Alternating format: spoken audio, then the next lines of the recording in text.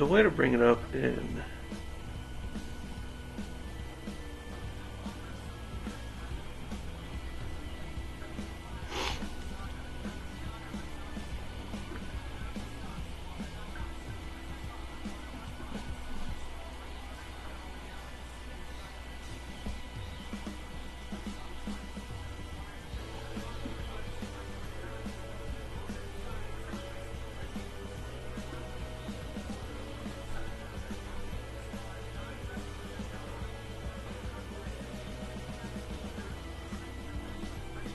Ooh.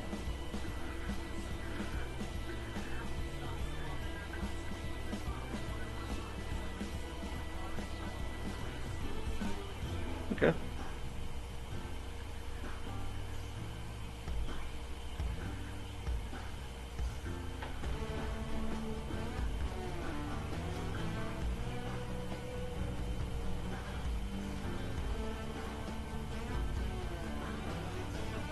Where the hell is the...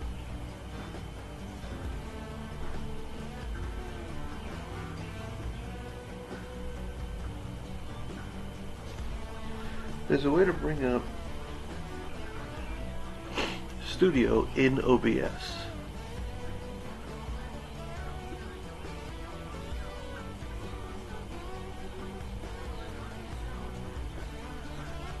How do you bring it up?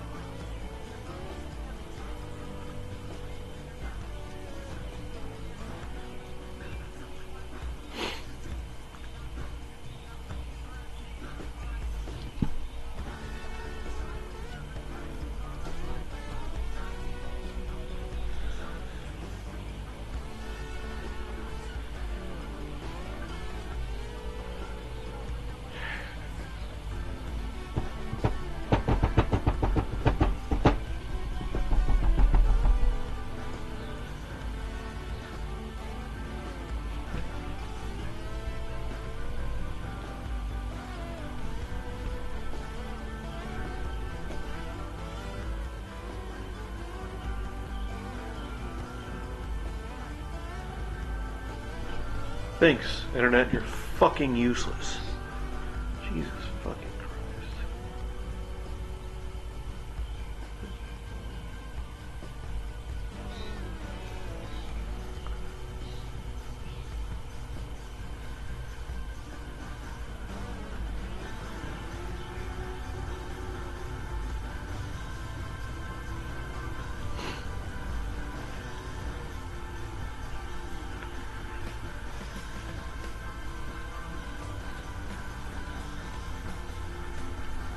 Okay.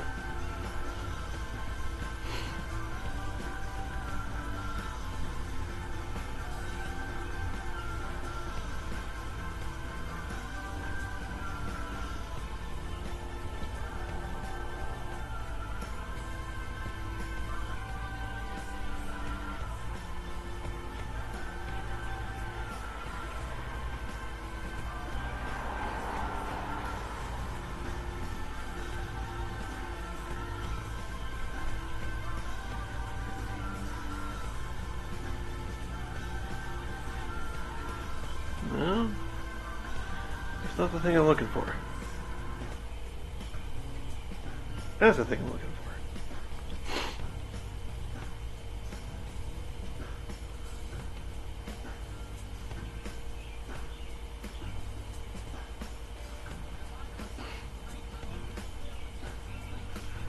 Okay, can you change its visibility? You can. Okay.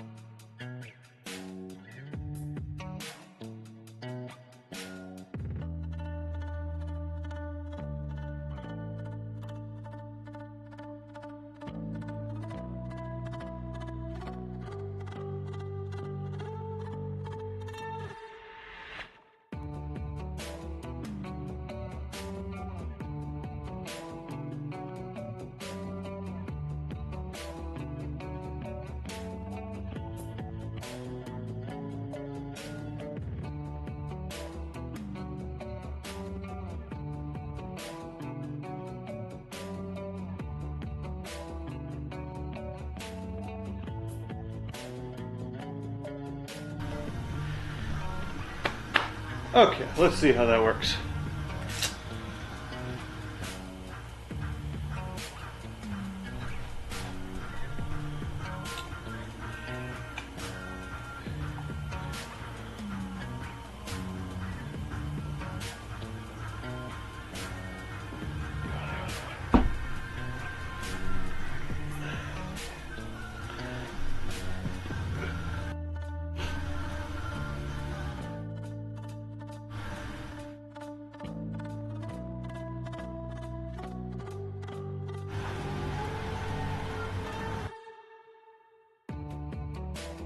Wow.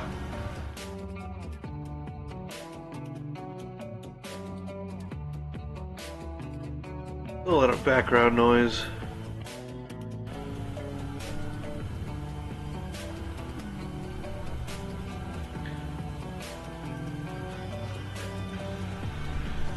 On, thank you.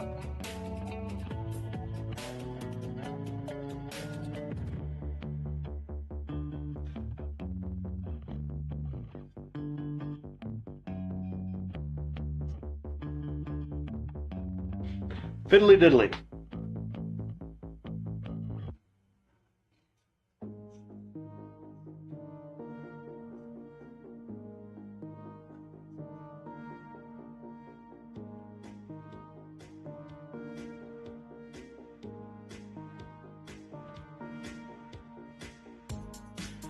Okay, I think that works.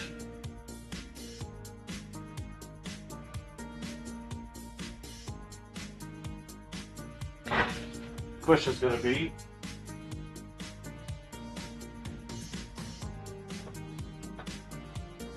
does it work from over here?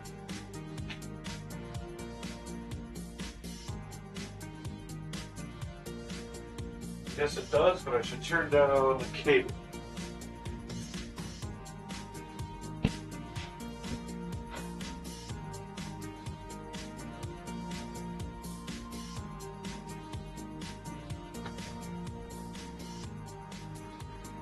$34 dB.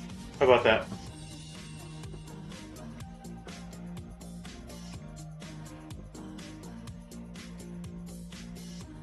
Still kind of loud. 39 dB. How about that?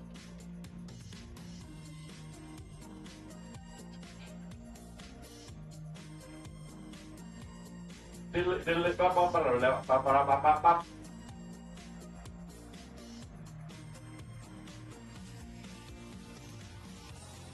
On the other side of the door, how does that sound?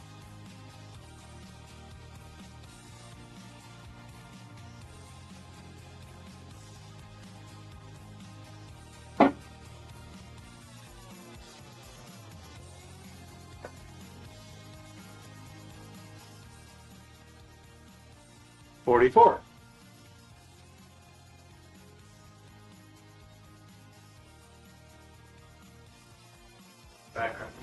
Background music, check, check, check, check, check out my melody.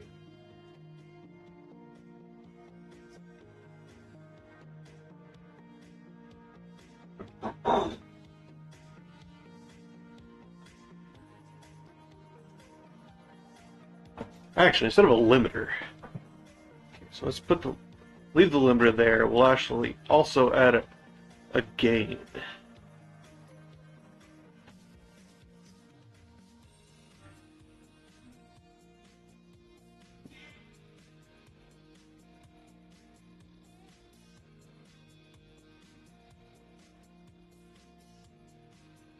How does that sound?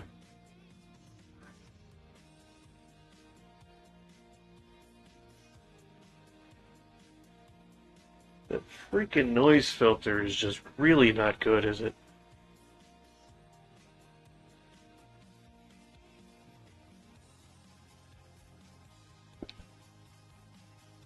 What if I dingly dangly?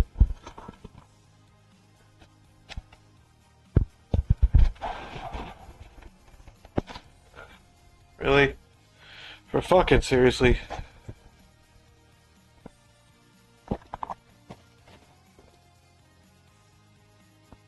There, how about that?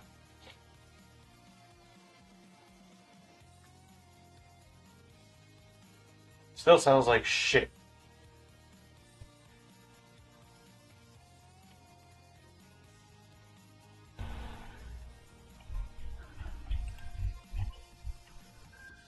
How about that?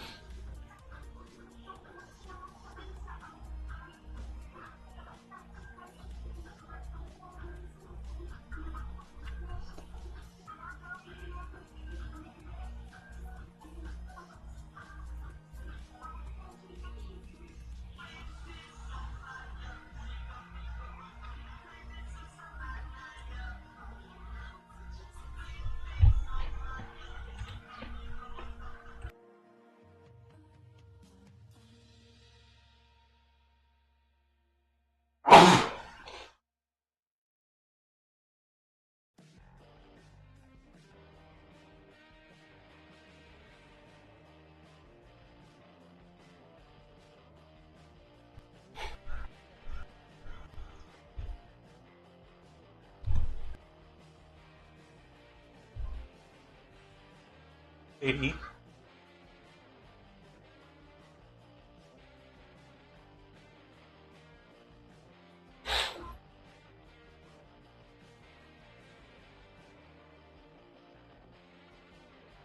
Oh.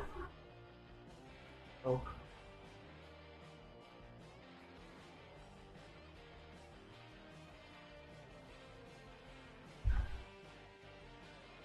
Open.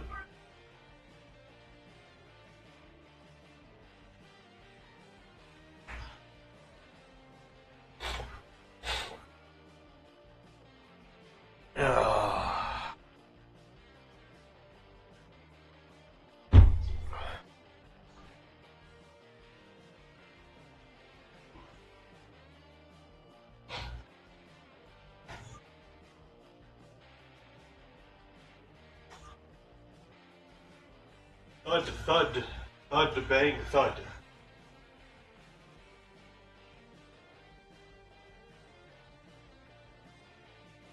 What about if I'm over here? Can you hear me now?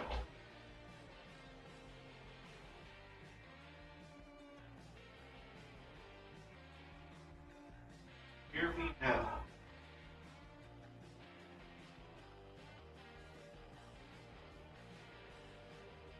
Can you hear me now?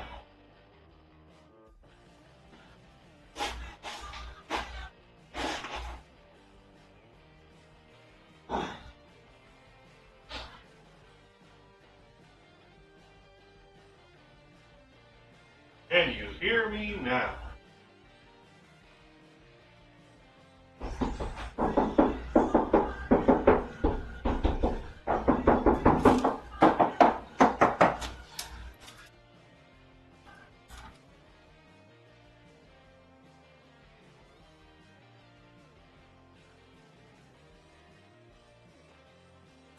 Lingle, mingle, hork.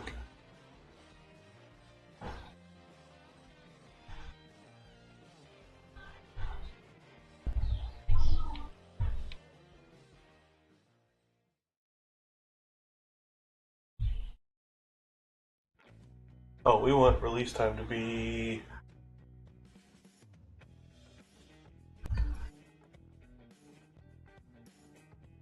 let's do that. How about that? How does that work?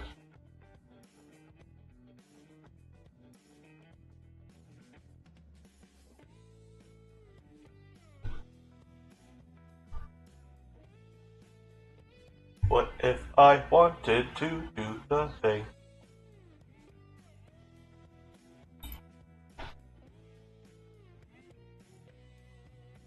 So yeah, we need the whole time to be a little bit longer.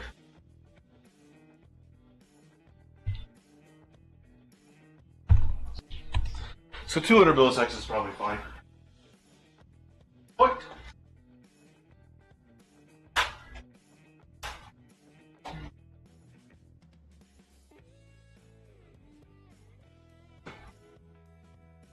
What? Narf.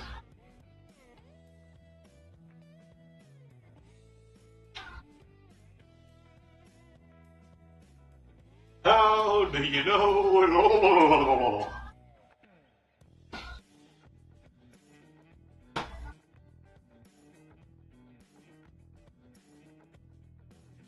Okay, I do believe I'm set up, ready to go.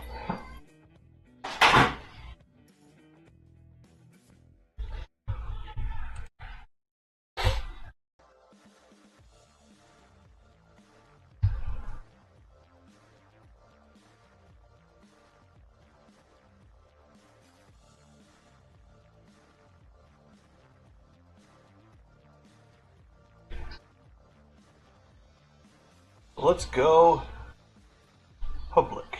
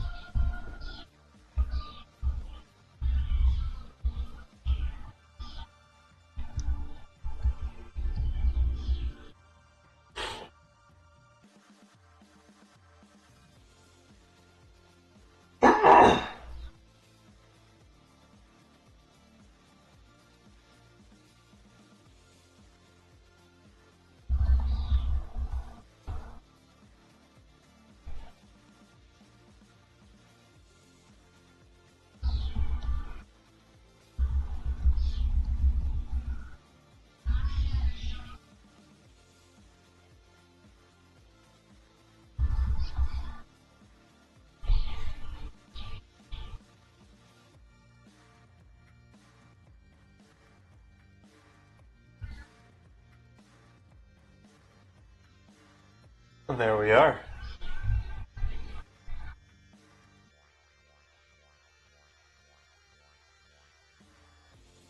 Then, before we do the intro,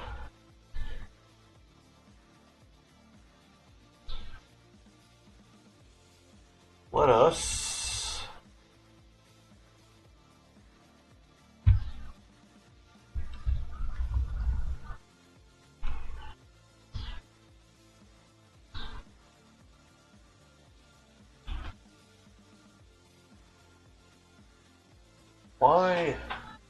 where is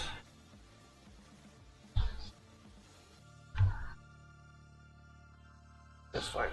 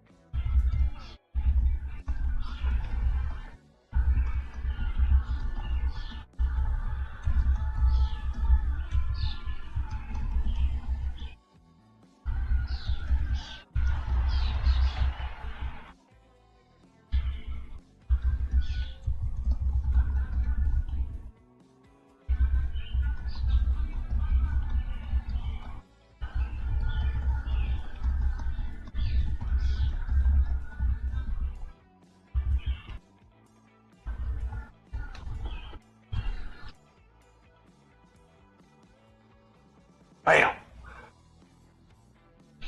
Alright.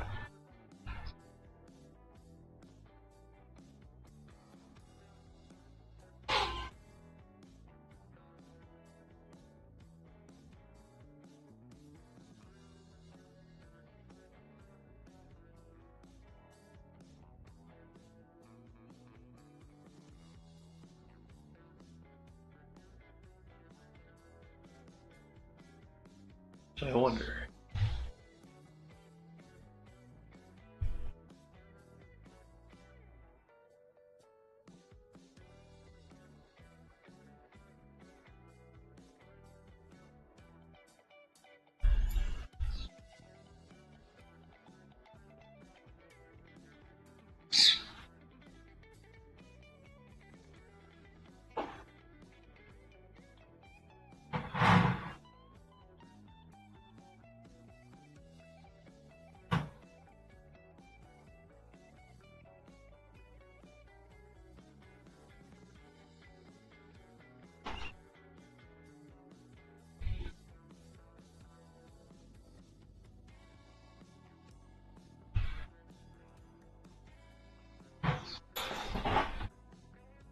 Alrighty, tidy, folks.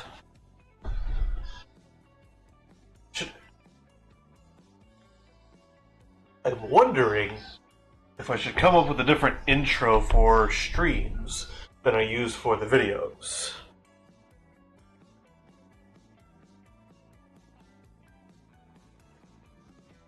First thing I'm going to do is turn these damn things off.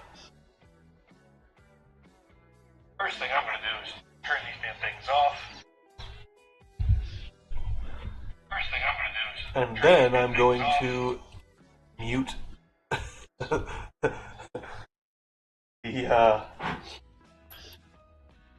monitoring stream that I had running, so that you guys don't get me 14 times in a row. As that would be annoying.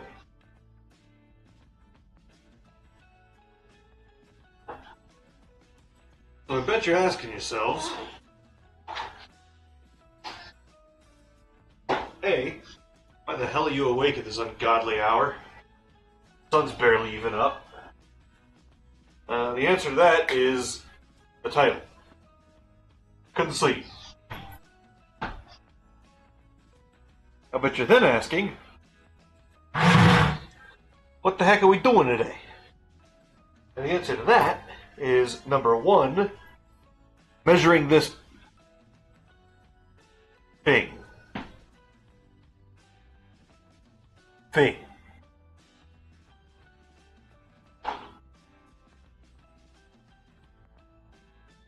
So,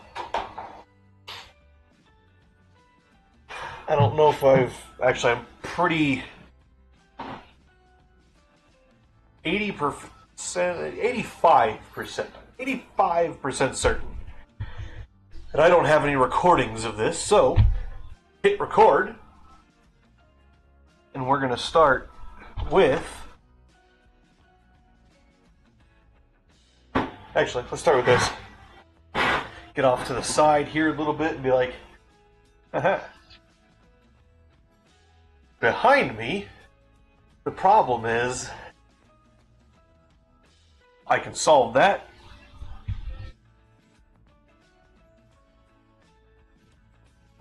Cable, only go to 2. Logitech, go to none. And then intermission, go to none. And then the mic, go to track 1. Now, what this should do is when I pull this file into my editing software, DaVinci Resolve, I should have 2 audio tracks. One that is the microphone. I would imagine it's going to have all the... It's got to have all the filters. It's coming through OBS. It's going to have all the filters on it. Okay, so setting it the way that I just did, I have the microphone on channel 1 and cable on channel 2.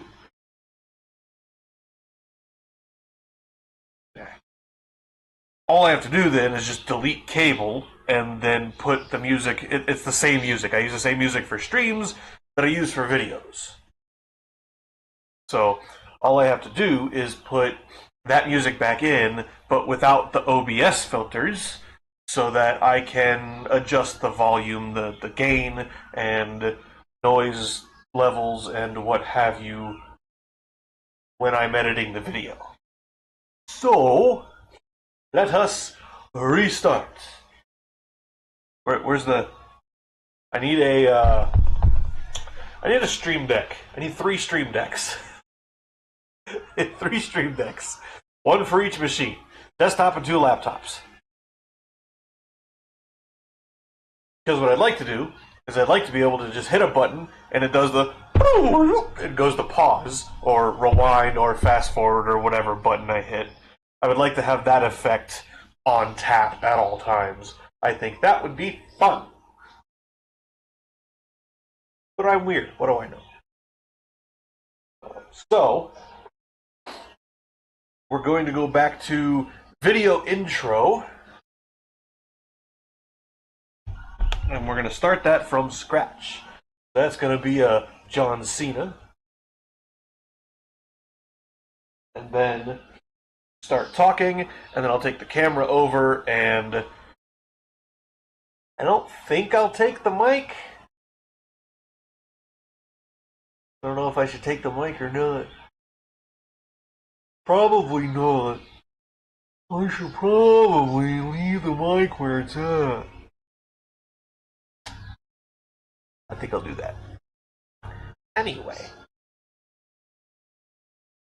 Mike, will you pick up the airplane? Stand by.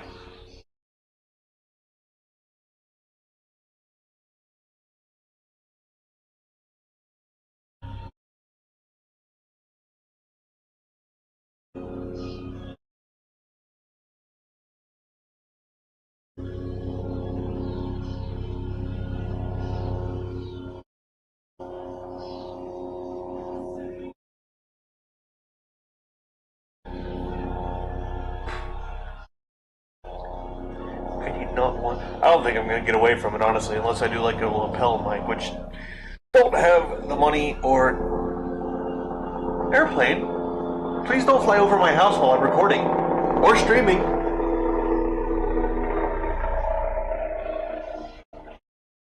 Sound more like a helicopter, actually. Anyway.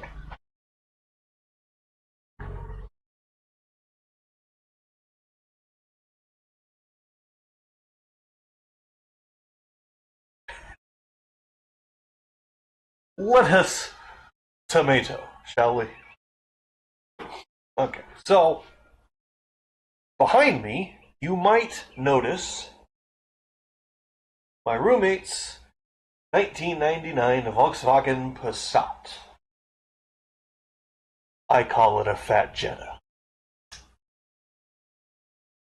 Beside me, in front of the 99 Volkswagen Passat, you might notice a car part.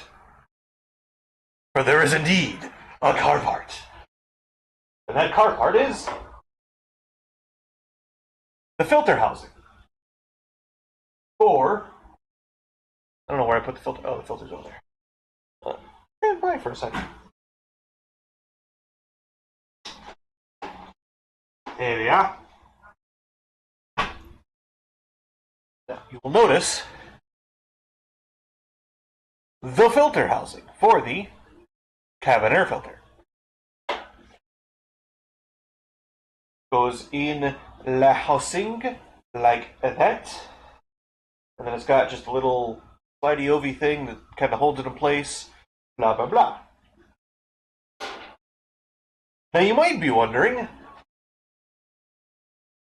well, Brian, why, perchance, is the cabin air filter housing not installed in the car?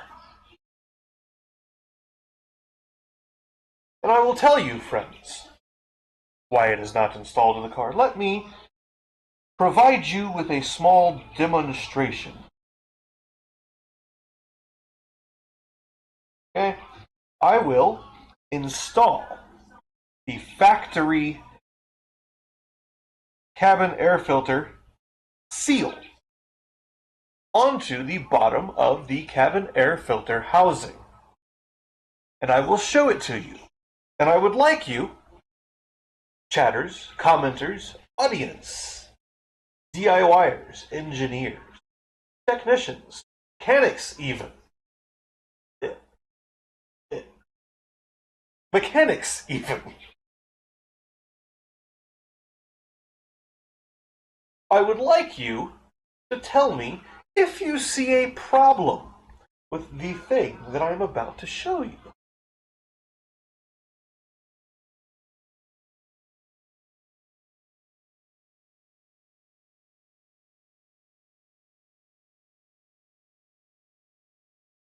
So what is supposed to happen, supposed to happen, is this seal, factory, had an adhesive backing. It was a strange cadence. I'm going to redo that one for the recording. So this seal is supposed to have an adhesive backing that adheres it to the bottom of the cabin air filter housing. When I pulled this off during an investigation into water intrusion into the cabin, which causes very, very, very often on these machines, transmission computer issues, sorry about the glare, transmission computer issues because Volkswagen installed the transmission computer on the floor. What are you, Nissan? Anyway. While investigating some water intrusion issues into the cabin that we discovered while trying to diagnose a transmission problem, talk about rabbit holes. If only Lily were here. She'd appreciate that. I cleared the sunroof drains. There's 4 of them. I cleared the sunroof drains via the method described in the Bentley book, which, let me grab that for you guys real quick.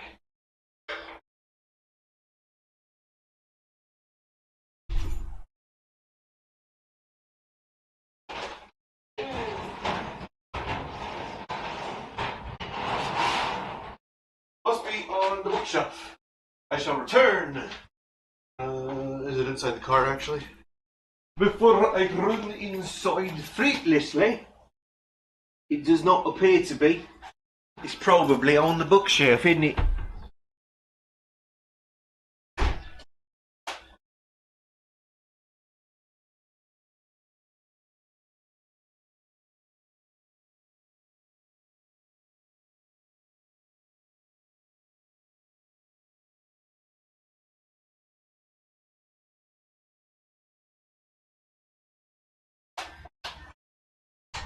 It was, in fact, on the bookshelf.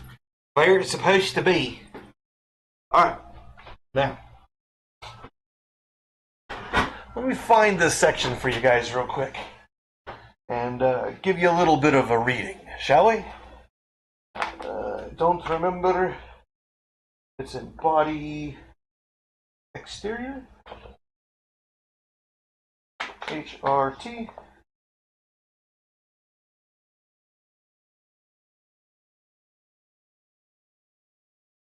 Sunroof.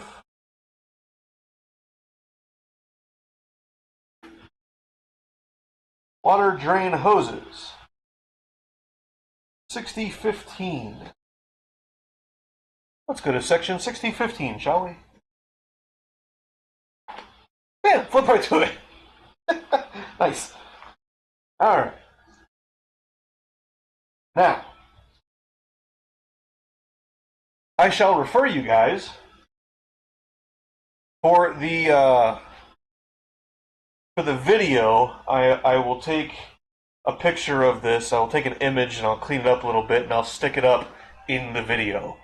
Suffice it to say, for the purposes of the stream, I will just hold it up there. That line right there. For cleaning, a locally manufactured tool made from a speedometer cable approximately 2.5 meters. I don't know why they put 2,500 millimeters. Is recommended. Okay, now, keep in mind that this is the factory service manual. Okay, this is what the dealership would have used This car was brand new to effect repair. Well, if they needed reference material, this is what they would have used. Otherwise, they would have just done what every other shop does and replaced whatever parts needed to be replaced. Suffice to say, Bentley Publishers. Is there a? There you go. Bentley Publishers.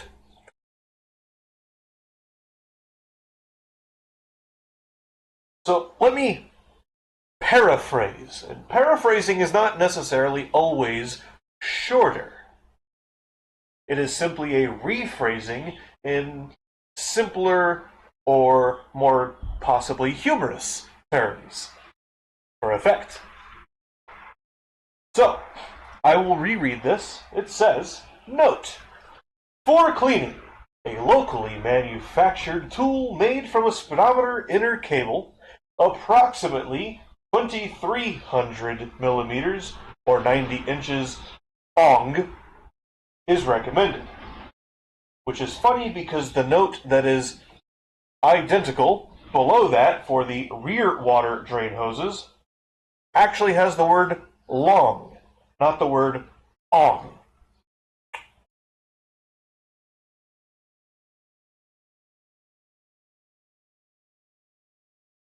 So let me rephrase this for you guys. Bentley, okay? German engineering.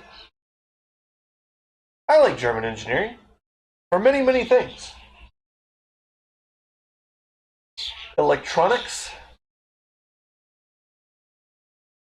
and this.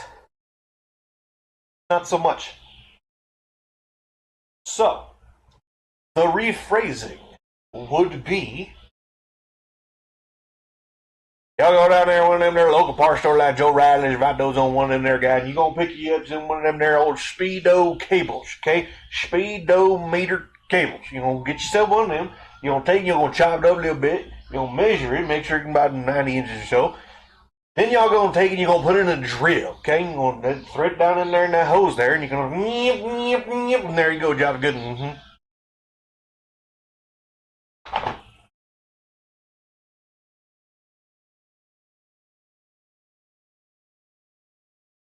They didn't make a tool. They assumed that until the end of the lifespan of all of these vehicles, which the OEM automotive industry is just a complete laughing stock, honestly.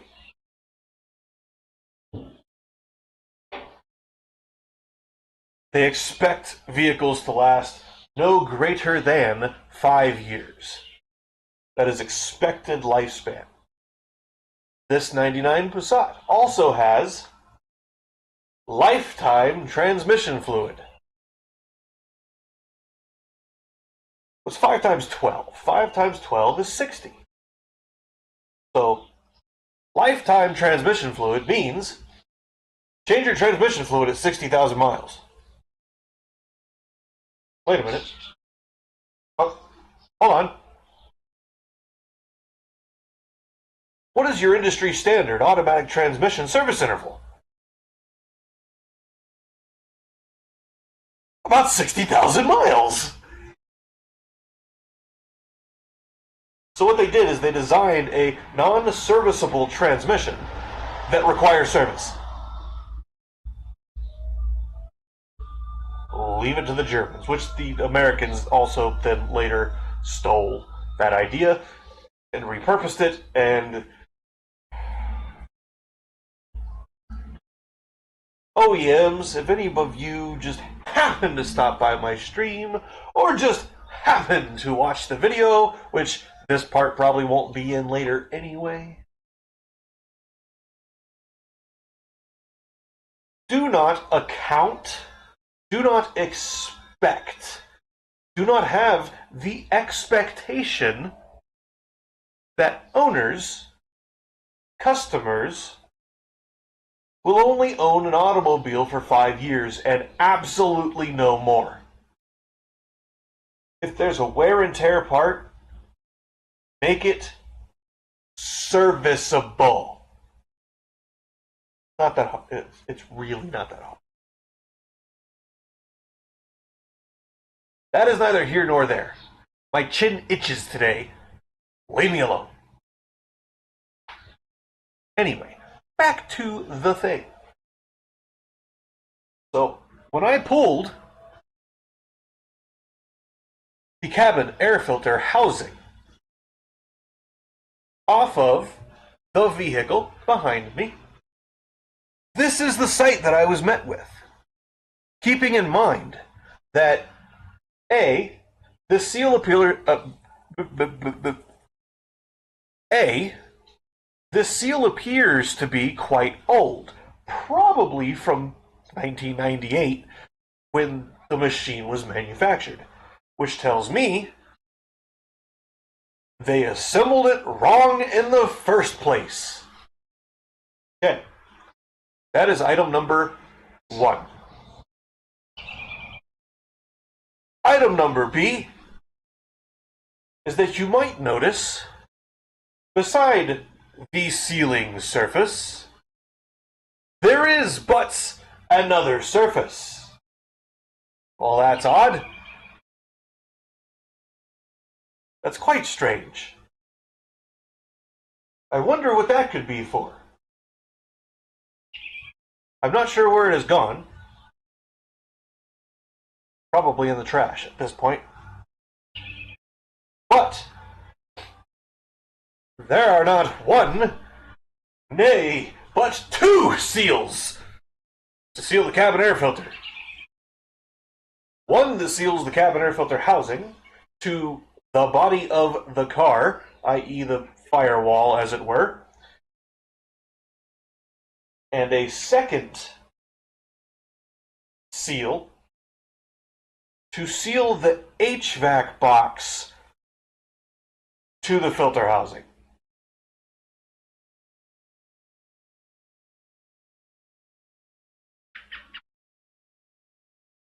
Huh? So there was this foam rubber seal that was attached, incorrectly installed, and not actually ever sealing.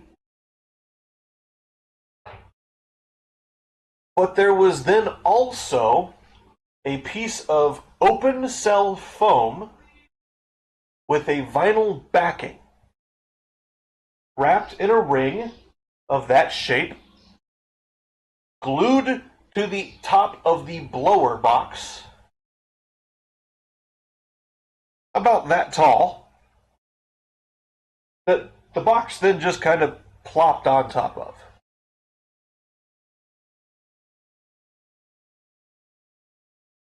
I think for the video, about this point is where I'm going to go find the clip from Two Stupid Dogs of the fat man telling the Tweety Bird that he's not doing it correctly. You know, the, oh, isn't that cute? But it's wrong! That one. That's gonna go on here. Because this is wrong. You do not use 2 separate sealing surfaces for what should be a single surface. The more seals that you use, the higher the possibility and the higher the eventuality of failure. Okay? Now, I will show you guys images or maybe a small video clip in the video of the FreeCAD file that I designed that is just this surface. Right? So first I had to recreate this surface because I'm going to use that as part of a mold to make a single seal. And I'll tell you how I plan on doing that just as soon as I show you the car, the automobile. Okay? So, we'll grab our handy dandy Sorry for any loud noises. Grab our handy dandy camera.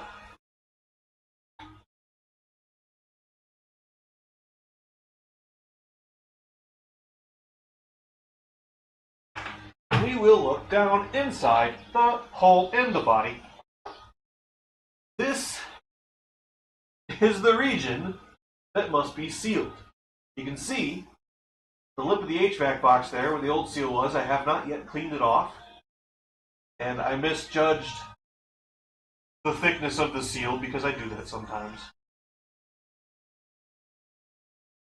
It was, I don't know if you can tell, but that's not perfectly flat, that surface. So I'm going to have to take a straight edge that way and that way. Short ways and long ways. I'm going to have to measure the depth of that piece. What I am then going to do is I am going to 3D print an ABS adapter to take up the slack. We're going to RTV it. We're going to RTV it to the top of the HVAC box such that there is a single seal between the cabin air filter housing and the HVAC box. Now, one small issue with that. The HVAC box can move ever so slightly. I'm not sure exactly why that is. If I were to hazard a guess, I would say that the mounting tabs that hold it to the firewall are not very well engineered. They are not very thick. They are not very good at their job at securing the HVAC box, the blower box, to the body of the car. Okay. So right now, what I have to do, loud noise, I have to clean that surface, for which I'm going to actually back the car out a little bit. So hold on just a moment while I do that. I'm going to keep recording because I'm going to measure it on camera.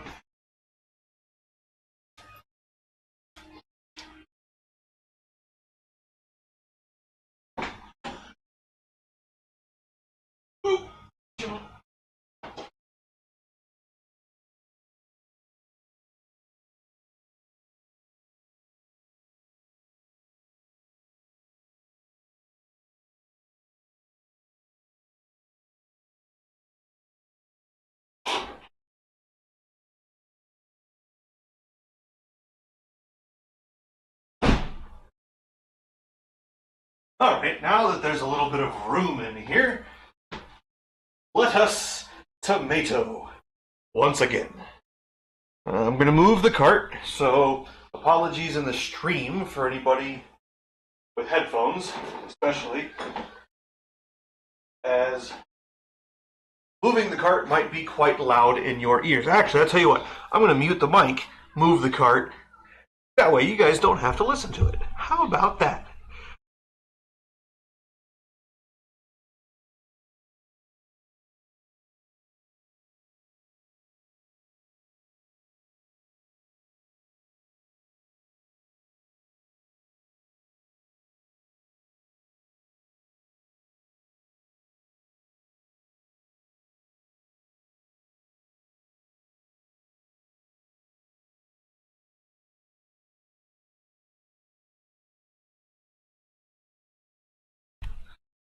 I actually have a better idea. I'm going to go grab the tripod. I'm just going to stick the camera on the tripod. I'll be right back.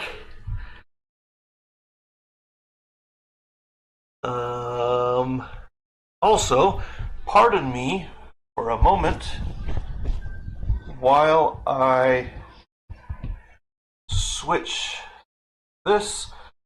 Be right back.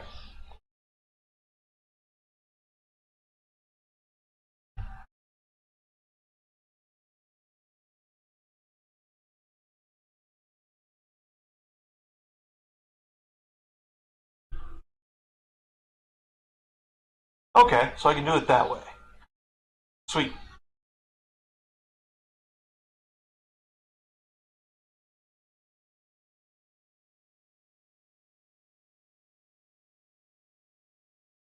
Return in just a mo, checking the thing. I'll make a new message at some point here in the near future.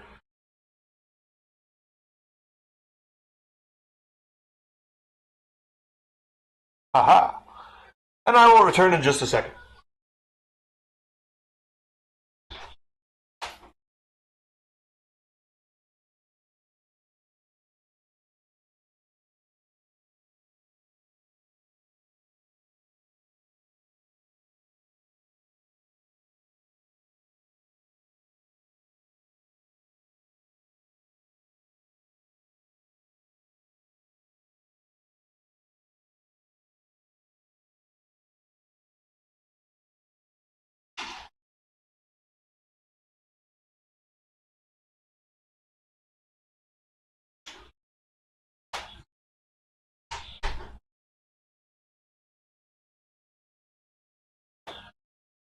Alright. Tree pod.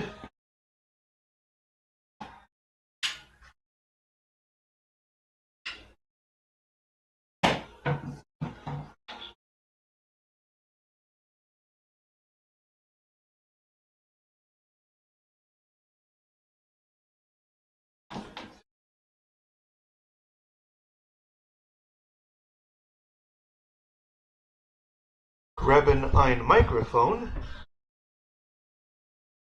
Um, Not microphone, camera. Words are hard, apparently. I don't know. The thing people say. It helps if you also put Il Dilly Mabobber back on the thing.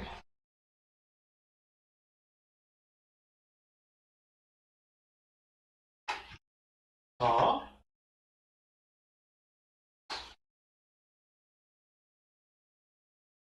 Here you are. I thought I lost it for a moment. But I found it alright.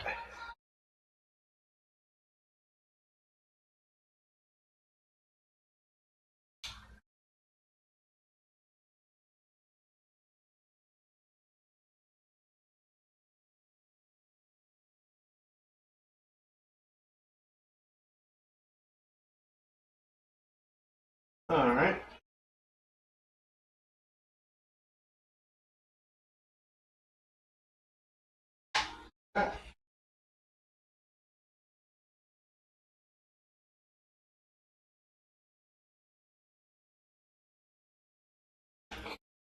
Alright, now, if I do that,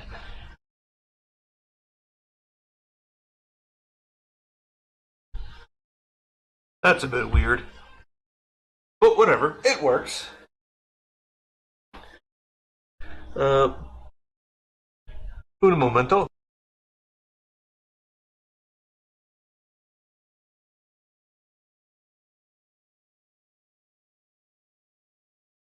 What I also need to print is a little holder piece for the mic to hold the mic onto the camera or the tripod or the laptop or the cart or all of the above, even. And to design something. So, where we're at right now is I need to clean the seal surface that you see there and then measure the distance between the HVAC box and the lip of the body. For which I will actually require my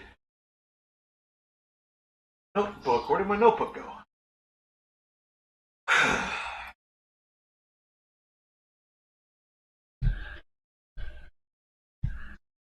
Return in just a mo again.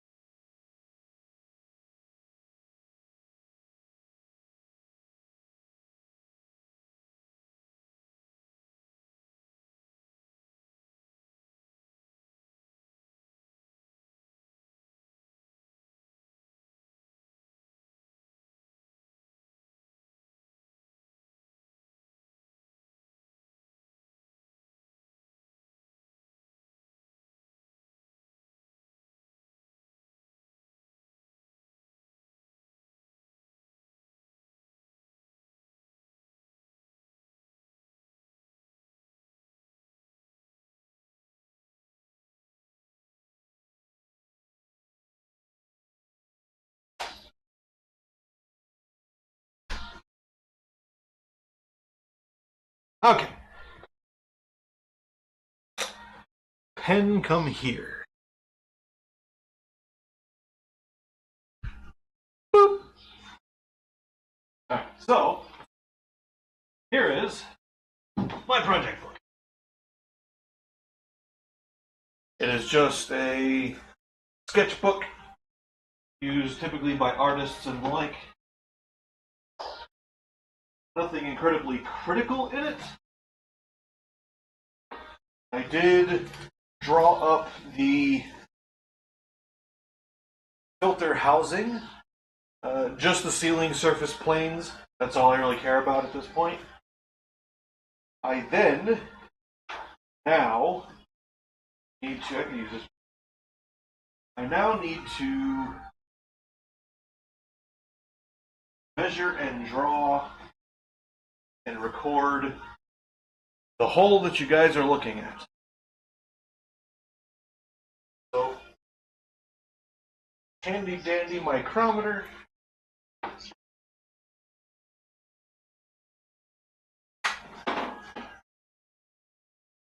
Handy dandy tape measure.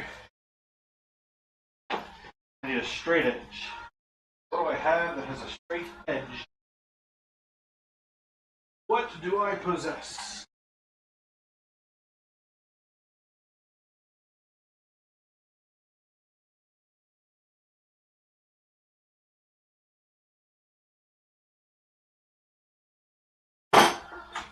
I'm not even sure.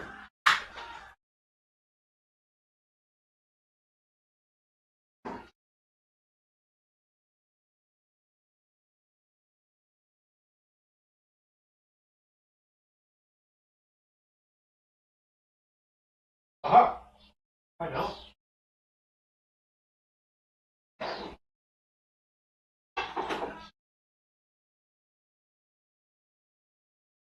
I possess serpentine belt tool. It is not going to work because it is too large.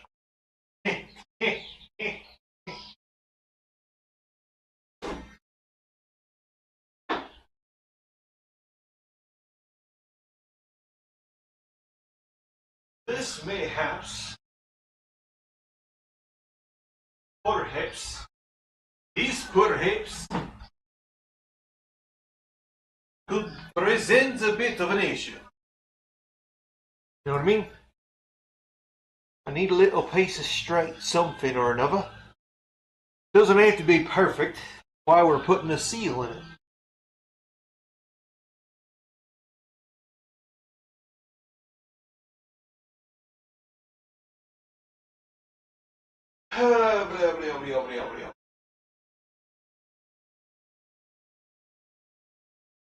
Now I've got a piece of steel in here some ways. Perhaps something like this. Is it short enough? This is short enough. Sweet. Alright. I just need to see what that distance is.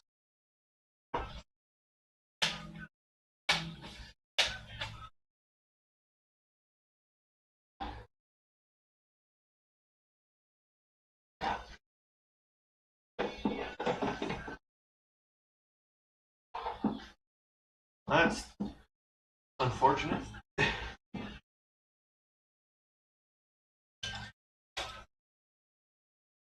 Can't even see that.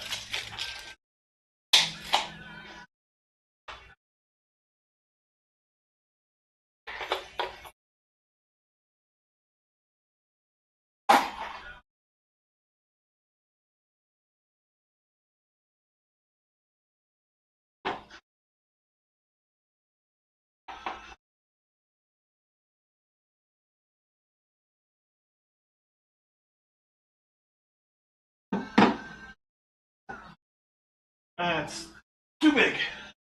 Unfortunate. I need something smaller.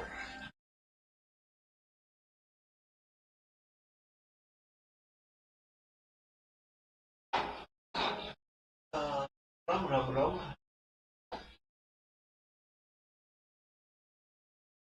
But I guess I could just do it this way. So I've got me medium-sized extension. So we measure the extension width, 15.7. Okay.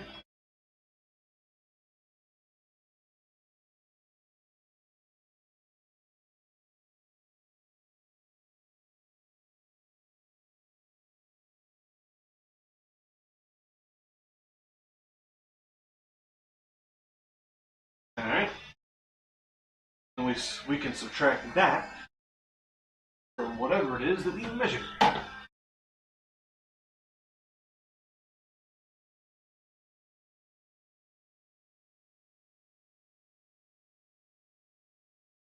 $30.3.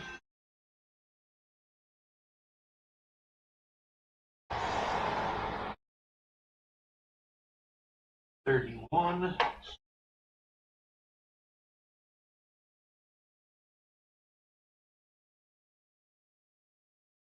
$31.6. Obvious. Because why would it be flat in any way? Okay.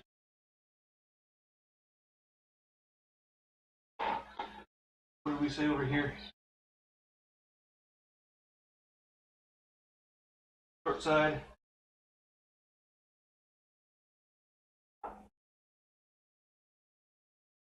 30.7.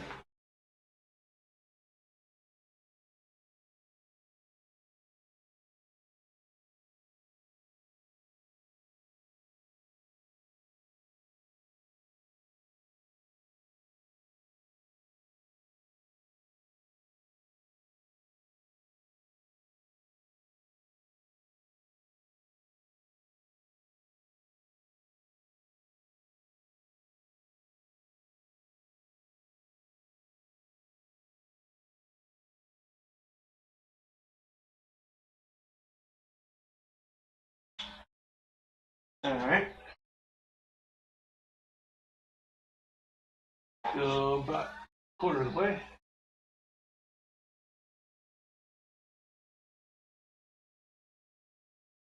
$31.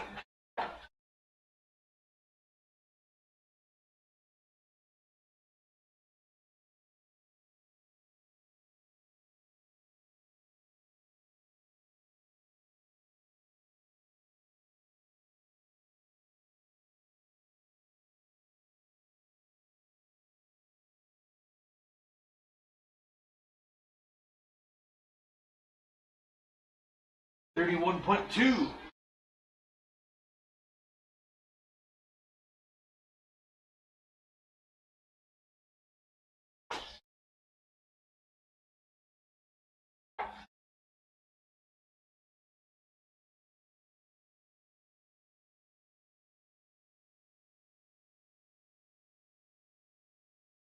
$31.4.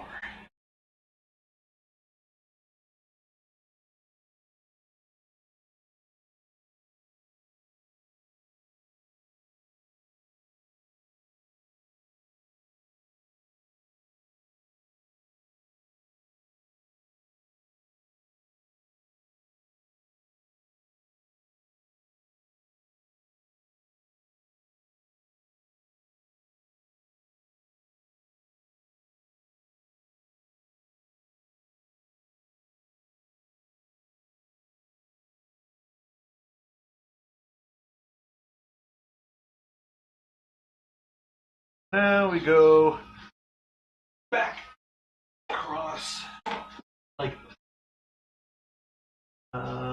That's not gonna work. Yeah. That's the same place I already mentioned. Okay.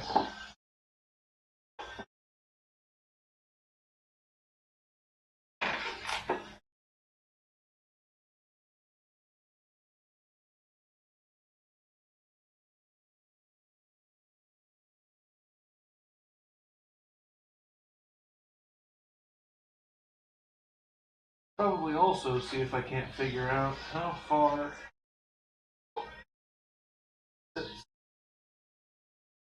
Each edge, 12 mil.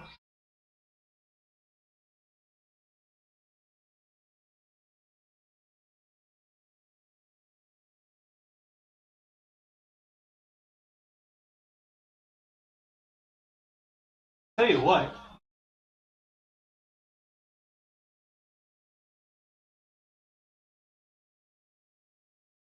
I have a simpler design for a seal.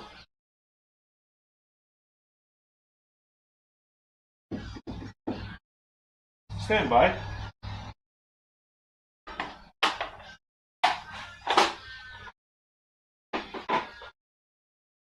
So what if, instead of making an adapter that I RTV to the box to give me two surfaces here and a single surface here, which is a complex shape,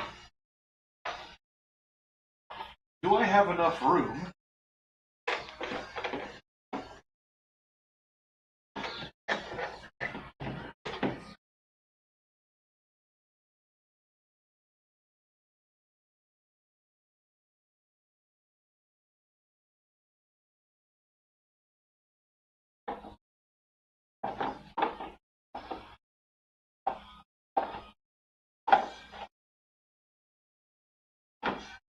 of?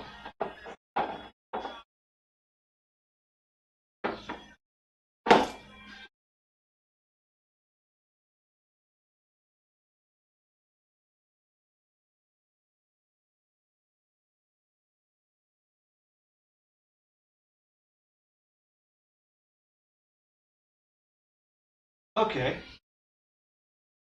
So I can do this a couple of different ways. I've had 6 months to mull it over. I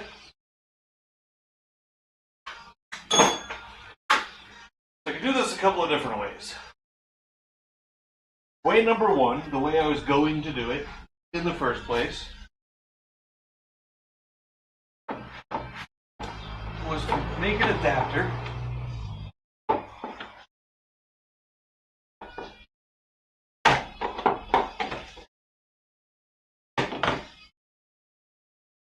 printed adapter to put on this surface, which is the lower box.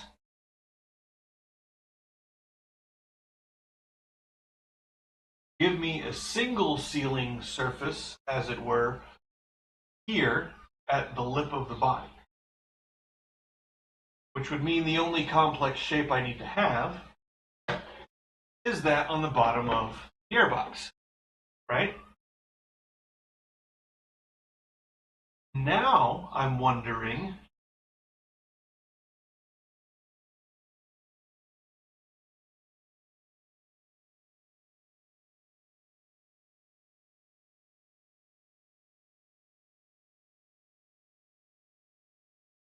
so I'm trying to avoid multiple seals.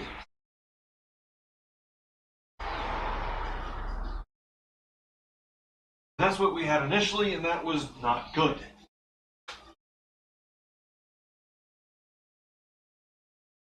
So the two options are attach something permanently to the body, or attach something permanently to the filter box.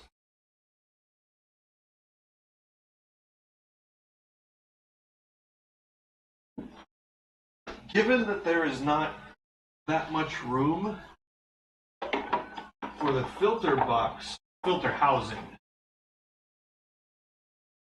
to move in and out, and there's something in here that keeps that from going on smoothly and easily. I have no idea what that is. But we get a flashlight and take a look. No, it's just metal that's up in there. So,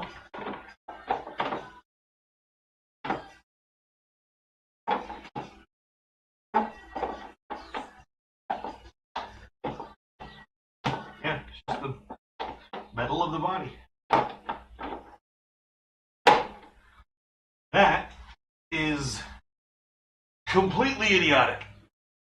Absolutely and completely absurd. But if we're looking in here,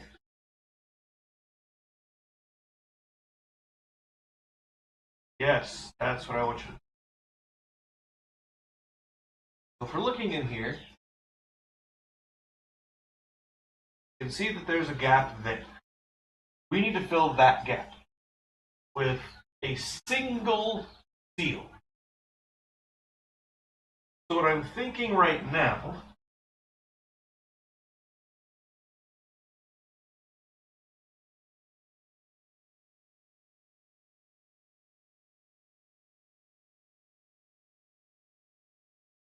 I could do it really dumb.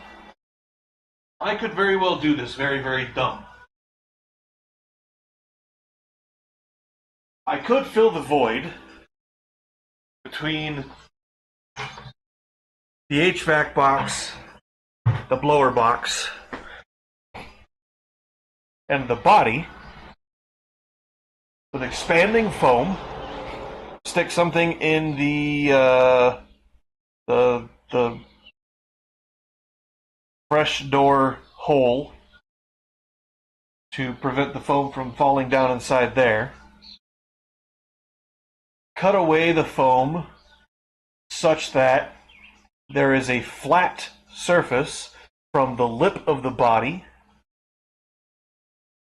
inward for the hole for the inlet for the HVAC.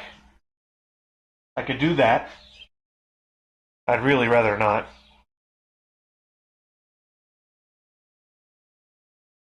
I could design a simple adapter plate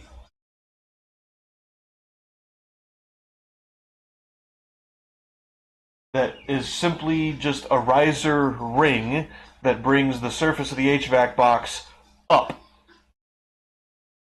And then design a seal, design a mold that I then mold a seal to fit the complex shape that is now the riser and the gap and the body to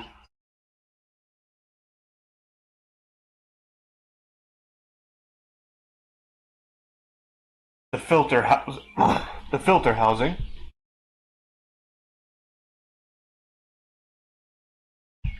Or what the? Okay, never mind. I'm crazy, not crazy. Or I could come up with another idea that simplifies the whole thing. Do you know what I'm really thinking? Really, really? Honestly, truly?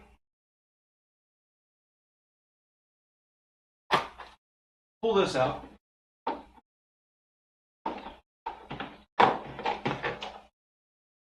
Give him a measure. Much greater than 30. But less than 30 mounted.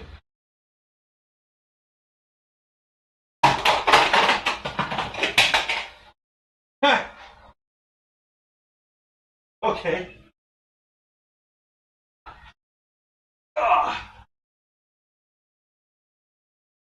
Okay. Now,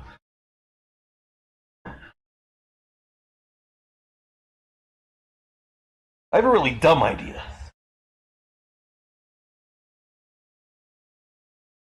I could design a multi-part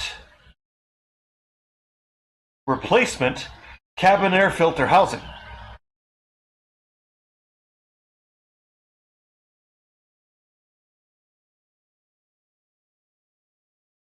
I could design one that is a single piece sealing mechanism, sealing / mounting mechanism,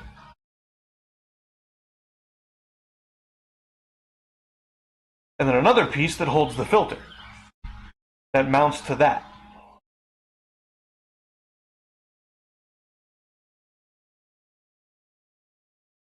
I could do that. That's going to take longer.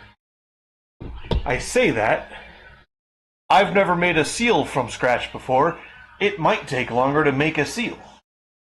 than to use some readily available option.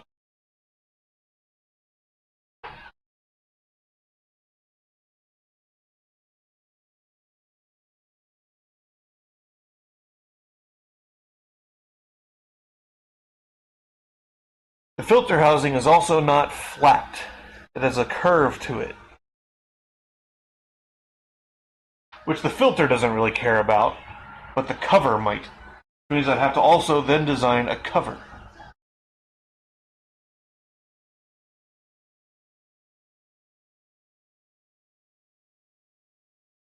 But I would really, really much rather prefer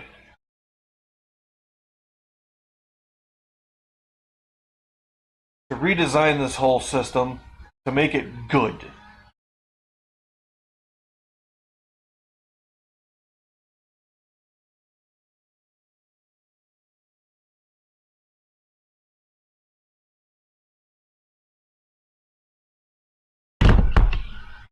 So where we're at right now is cable. Would you please do a thing? All right. Sun right in my eyes. Thank you.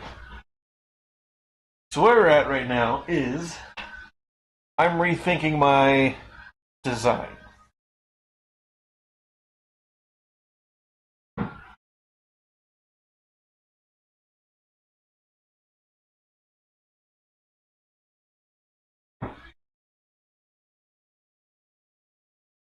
I actually think right now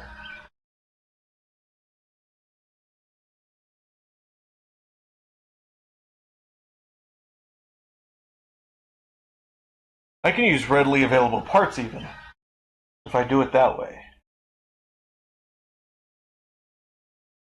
Alright, so here's what I'm thinking now.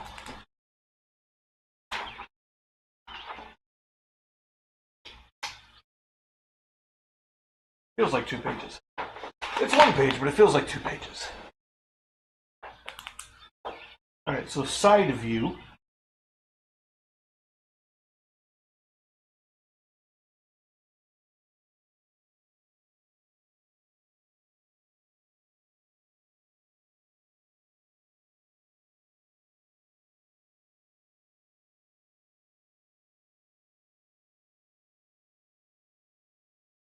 Side view, simplified, is that, right?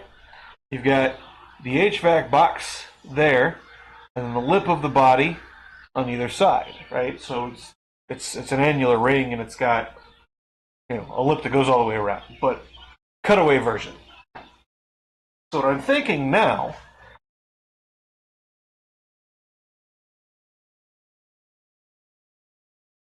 is design a flexible semi-permanent solution for this.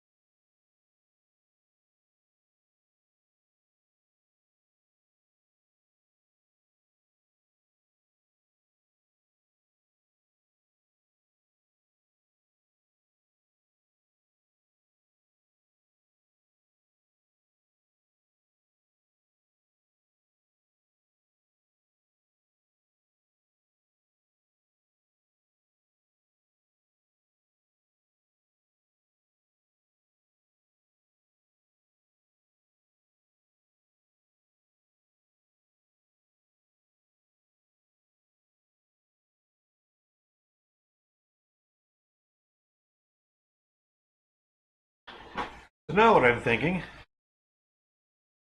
is something like this, where we design something with a lip, a surface here, and a surface here, that will get sealed.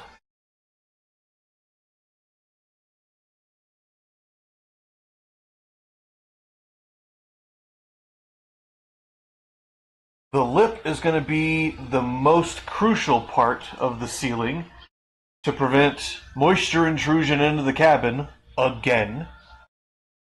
And I think I could use an O-ring for that, a very thick O-ring of the right diameter. They make, so it wouldn't technically be an O-ring part that I would purchase. I could.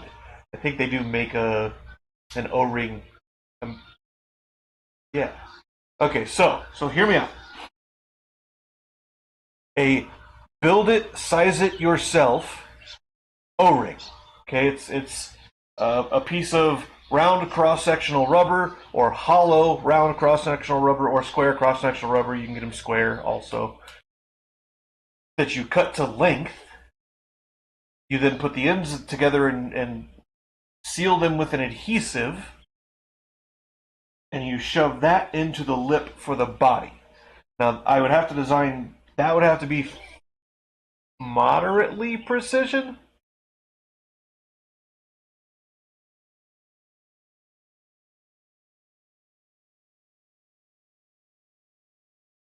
So I'd have to figure out what sizes of O-ring are available. Go back to that. Calculator real quick. Do this math.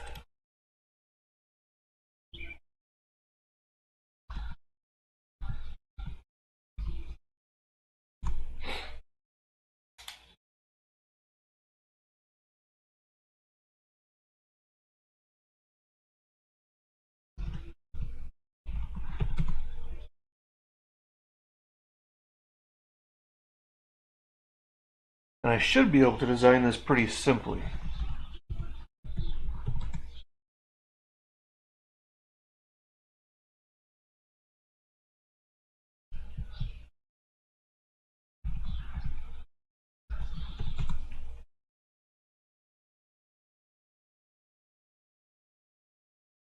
That seems like a pretty straight line.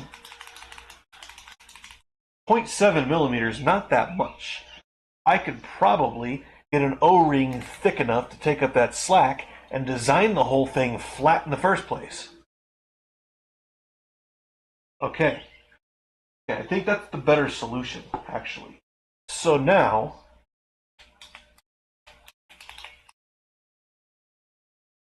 and printing that's going to be super easy. Ha-ha! Okay. Now I need to measure the hole and the radii.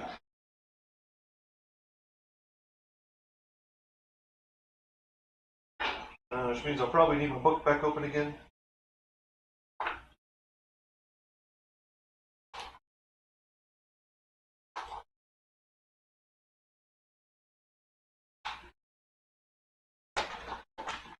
Okay. Crude drawing.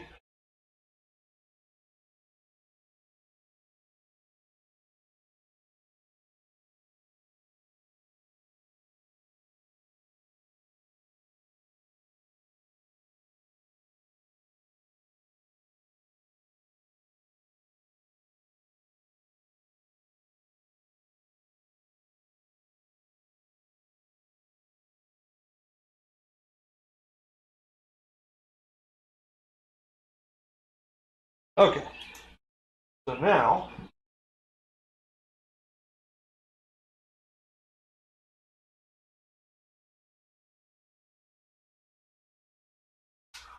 front. Also, being simple to print means it is simple to manufacture. If I can manufacture a fix for these vehicles, I might end up selling it.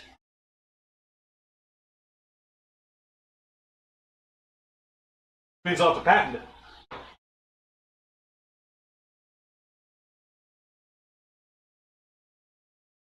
Alright, I need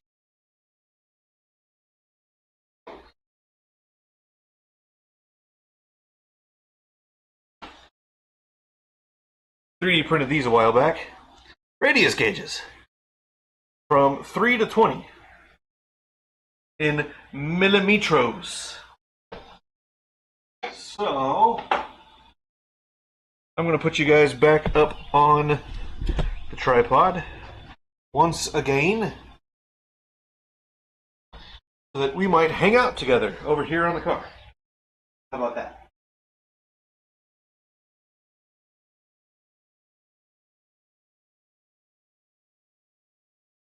Good? Good. Alright, so what I need now is material thickness as measurement number 1. Know how thick the body is, so I know how wide to make the channel for the O-ring. So I need a minimum measurement because I need to make it larger than that. Right, so mic at 0, open it, close it. It is still at 0.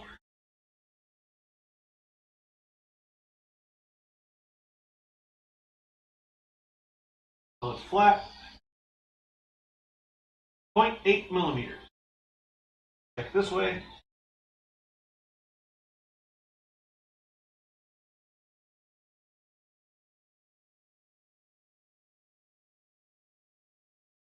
.8 millimeters. All right. No great variances in the body. I didn't expect there would be. 0.8 millimeters is, I have no idea for material thickness, probably something on the order of 18 or 19 gauge steel.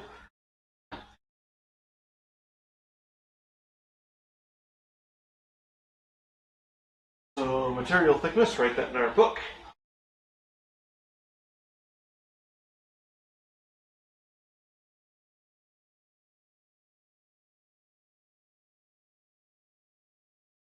All right. Now, we're going to measure the radii. These appear to be much larger than the 20 that I have. Okay. So, let me go grab the other one. I have another one. Pardon me.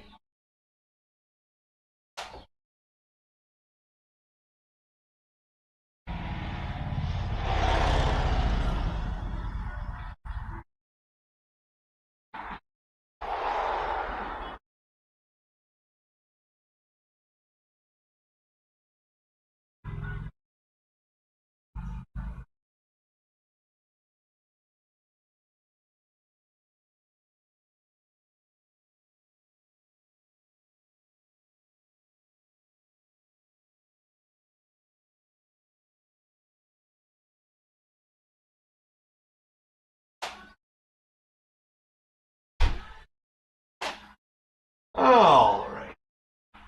I've got this guy. Goes up to 40 millimeters, which you can't see the numbers very well probably, because it is yellow. I've also got these. There are a bunch of different ones, and I don't remember. So those have an interesting measurement system. If I need to use those, I'll show you how they work. Alright, so larger than 40. Okay. So I will show you the measurement system. These are actually quite interesting. We got a bunch of these. You'll see this one has 2 large holes.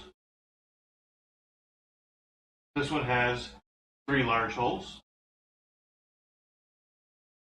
4 large holes, etc., etc. So, what this is, you have 20. I believe that it means, the dash means 0, if I remember correctly.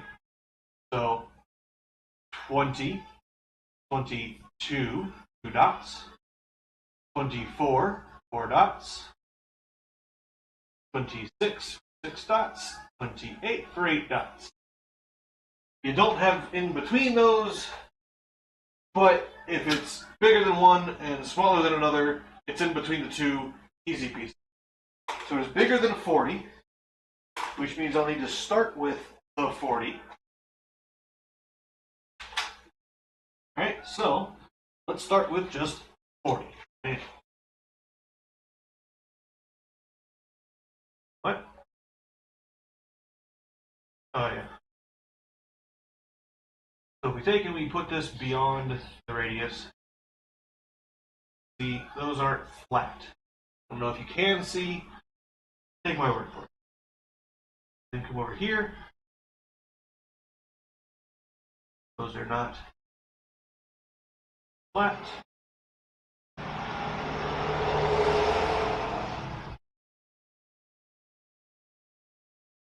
That's very close.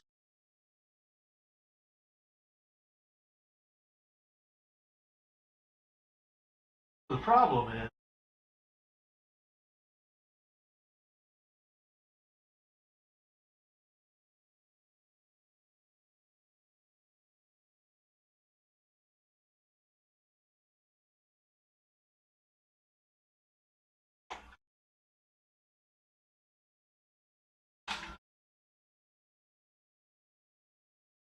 I did this once before. I measured this radius.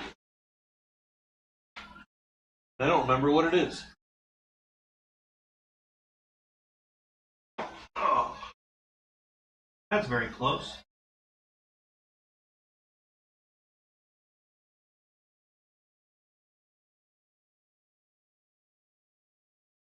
Too big.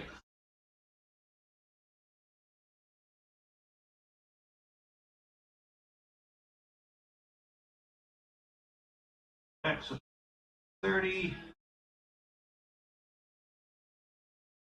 31 mil. 32 mils too big. 30 mil is too small. Gotta be 31 mil. Right? So do the same check on the rest of them. If we can. We cannot. We have to assume, or not assume, we have to hope, because we can't measure it, that they're the same radius. I know there's other tools that I could build or find that would make this job a little bit easier. I don't really have the time, patience, the money, or the know-how. I don't have the knowledge to find, to look for, to obtain these tools. So, 31 millimeter.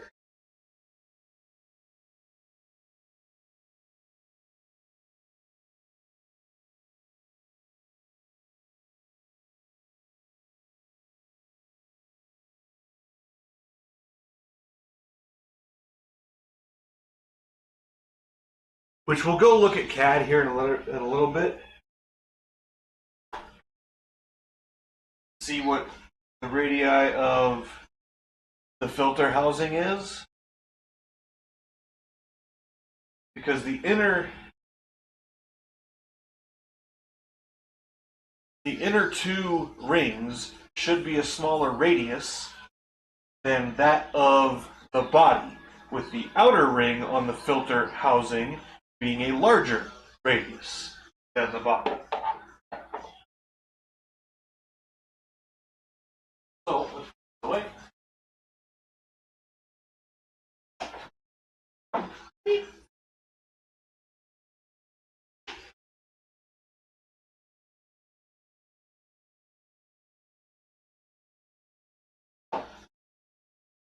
Alright.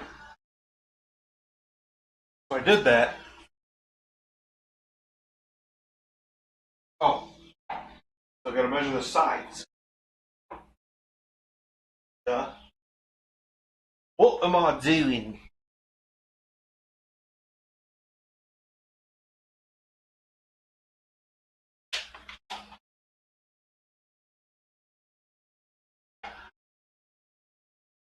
That is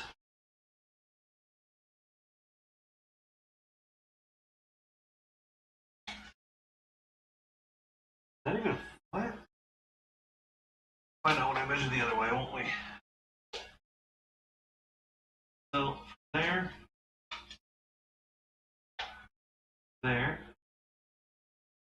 18 points. Do I want the inner or the outer? Because it doesn't matter. So enter. 18.5.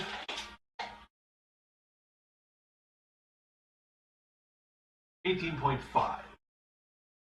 Okay.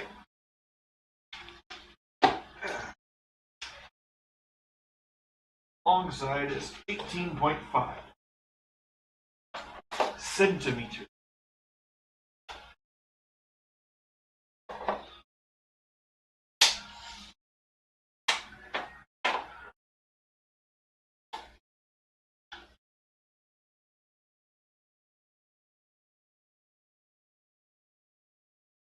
This is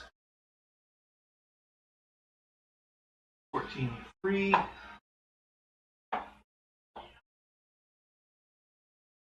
3, 14.3. 14.3 and 18.5.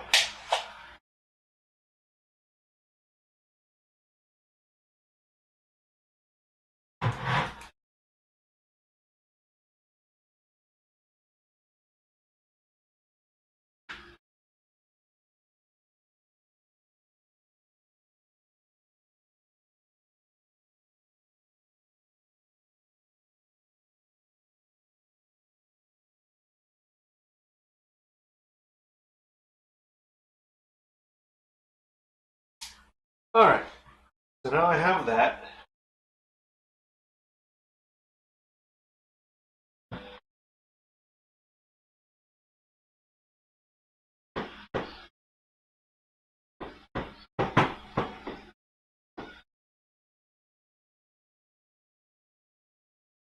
That actually didn't take nearly as long as I thought it would. I've only been going for 2 hours. Half of that was talking. Okay. So, camera, you go back on le laptop.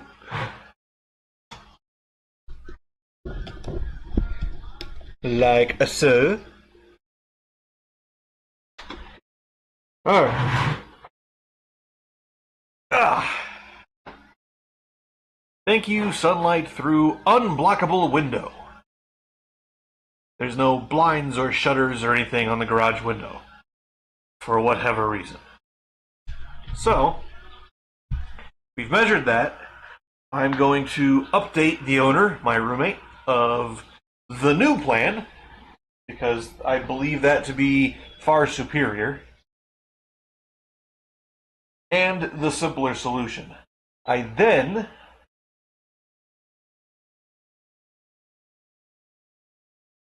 okay, so that's the top of that. Which means it's going to need to be taller by whatever amount the O-ring is minus 20%, the thickness of the O-ring. So I need to find an O-ring, which, why don't I take you guys along for the ride on that one?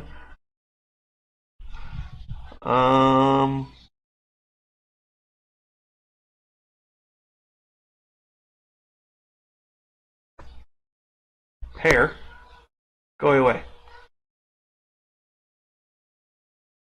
So, can I take you guys to Firefox?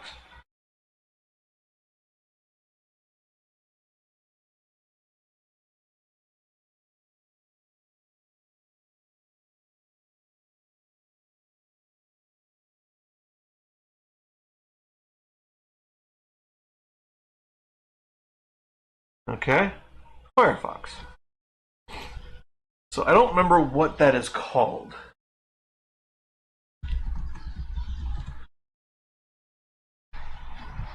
They sold it for vacuum belts, I believe.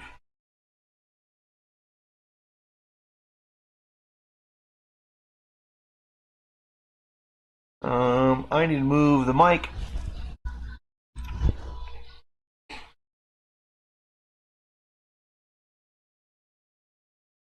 Don't want video. Pardon the loud noises. Sorry.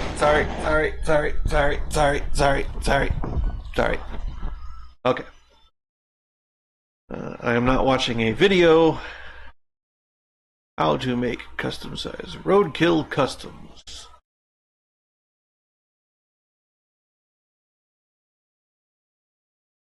Video. They're just using super glue to connect them.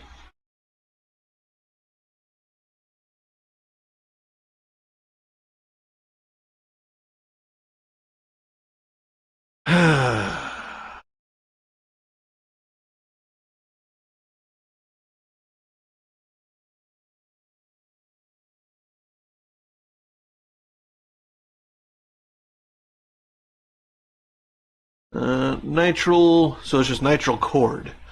Okay, so then we need to know diameter. We also need to know if we need it to be hollow or not. I think I would prefer hollow because that would give me a little bit better leeway in designing the adapter plate, I believe.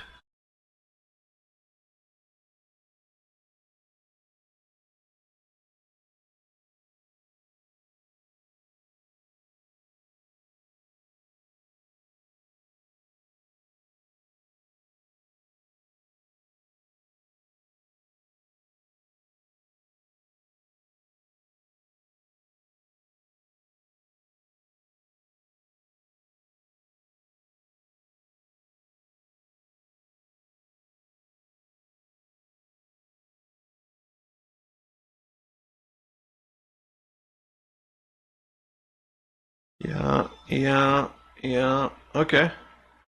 So we can check Fleabay.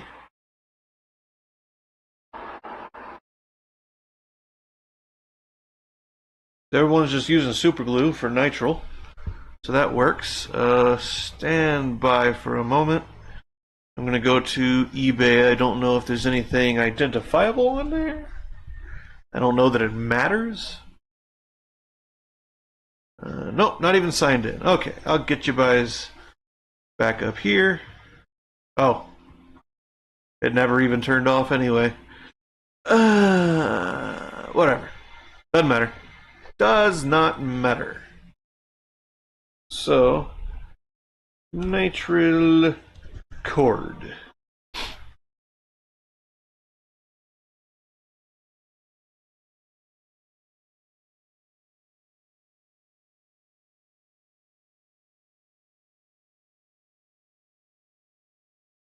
Okay, so I need to come up with the design first,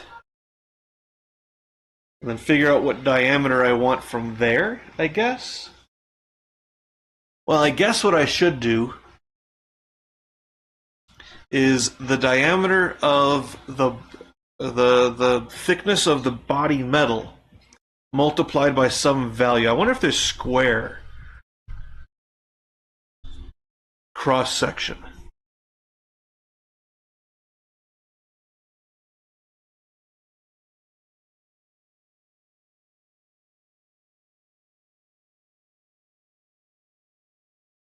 Yeah. So I can find square. The square's in rubber, though, not nitrile. Okay, so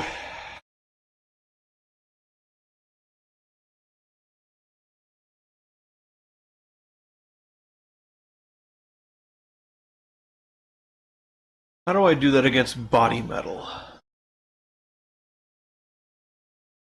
Tell you what I could do. I could make it, instead of O-ring and sealing against the O-ring, what I could do is get it thick enough that I can put a slice in it. You wouldn't want to do that either.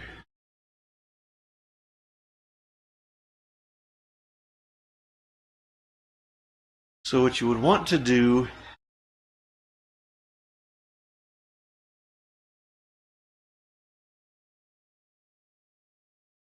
because what I'm thinking is if I can find hollow cord, nitrile tube, maybe? Yes, tube. Nitrile tube.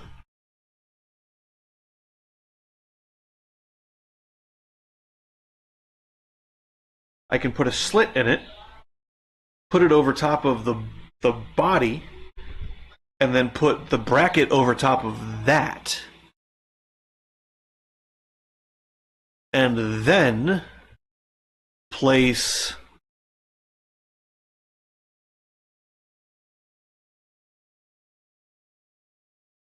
Honda Bond. Actually, I'd probably use Chrysler Black. Chrysler Black RTV is soft cure. It's not very hard.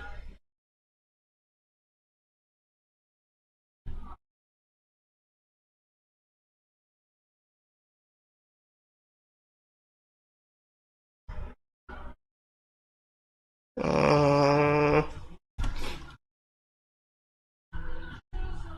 5mm nitrile tube.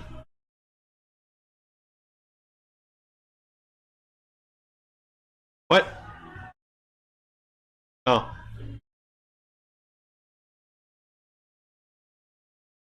Alright, so that's 1.5 mil wall thickness.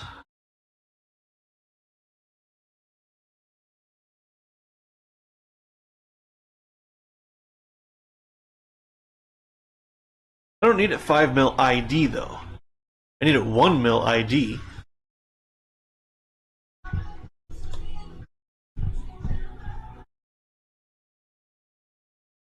No. Nothing that's small. Which means doing a huggably soft variant probably won't be the best idea. Okay, so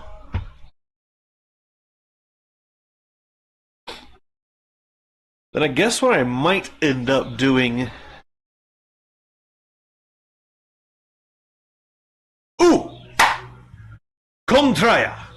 Stand by.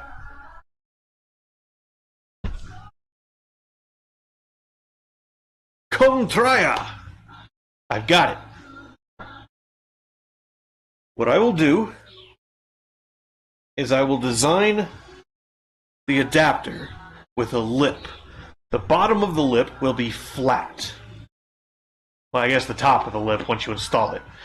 So the piece that hugs the body, this surface will be flat on the inside. So you'll have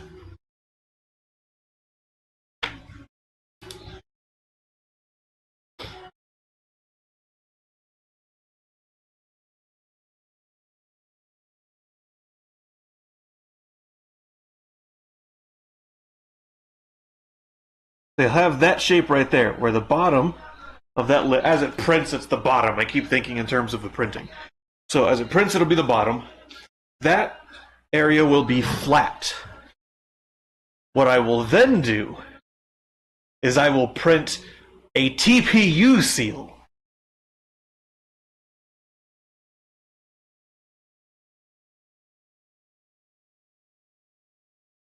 That's what I'll do. So that when you bolt it down, I gotta measure the bolts.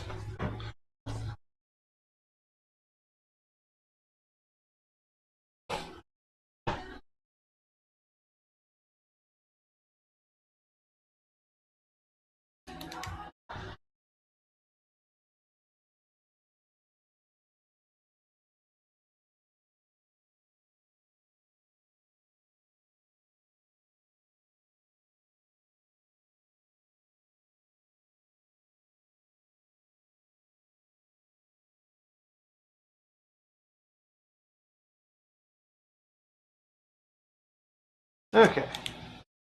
So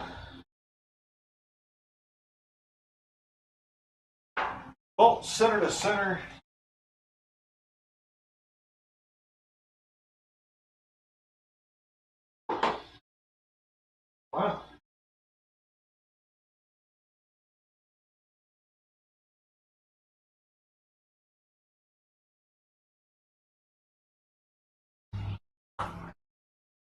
10 centimeters. Sweet.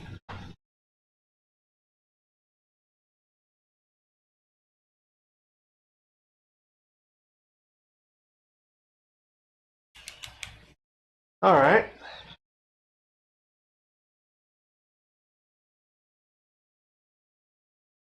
From where that mounts, where does that mount? Near the edge. From there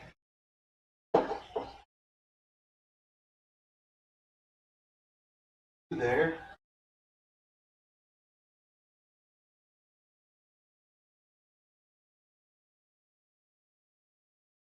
is 23.4.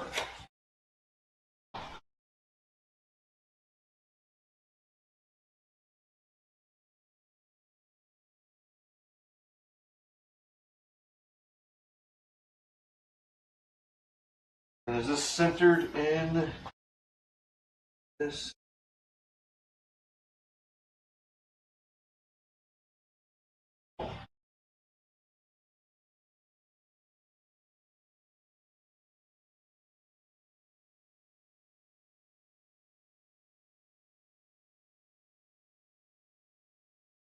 Yes, yes it is. It's centered between these two.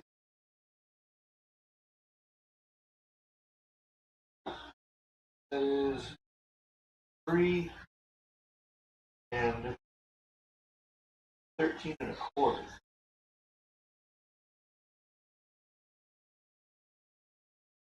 This sits from there. Center of that is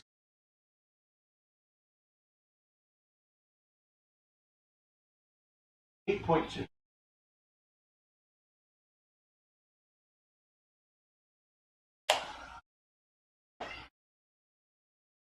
Ooh, that doesn't even need to be okay. That doesn't even need to have bolt hole brackets because I'm going to put the seal. Yeah. Yeah. Yeah, see? Alright, so then I need to decide what is a reasonable design for the TPU seal, the printed seal.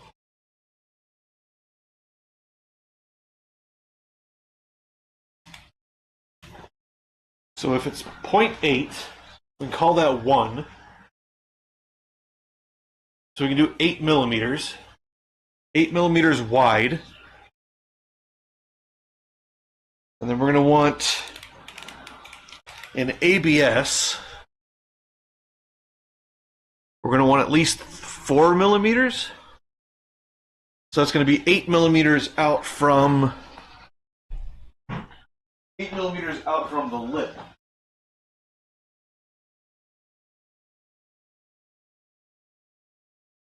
Got that there.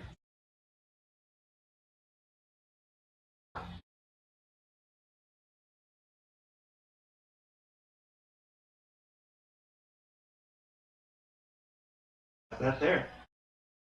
Okay.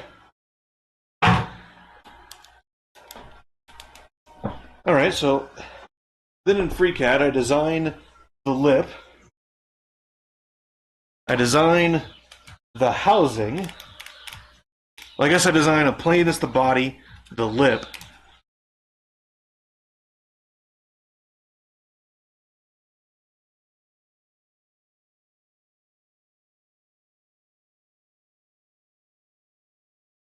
I guess I need to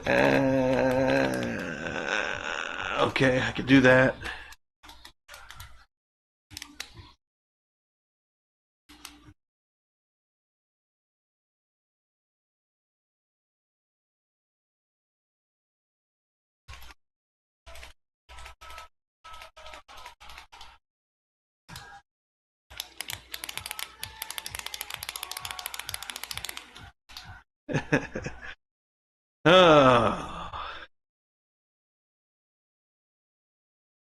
Things are almost open around here.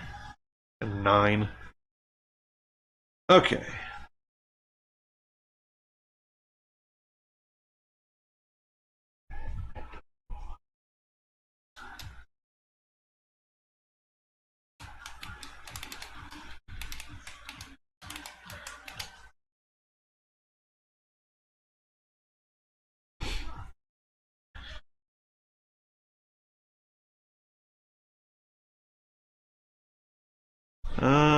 Let me check a thing real quick. Turn you off. Sound. Okay. Easy peasy. So,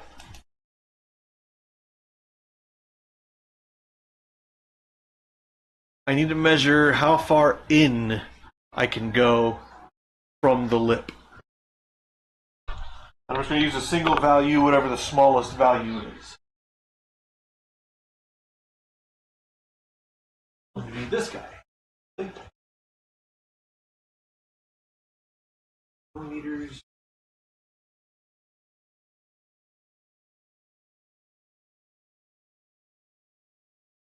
Work there.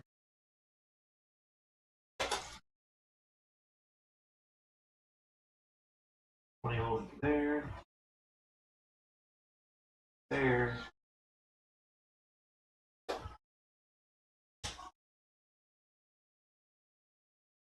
There. Give me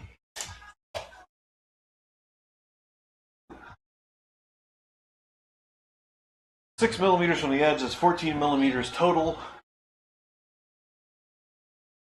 We should probably draw that.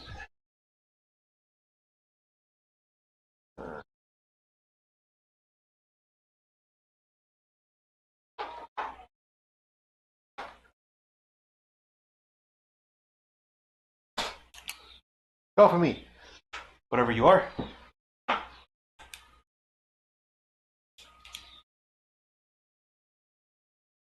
This will be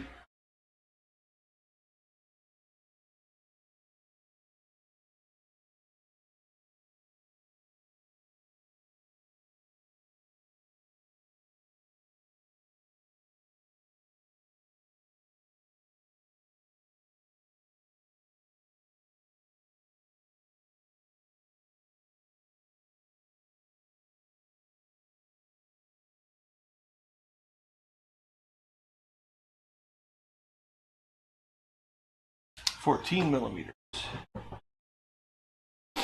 So it's going to be kind of like a hanger, except it won't. The pressure won't be applied on the lip. The pressure will be applied on the HVAC box, which I guess I should design. Okay, so if we're doing that, how tall do we want the seal then?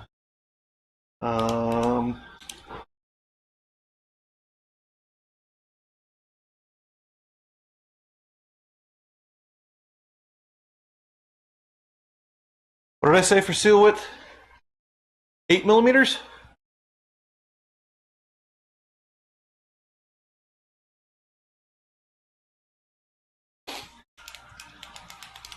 I'll give me 3.5 on each side, or 3 on each side. 3.5 on each side.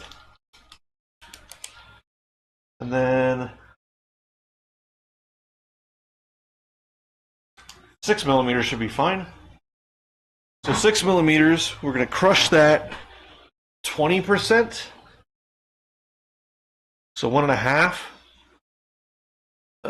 Let's call it 2 for the sake of argument. So 30%, 33.33333333%.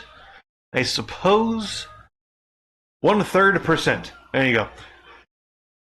So we're going to crush that 1/3%. It's going to give us 4. So 4 millimeters from the top of that lip. We're going to have a material thickness of 4 millimeters, so that's 8 millimeters. 8 millimeters.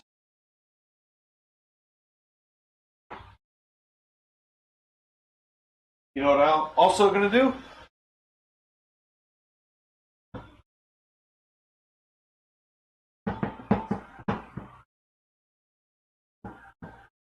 So it's going to be RTV on the blower box. a 3D printed TPU seal around the lip.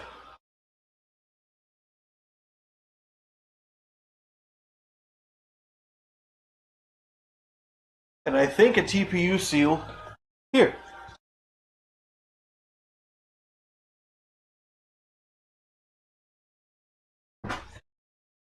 I don't know. I don't think a TPU seal would be good enough here. But I think I want here something squishy. Something similar to what you can no longer find and has been discontinued, the factory seal. So this is, I don't know, foam rubber.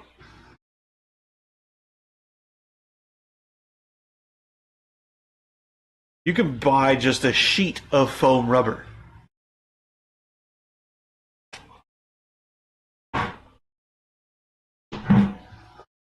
Stand by.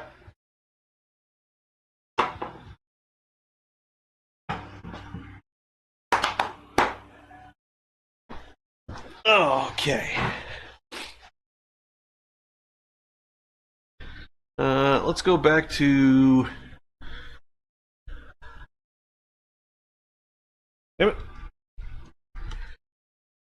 foam rubber sheet. How about that? So we would want him to be 12 millimeters.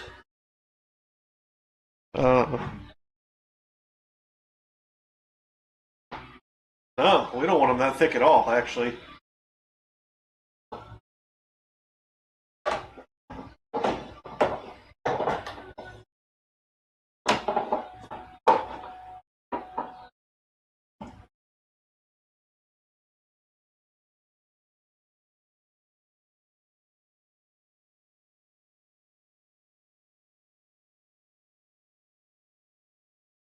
That's insane.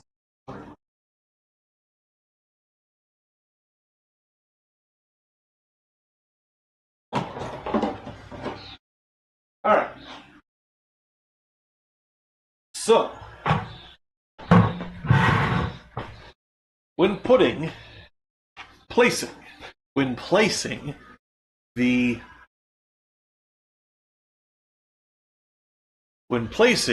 cabin air filter housing into the body,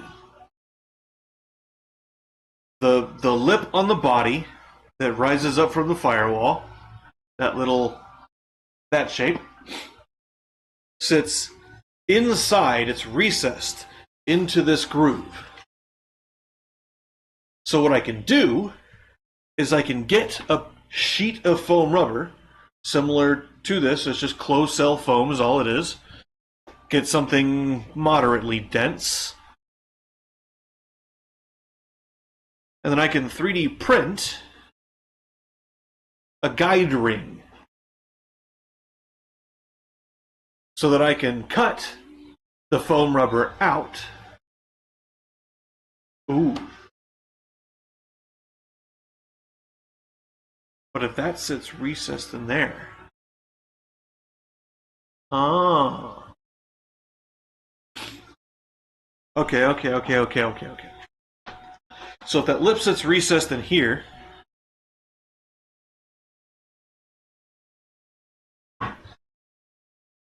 how wide is that ring? Okay.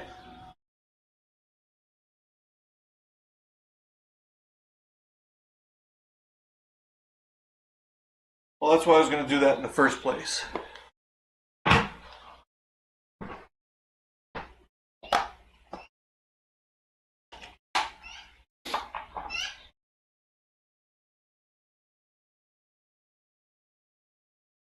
Because this is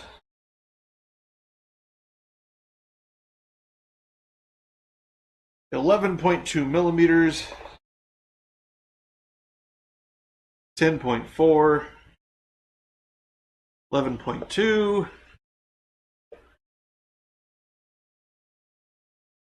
10.7.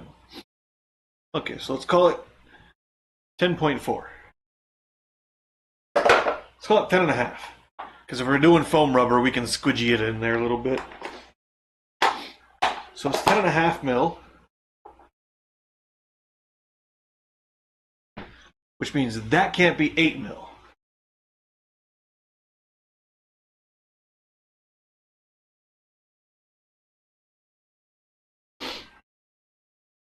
Because if I'm going to do it with a flat surface in here, so I have a surface that goes inside this lip with a seal, and then that surface is semi-permanently sealed to the body and the HVAC box, so that the only failable seal is this outer ring here.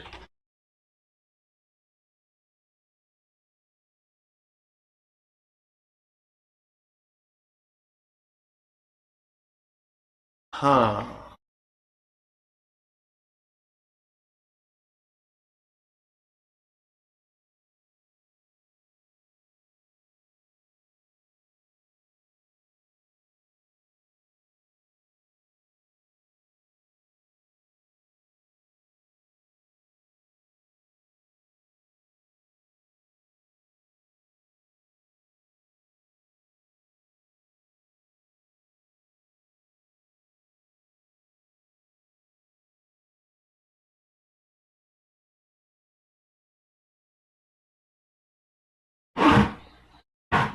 Okay.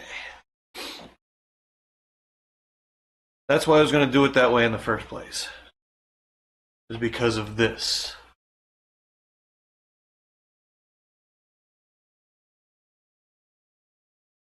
That's going to sit up there 10 mil. I can't have that's 3, 3, 6, 4. That's not going to work. Could. 4 mil ceiling. That could work.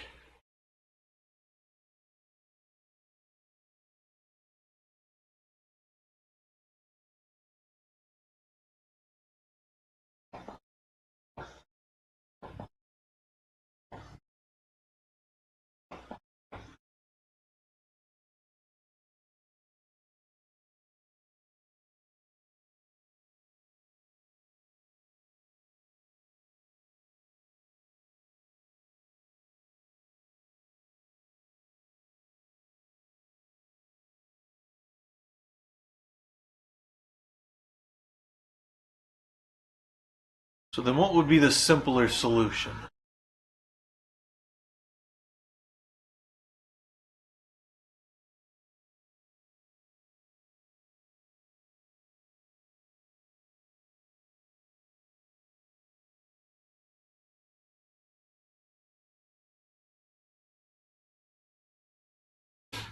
So what I should do, real quick,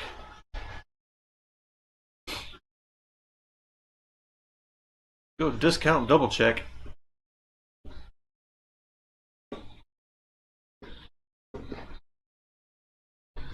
Boom.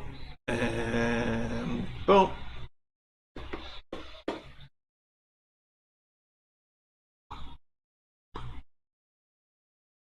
Yeah, says it's there. Okay. Shriek. Ohana means family, and family means no one gets left behind or forgotten. Okay. Okay.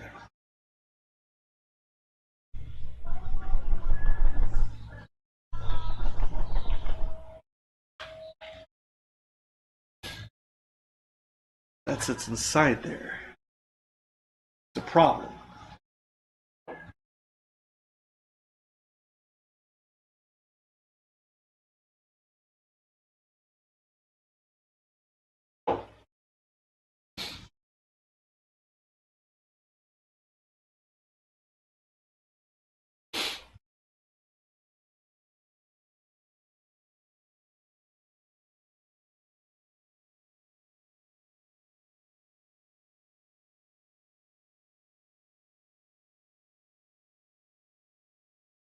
Hmm. Okay.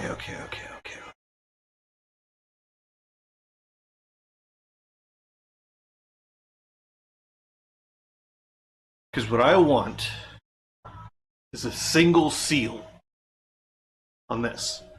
That's what I want.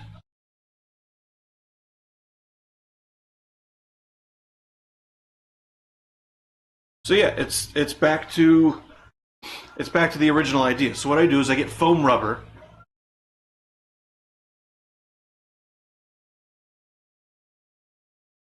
I print out a die of sorts. A guide, I guess. I print out a guide. I cut the shape and put the foam rubber in here.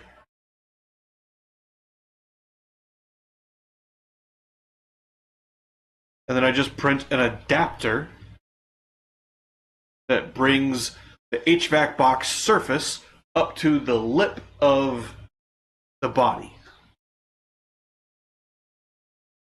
which is the original idea.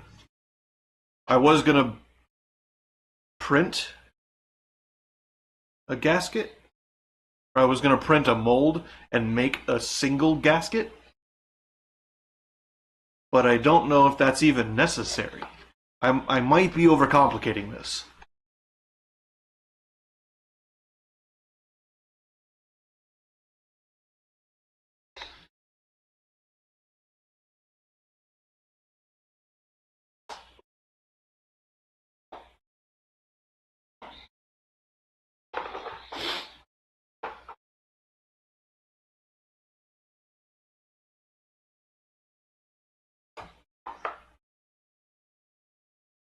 Six 6.7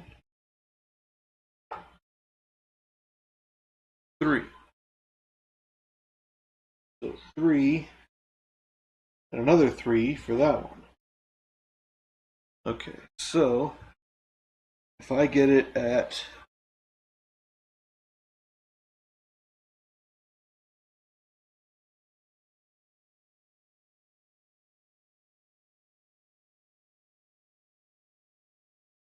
eight mil.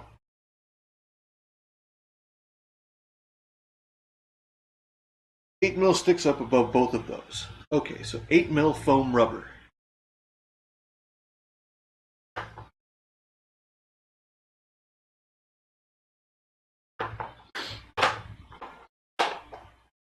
Buy. Well, I buy it by sheet. I don't care by. Okay, so 8 mil foam rubber. I then cut it to that shape. I then cut a small groove in the foam rubber. Or I could modify the filter housing to take this lip out, this middle lip here. I could do that. My roommate, in fact, told me to do that.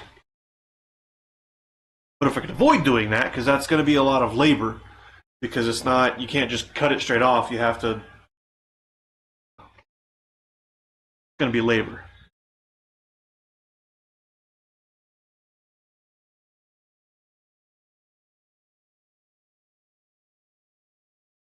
So,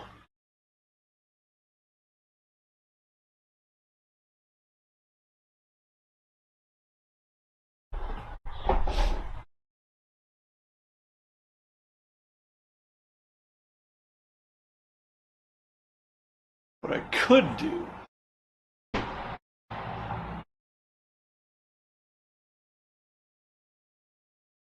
I think I'm back to the original idea. Build a small adapter. Just a riser adapter. RTV that to the HVAC box. So you can remove it later if you need to, but it's a semi-permanent seal that won't just degrade over time for no reason. It's air. It's not like it's pressurized or anything, so not super critical. Bring that up to the lip. And then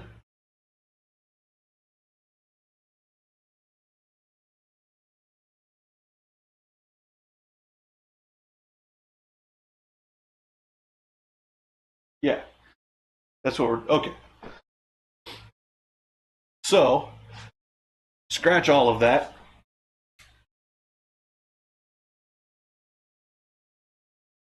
What we're doing is we're making a ring smaller than that. Okay, so we have the measurement for the hole.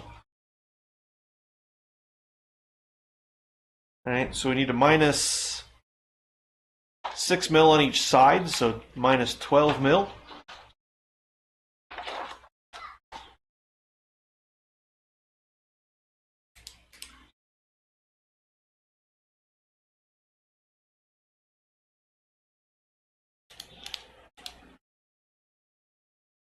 So when you do radii, rounded corners,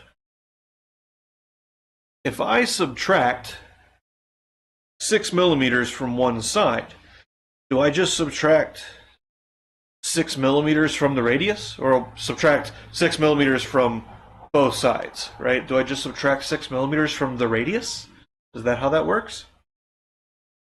It feels like that's how that would work.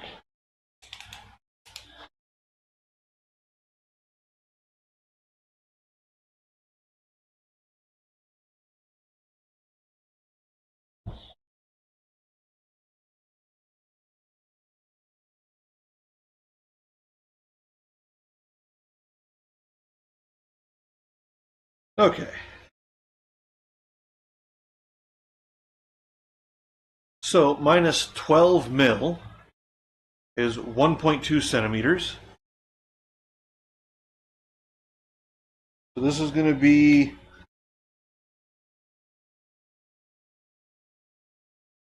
17.3.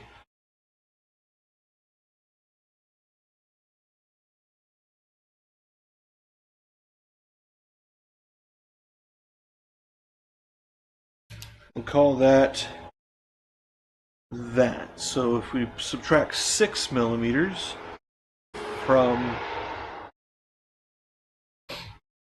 31, that's 25.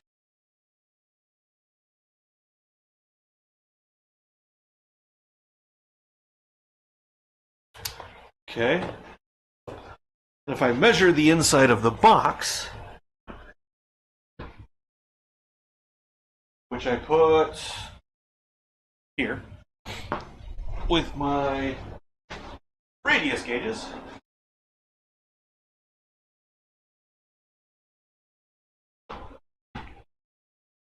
this inside radius should be smaller than 25. So 24, smaller, smaller.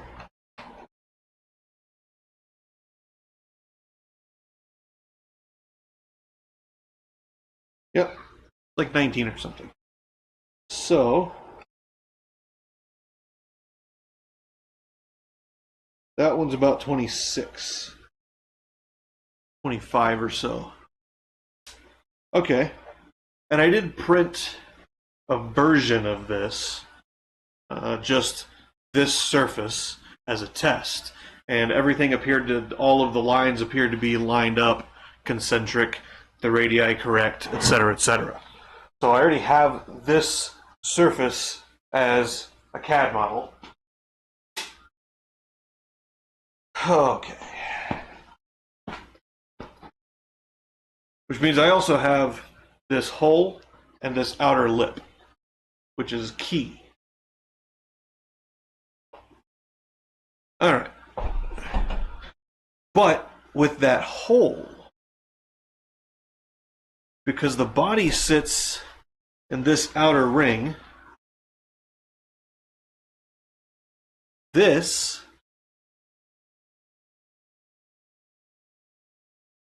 we might have to cut this inner lip out. I don't know. I hope not. So maybe instead of doing, what did I say? 8 mil? Maybe we should do a 10 mil seal. We'll do a 10 mil seal.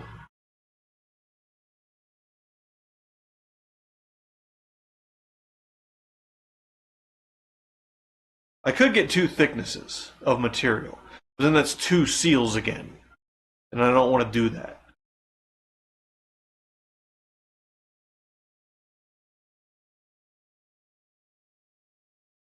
So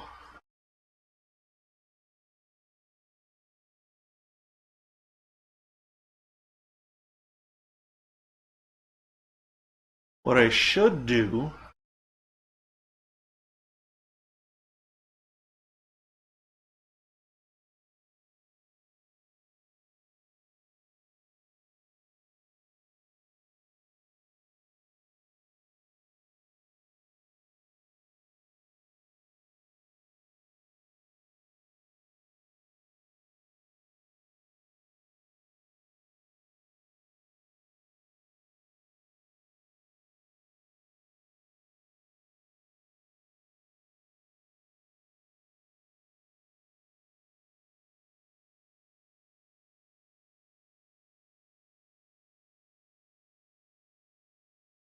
adapter plate, single seal. That's what we're going with. The original idea anyway. So, Contraia. Huzzah.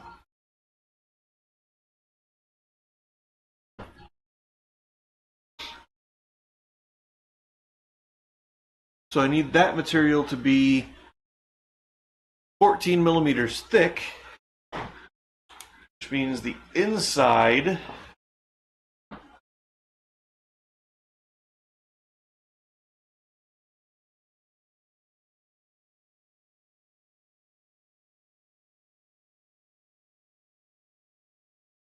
so this is going to be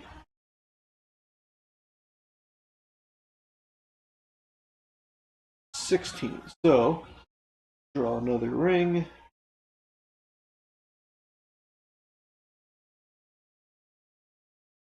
This is going to be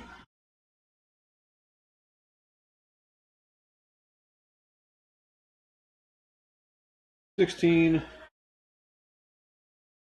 14 on 13 is minus 1, 12, minus 0.4 is 11.6.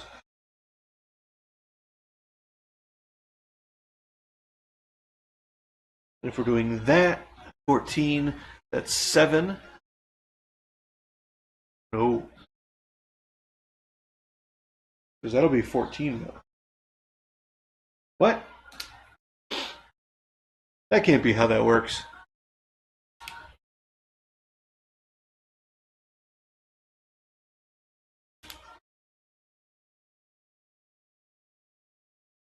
I can do that in a sketch though. And I can make the semicircles concentric. And that'll make that whole thing super easy. So, I'll put 14, that's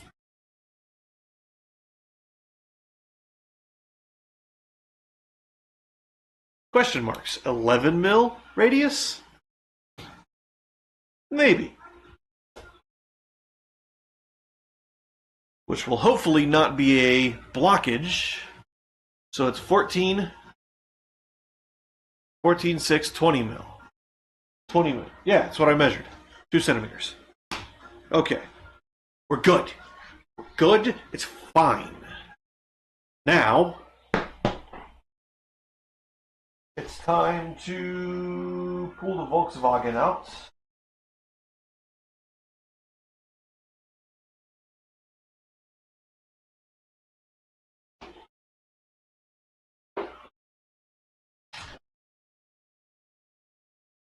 Which requires park.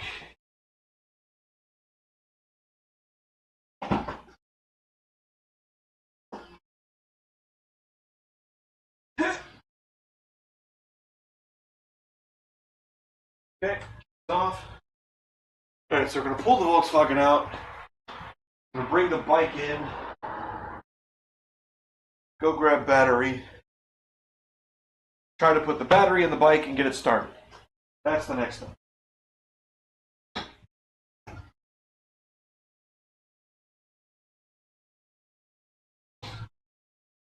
Just in case it gets a little wet outside.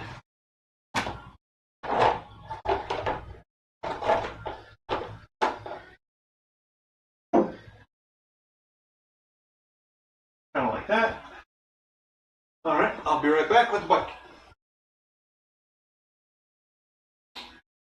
Gonna grab the keys first.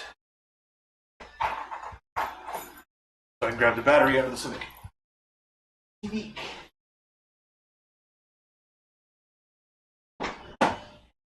Bong, bong, bong, bong, bong.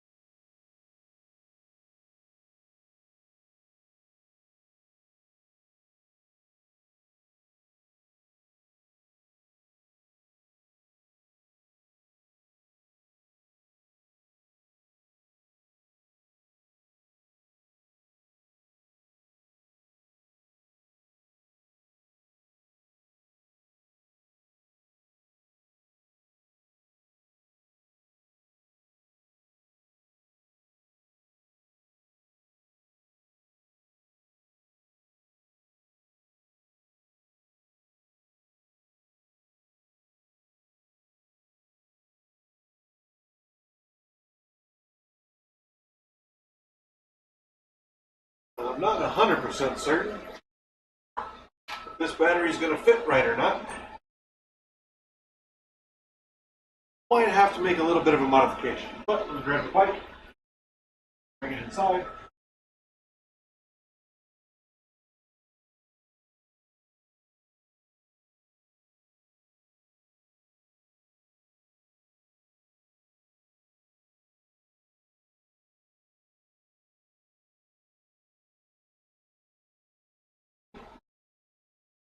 We are also going to let the Passat idle for a little bit, just because it hasn't run in over 6 months, and we don't want him, you know, dying or anything.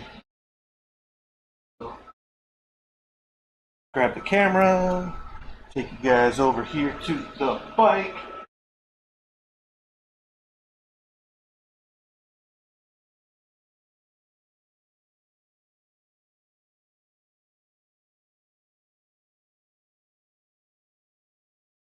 Something about like that.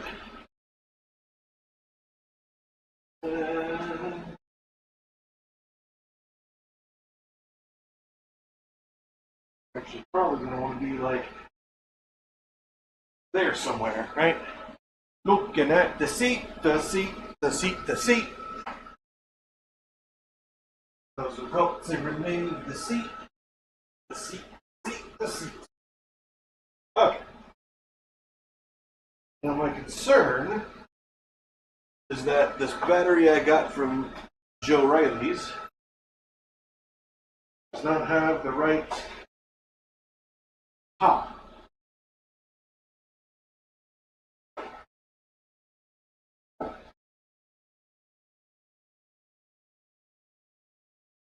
Maybe.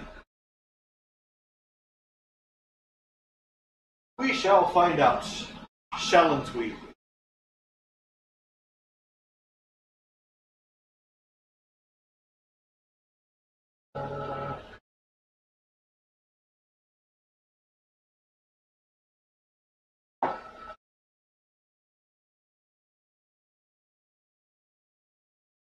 No, not really the right time.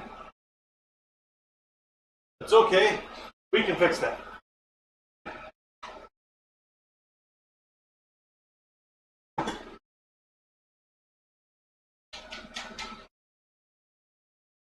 So, the issue we have is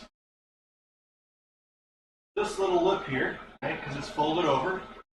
top terminal. These terminals are wider than the factory battery. And yes, I could probably go find a factory style battery somewhere. Or I can make it so I don't have to worry about finding a battery that is 100% correct every time, ever again.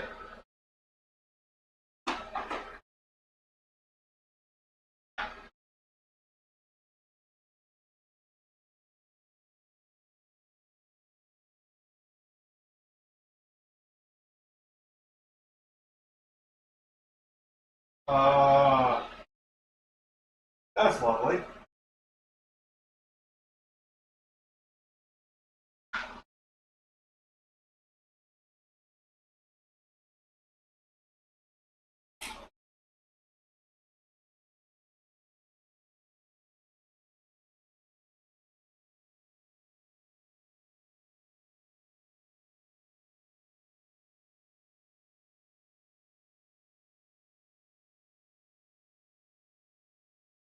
Okay. Well, we only have one bolt.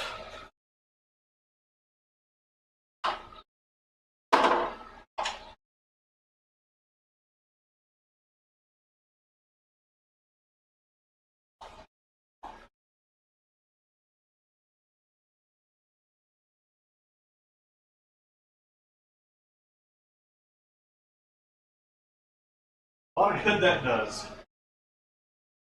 Yeah, it only came a single bolt. So, we're going to have to get in our bolt bin and find a replacement. Because I left the ones on the factory battery. Like, and he's probably still over there. I could probably go grab those. A lot of probablys. Or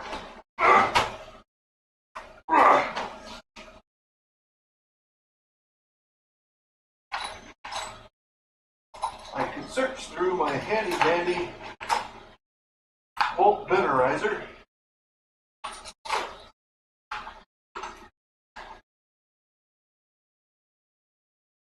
Try to find a short 6x1 mil fender bolt.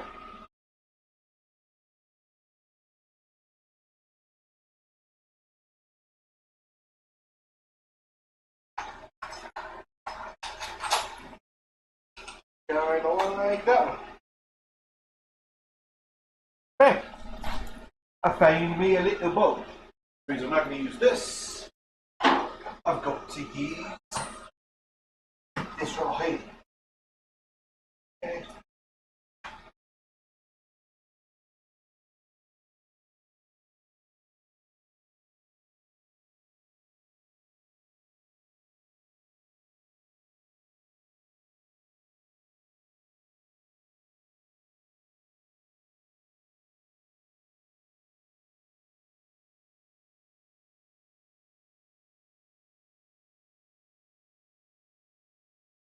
The spacer's kind of annoying.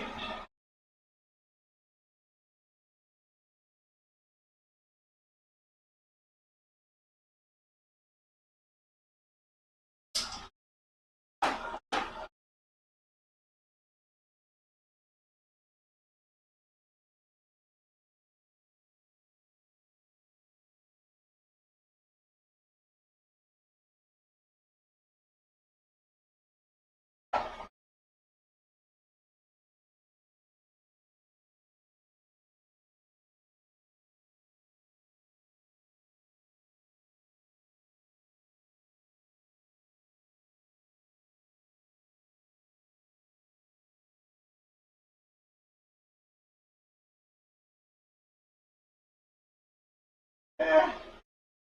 Okay. We're going to give him a little test start. Trash can.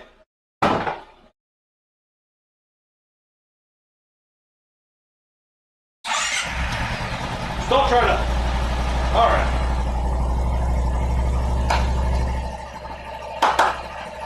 Huzzah! We are done.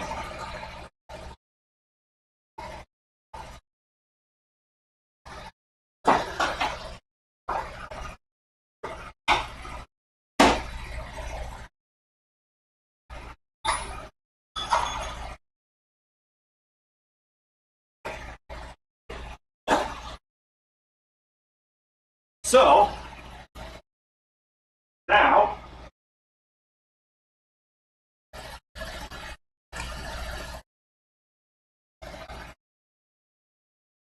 buttons on your pants. What I'm going to do real quick is I'm going to let him warm up. While he's warming up, I'm going to go shut the sot off because he's warm enough. And then I'm going to take him for a test ride just around the block. And then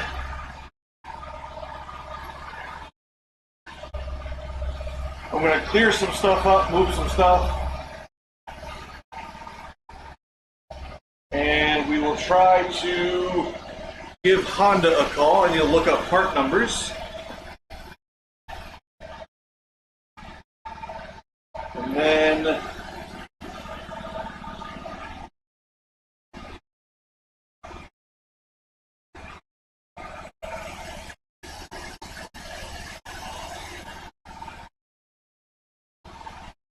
I might need to go to Joe Riley's and check a thing. I'll try to do that after the stream is over if I need to. But I can put the inner tie rods on the replacement rack. I can do that. Can't do the outers until I get the boots. I have the boots. I need the clamps for the boots. So, his idle's starting to come down.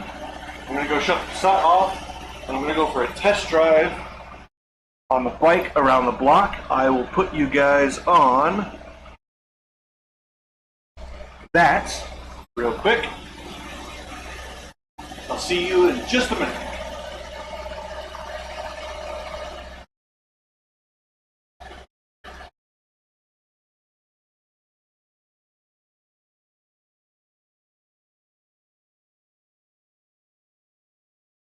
Actually, first, I'm going to shut the mic off so I can run the compressor. I need to check and or fill the tires on the bike because it's been 6 or 8 months since it's even gone anywhere. So, muted.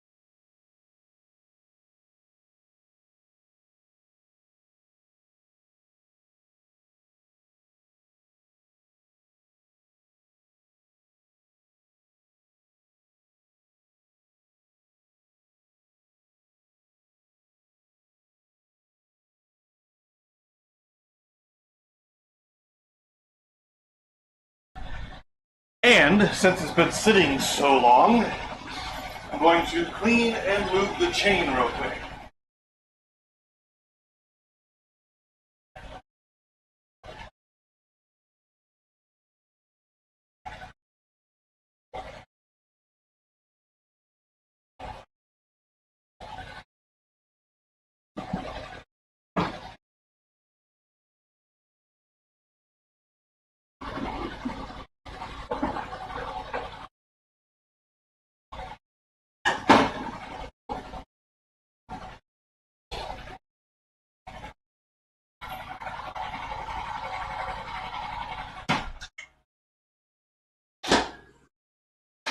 Yeah, kicks it.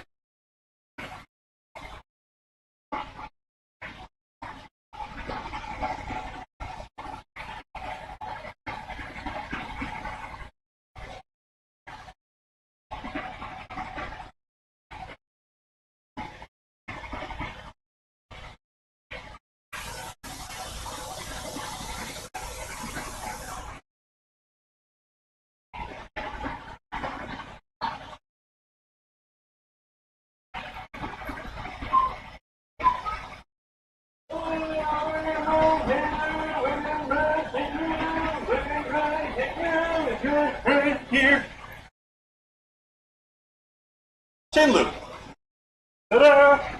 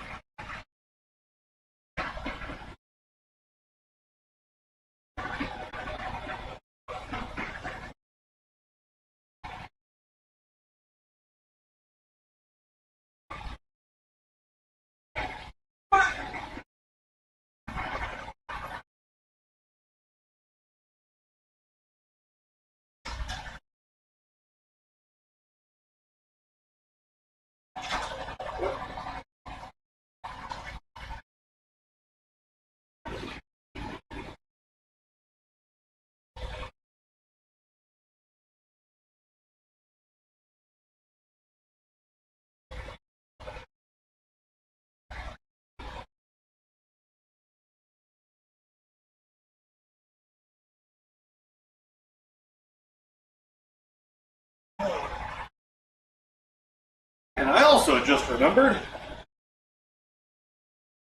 huzzah, huzzah, my rear brake master is bad on this thing, apparently. I need to bleed it, just to verify.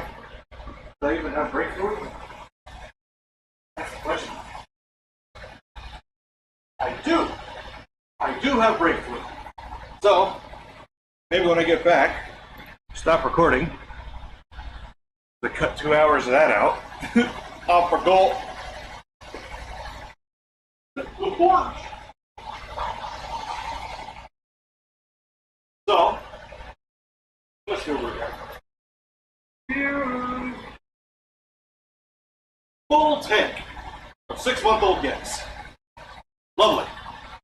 Alright, so, as the caption says, I'm going on a test ride. I will be right back. I'm not even putting my gloves on, which is very difficult for me. Riding a bike without gloves is... I didn't get me started. But that will ensure I don't have too much fun and leave you guys running for 3 hours with no interaction or indication or whatever. I'm going around the block and nothing else.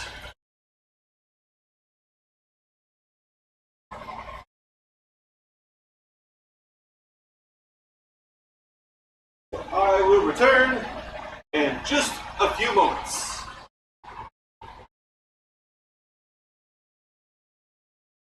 After I wipe the front forks.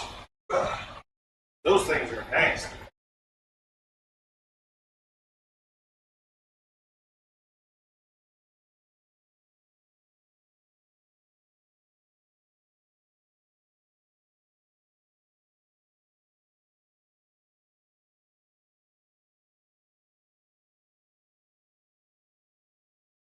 Okay.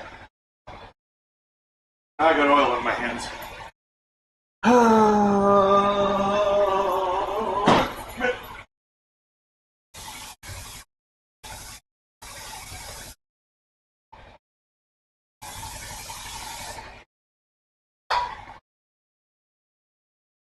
That should be better. Now I'll be back.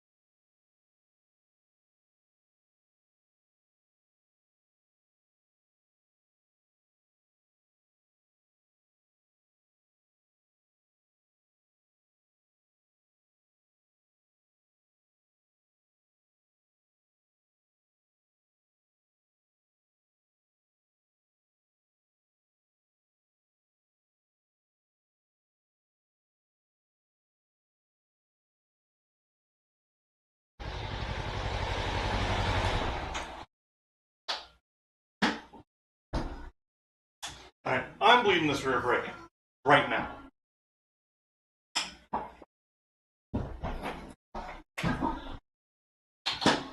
I'm going to bring you guys along with the ride.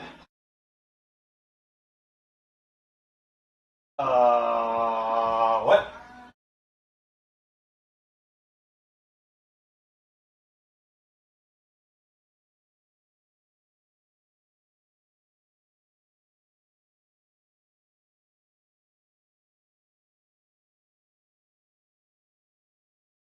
That better not be the output shaft seal.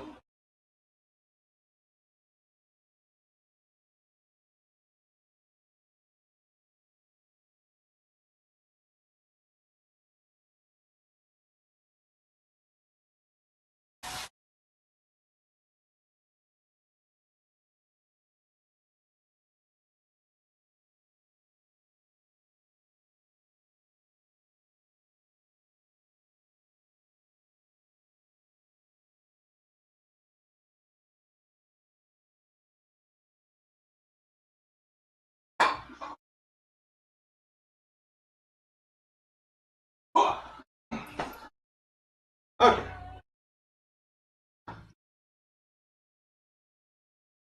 Let us do the right thing.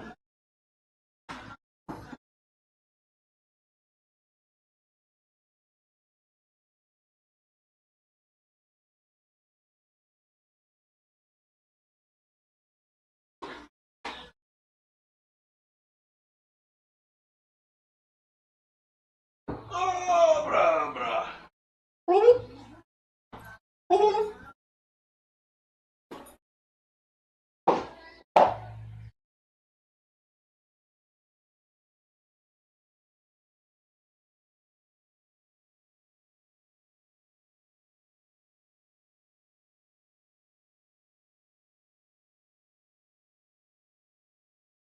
And mil.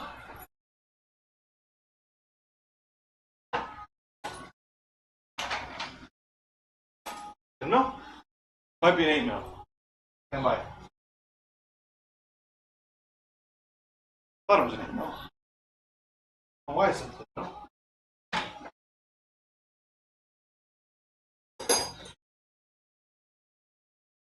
Okay. So, turn that off. Grab you guys and bring you over here with me.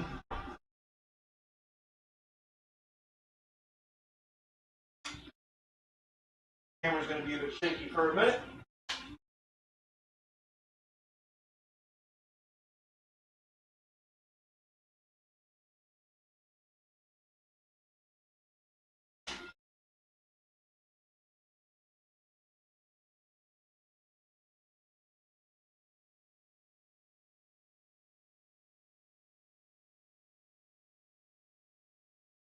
Let's do kind of this angle.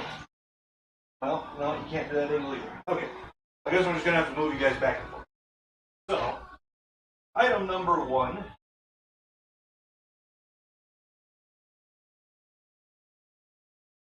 Brake leader.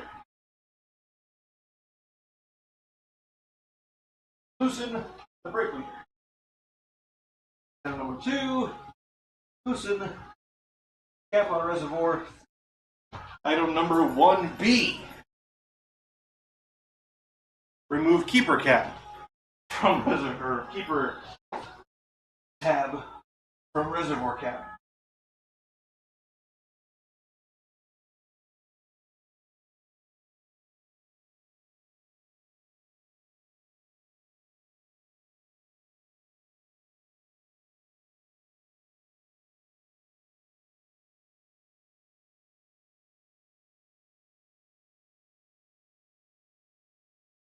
Okay.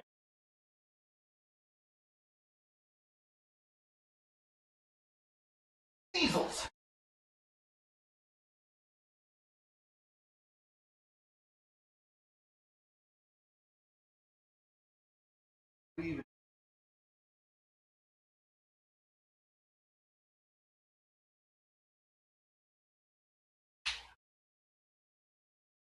Go. Well, it is a teensy bit low.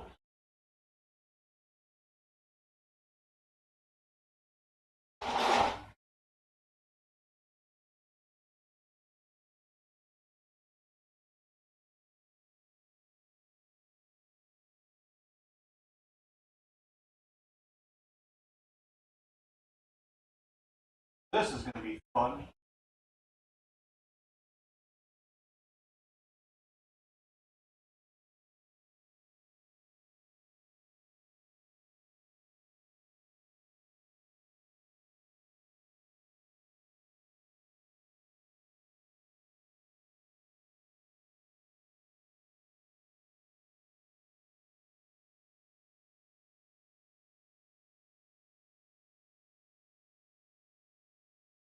That's not even. Tube is too big. Need smaller tube. Also,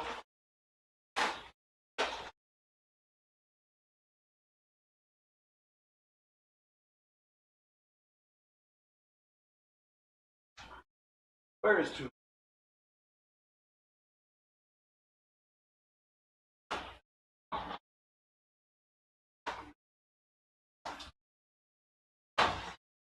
Smaller tube. Come here, smaller tube.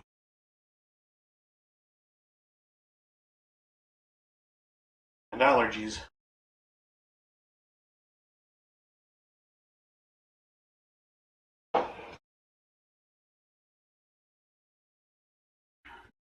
Oh.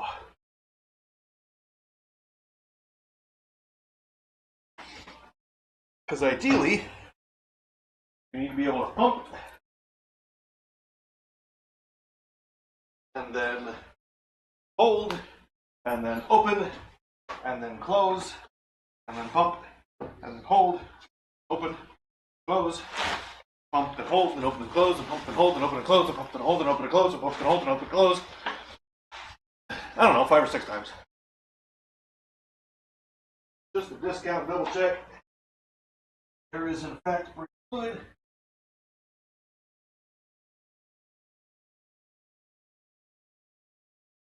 In the master. Not really going in. I don't see a leak on the master. That's something.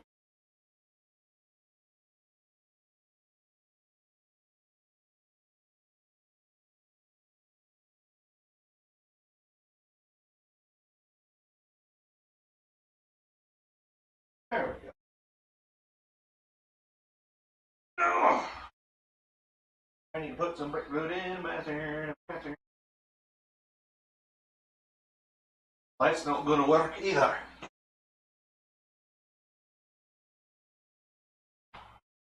One of a long fun will do it.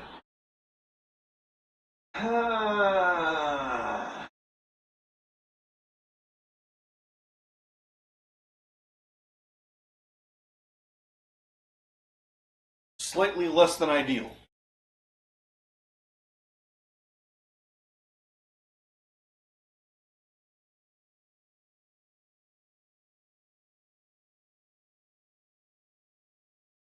From underneath.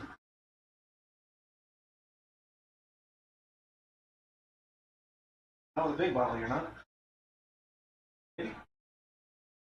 No. Turn it. Alright, well, I guess we're finding like a piece of paper or something. And making a little funnel.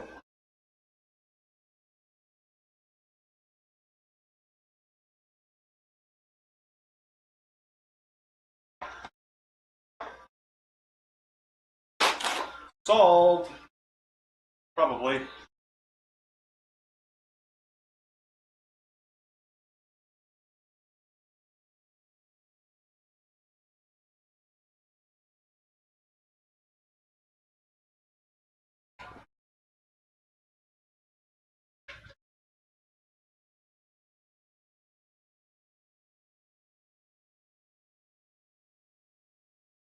How about a calendar?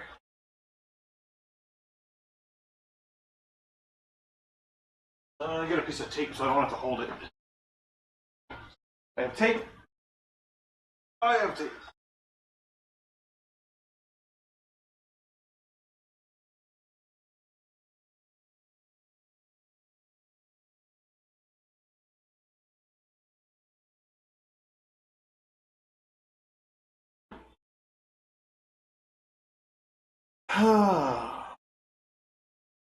I'm really hoping it's just air in the caliper. That would make me immensely happy.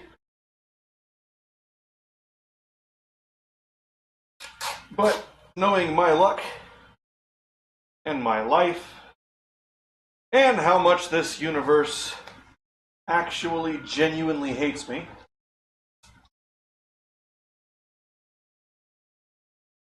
I highly doubt that is the case.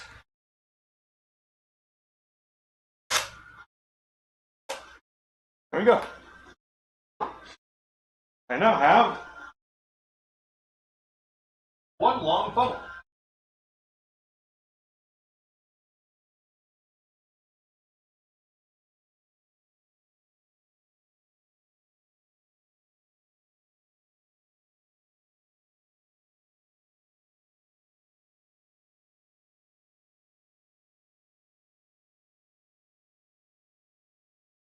Fill them up to a pretty high place.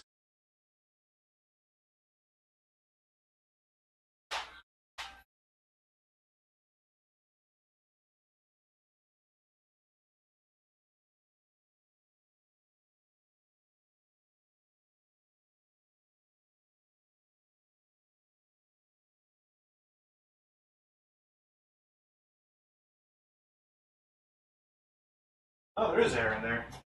Interesting.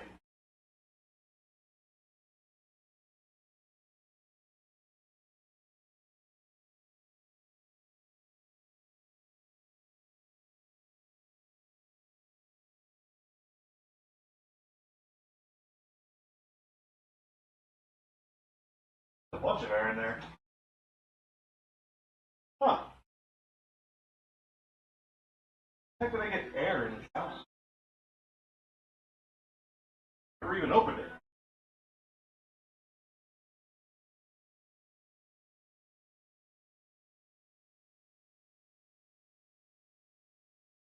That's okay. Cleaning is easy. Are we careful?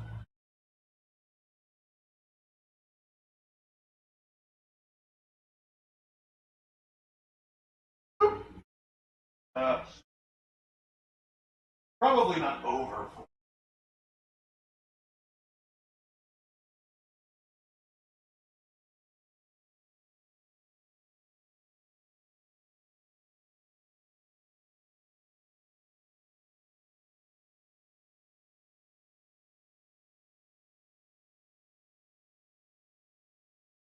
I've got to bleed it down to the line.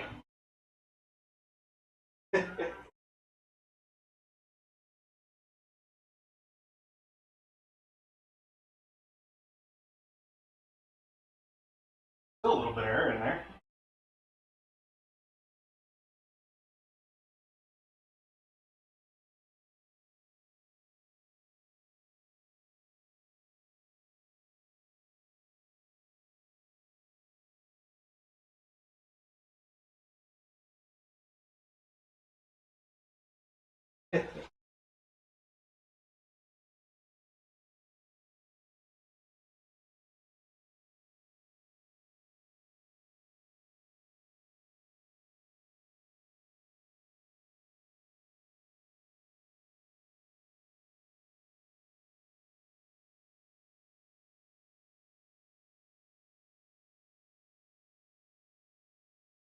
Yep.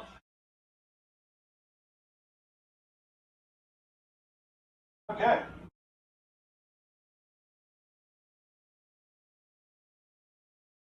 Here, Blake. Beer Blake is bread. Yes. Beer break leg.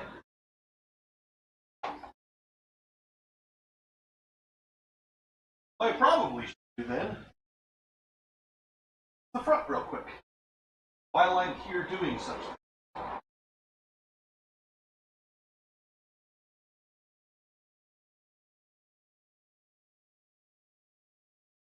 cap back on.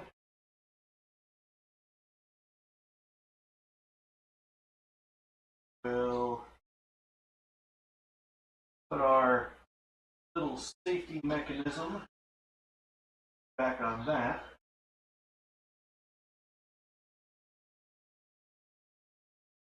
And we'll grab the brake cleaner. I spilled stuff everywhere. Because my arm was in the way.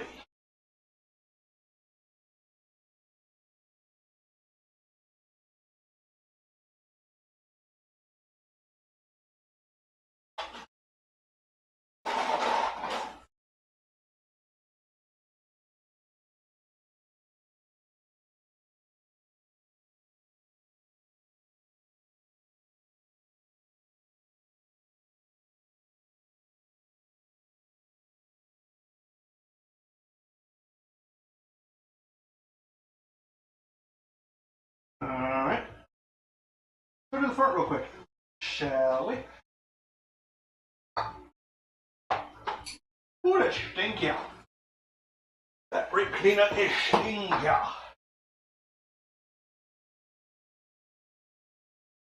This one is just old school. 2 screws, screwdrivers, probably JIS, honestly. But the number 1 Phillips will work. So long as we're not done with it.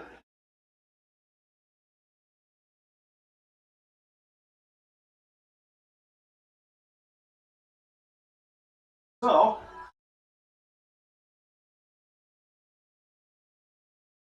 pull this cap off of here. I've never bled the brakes on here before. This will be time number 1. You should never have to bleed the brakes under normal circumstances. But if there's air in the rear,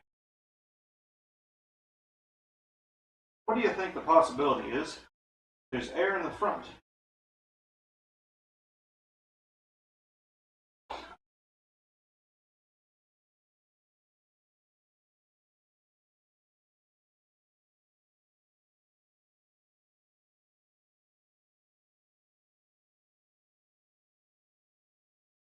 That is kind of dirty.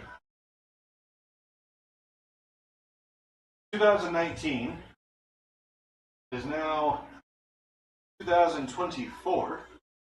5-year-old brake fluid. Means time to replace it anyway.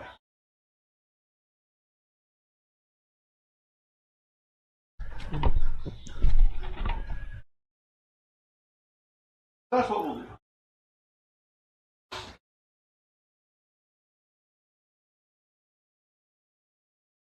Yep.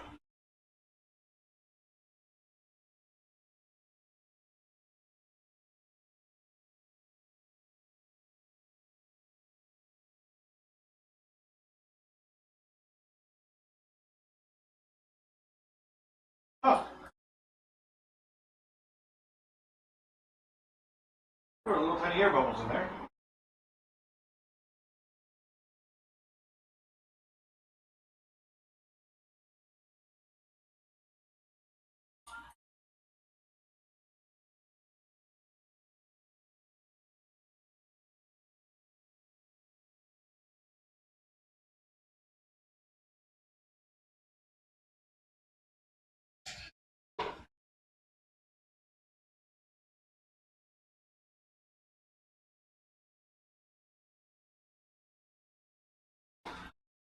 Reservoir is empty.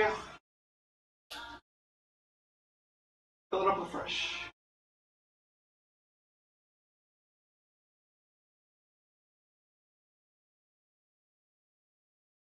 If I open it, will it just drain on its own? It looks like it, don't it?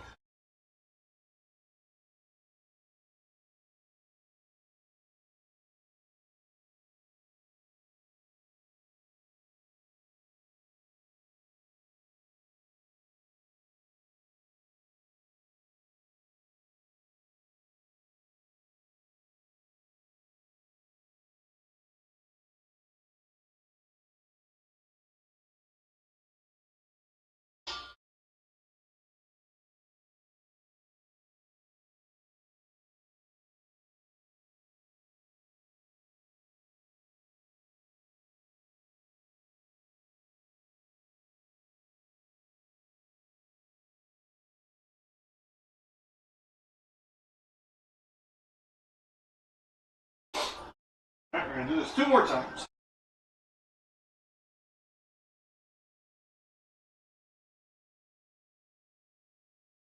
Fill it up, drain it out, fill it up, drain it out, fill it up, drain it out.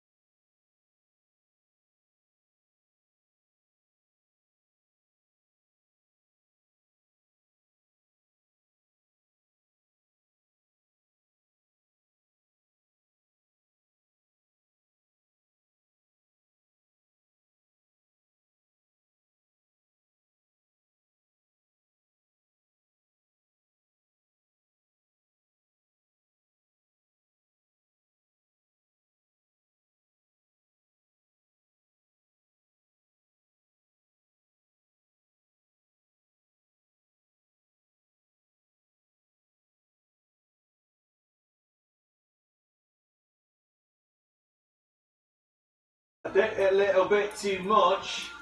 Left a little bit of air into the master in the last pump before I filled it up. Means I'm now pushing an air bubble down the line into the caliper.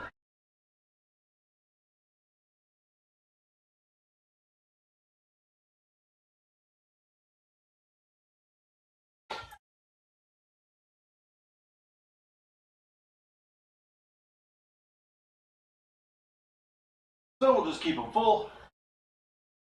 Once that air bubble comes out,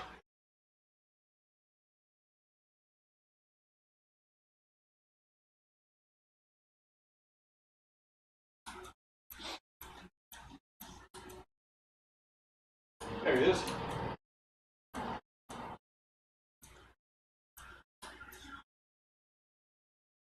Also sounds like I need to lube the levers.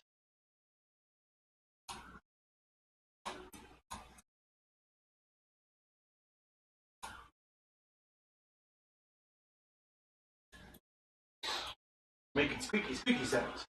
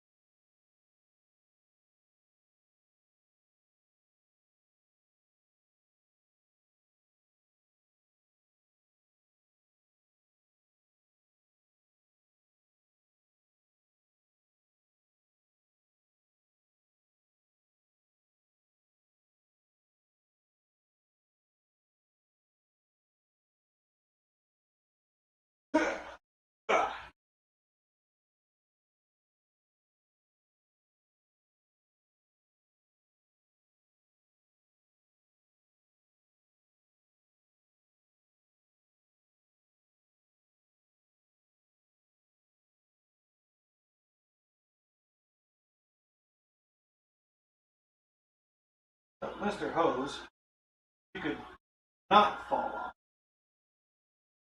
That would be amazing.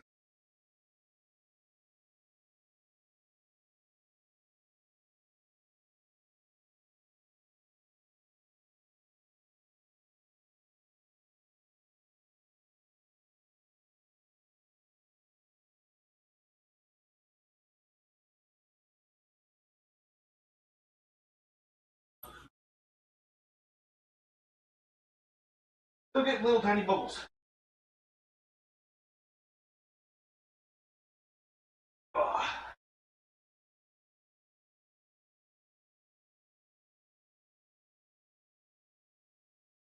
So let's keep going, I guess.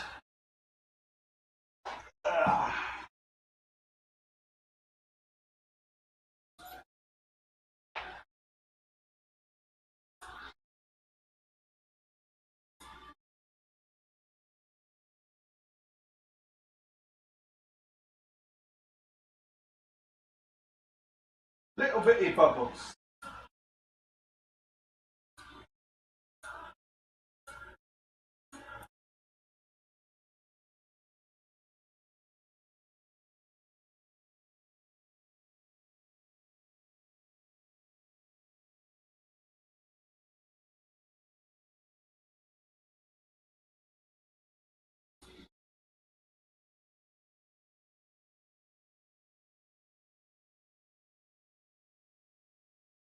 Bubbles there.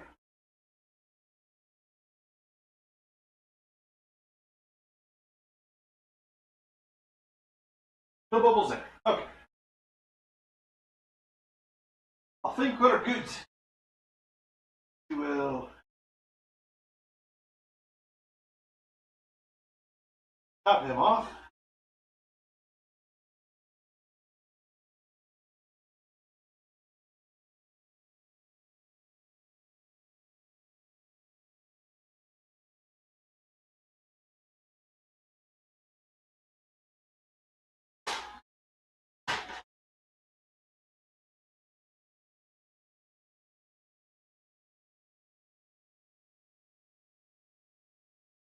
Off the edge.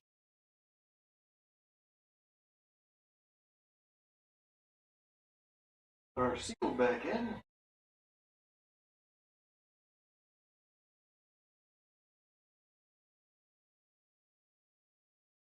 The edge again.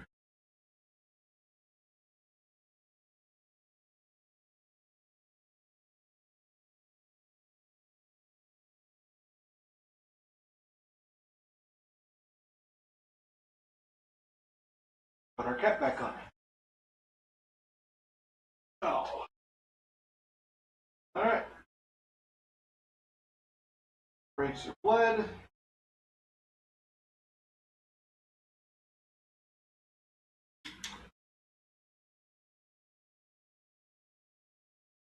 Here. Try not to get any on switch housing, just in case. And then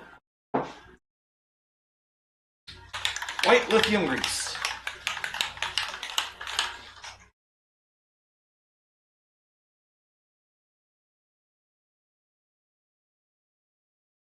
So we've got our little lever here, our lever-roonies, our lever-doozles.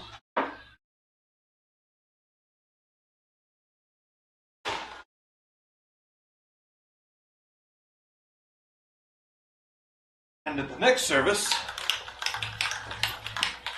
we pull the levers off and lube them with wheel bearing grease. Nice little bitty coat. But for now,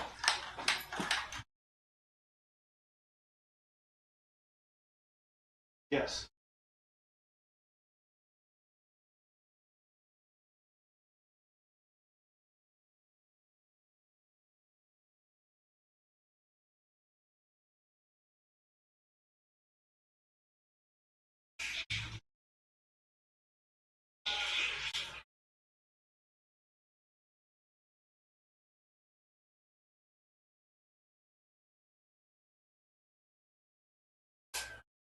Thanks.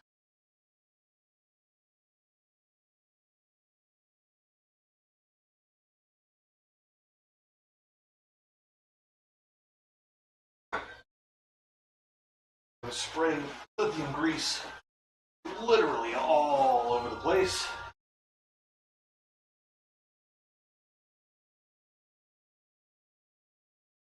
Everything nice little white.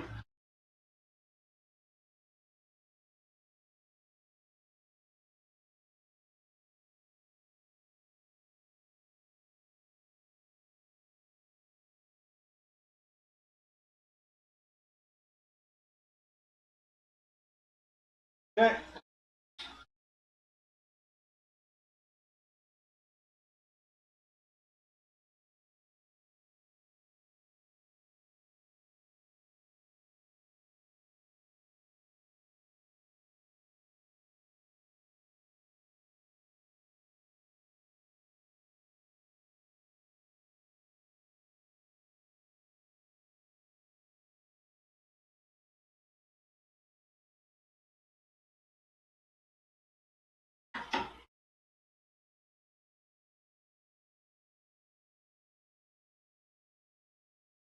Correct.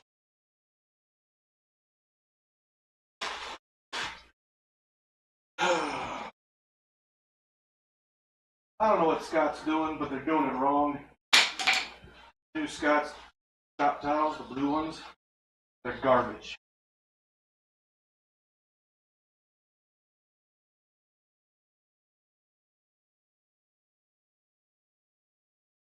The next service, we pull the pin out, the axle bolt.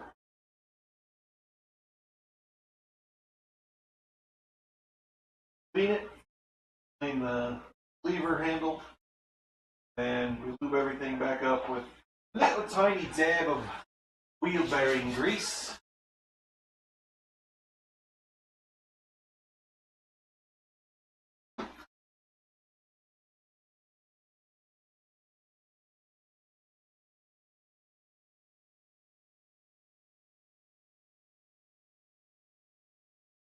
Good thing I don't care about paint or stickers or any of that. I might be irritated. There's stuff on my buttons. I literally not care less.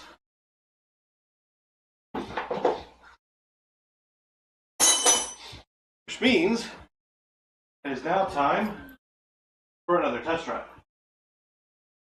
Check the brakes. I do have to adjust brake lever for the rear brake. Real simple.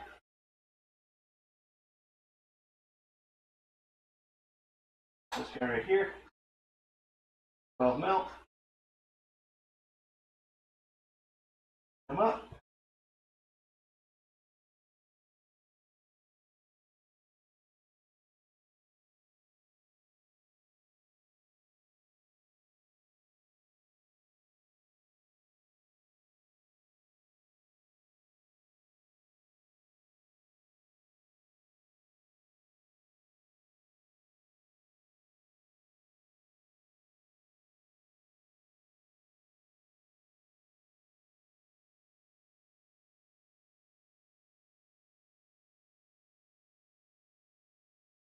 Put them back to factory before I started futzing with them because I didn't think to bleed it, because I didn't think there was anything in it. Now, stand up too fast and get lightheaded, which is always lovely.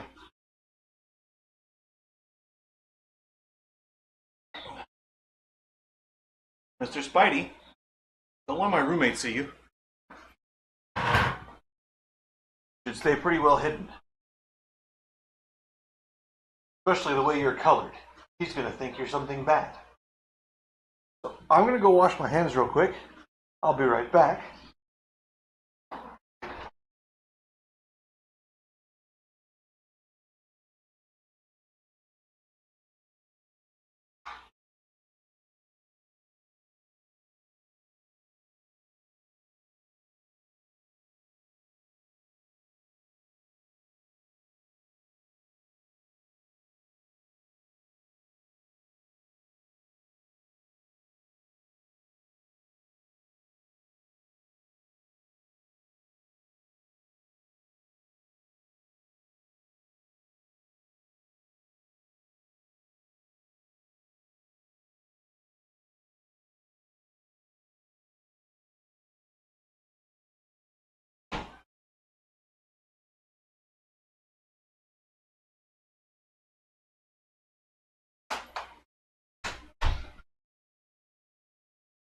And then test drive number 2.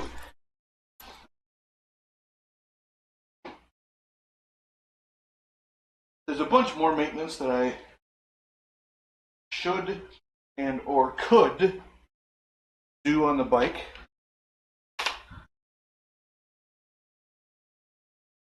That I am not going to do today.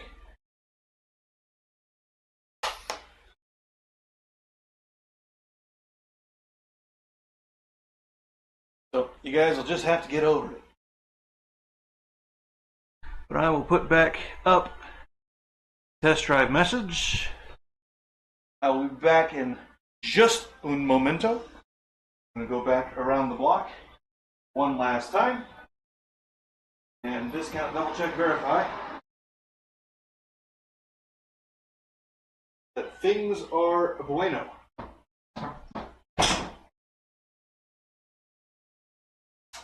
Yo.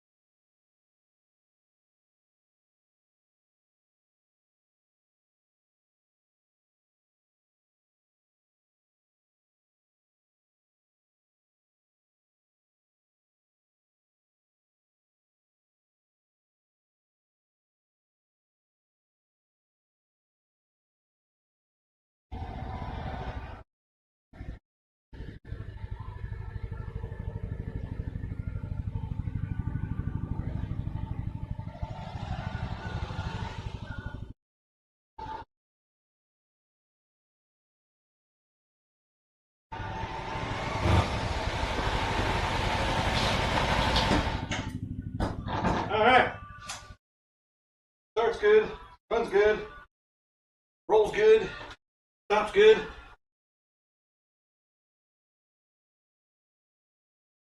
I think it's good. I'm gonna finish cleaning up. There's still a little bit of schmutz on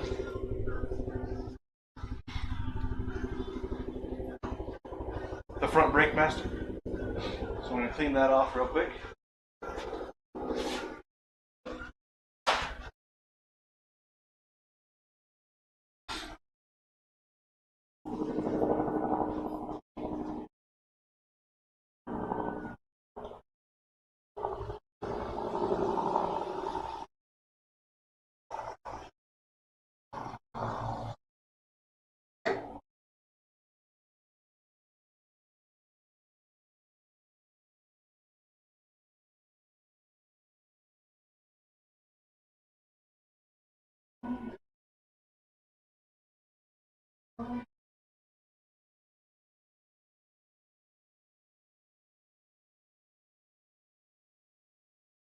Don't get any on the cluster face because that will probably destroy the plastic.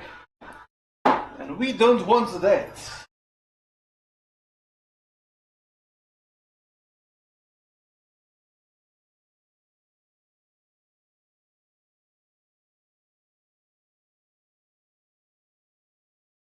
Clean and dry.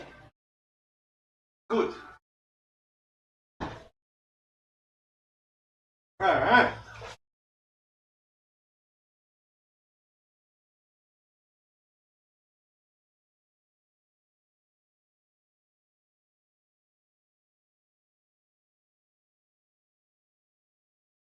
Oakley dokley. He's Bader. Bader. He's much Bader.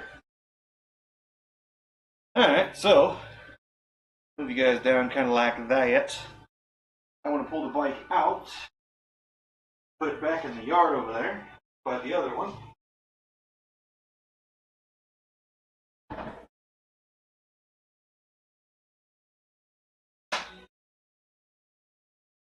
Neutral, positive neutral finder. I love you, Kawasaki.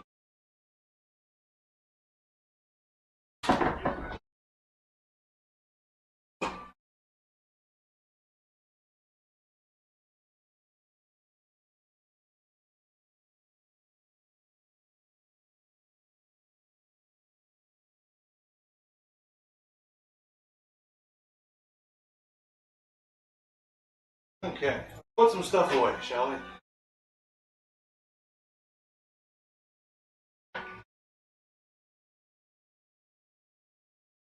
Brake fluid. We are done with 2.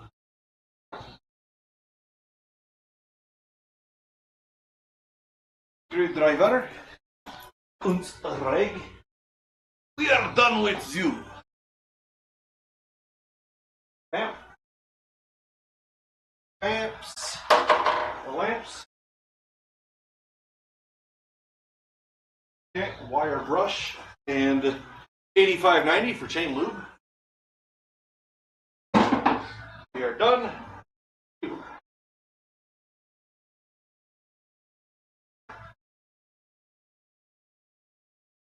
Rags on the floor and a tube.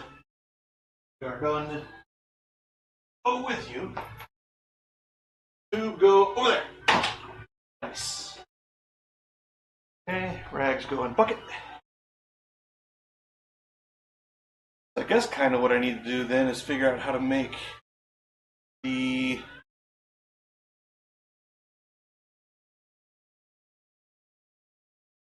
I need to call Honda.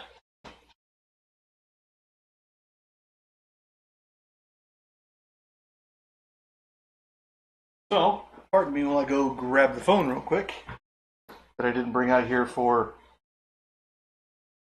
who knows what reason.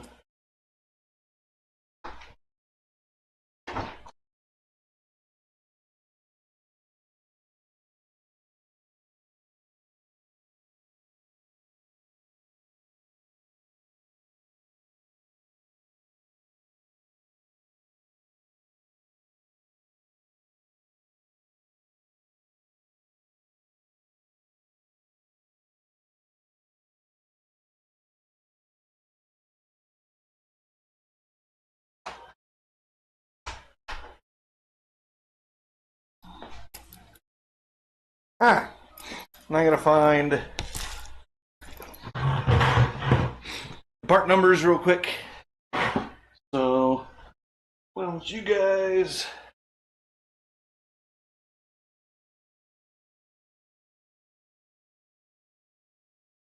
come back over here to kind of face cam mode. Stick you on there. Kind of like that. While I look up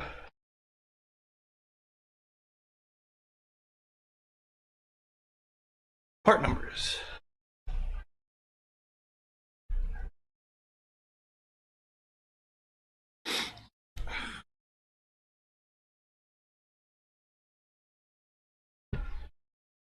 Someone needs to find these scammers and spammers and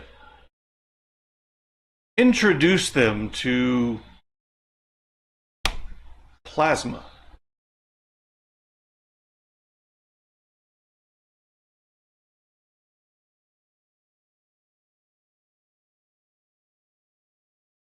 Okay, so we need parts.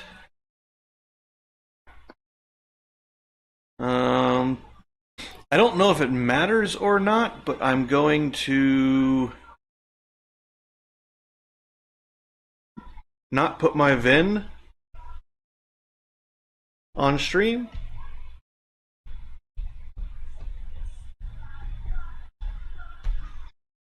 Just to be safe. I don't know that it matters one way or the other. But it's easy. It's all in here. I need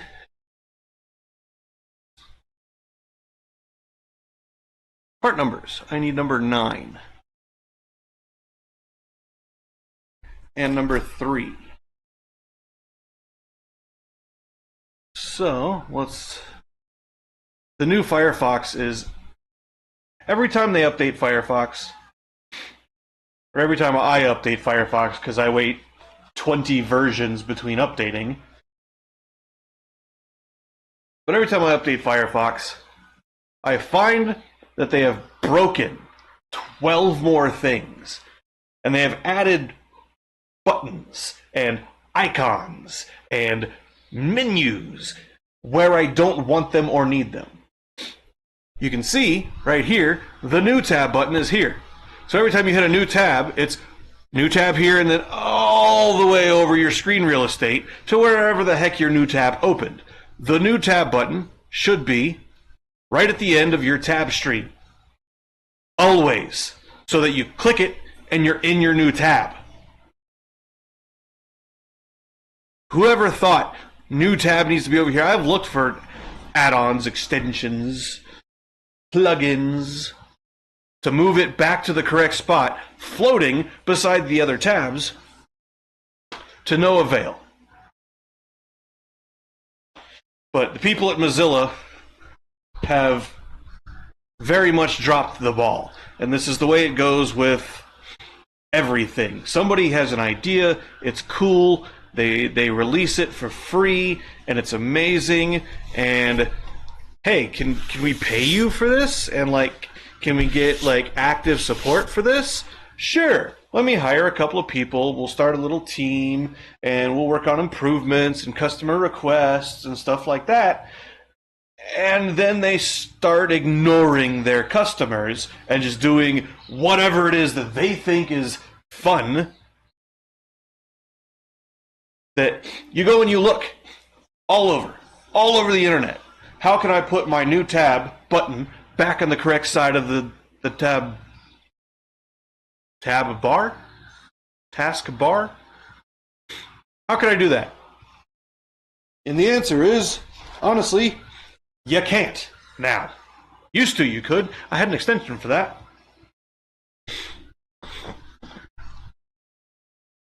And if I knew how to code, I would do it myself. But I can't stand code. I hate it.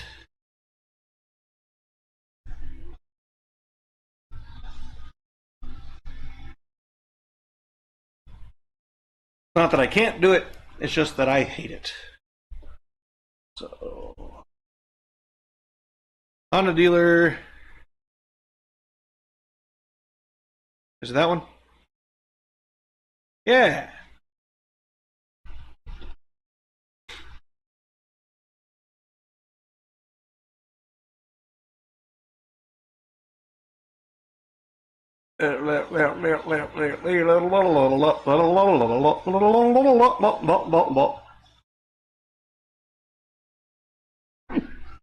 Sneasels.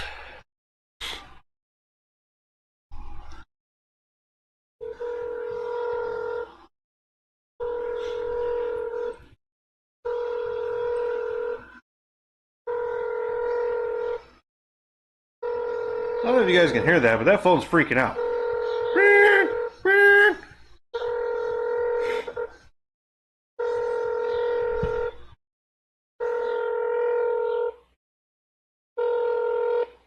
I don't think that connected correctly.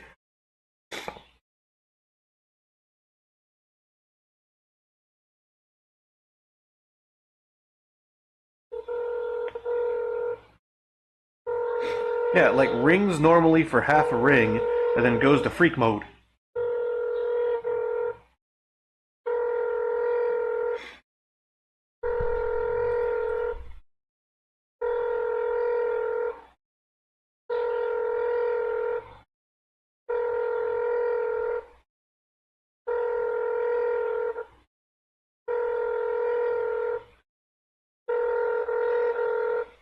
It's a strange ringtone.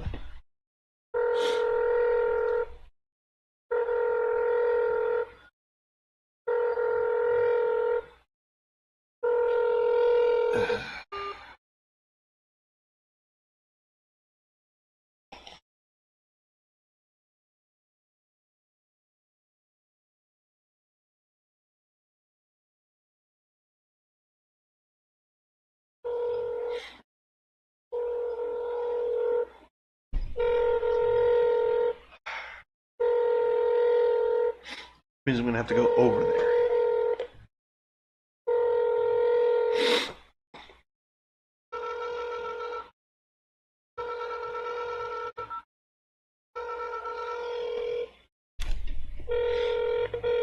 I don't know what the heck's going on. That is incredibly unusual. Yeah, I can see it in the VU meter even.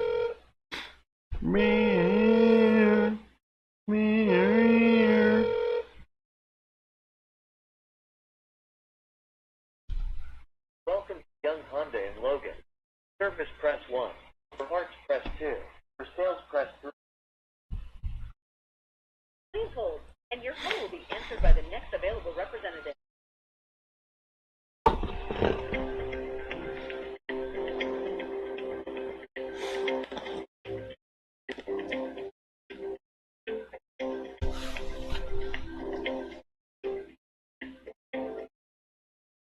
That was weird.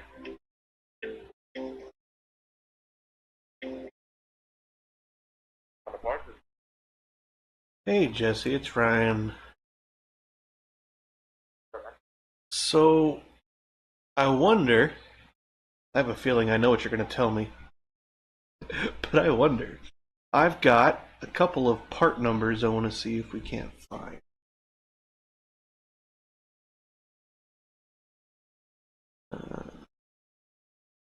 You want the vehicle first? Okay, let me.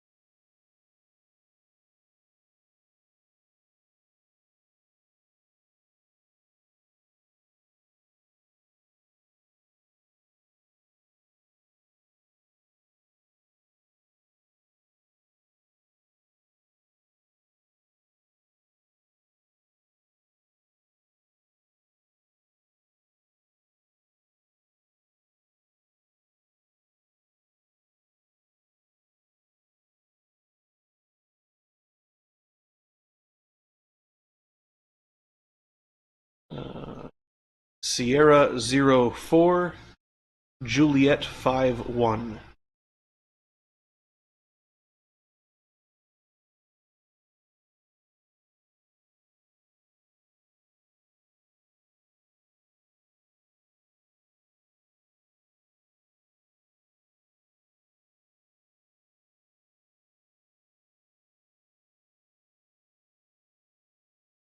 Yeah, I need two of them guys. You're gonna tell me it's $4.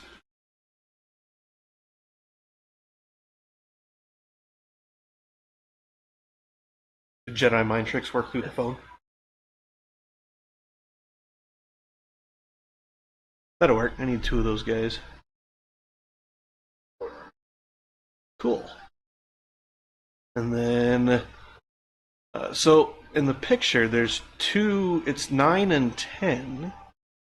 They appear to be the same thing, so maybe it's superseded numbers, what it is.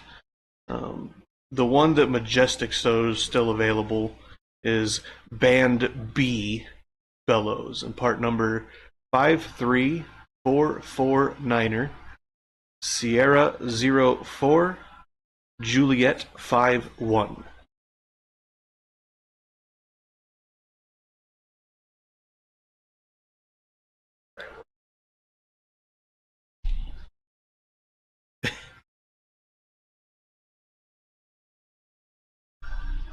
And then there's going to be a hard one that we probably, as it says, discontinued.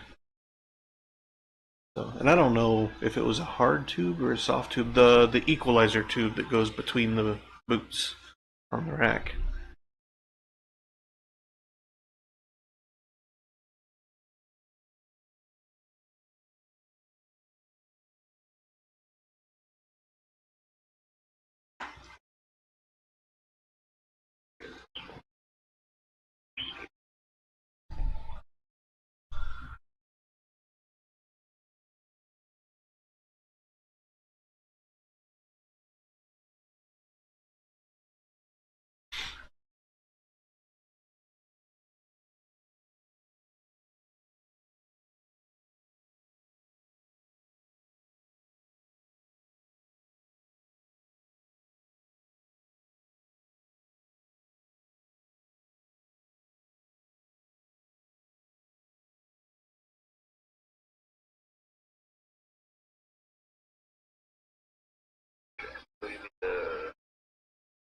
The air transfer, Uh, yeah, and then I need the inner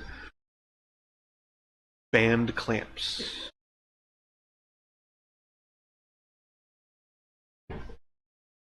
That was that. showing a supersession on the band bellows of band bellows.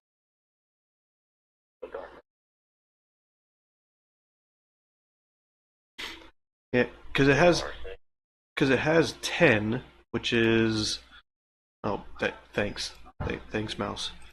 53449 is the first five, and those are identical, which just tells you what it is. It's a band for the rack boot. But then it's the two sets of numbers after that tell you the series and the actual part are different. I got a SO4 J51 for the one that Majestic shows available, and the one they say discontinued is SM4000, which the 000 sounds like an OEM part that would have been available in 92, 93, 94. Because I've seen a lot of that number. So that they like directly feed, but they should do that. But you did. Yes. I guess worst case scenario, can I return them if they don't, if they're not the right thing? Yeah, make sure I can.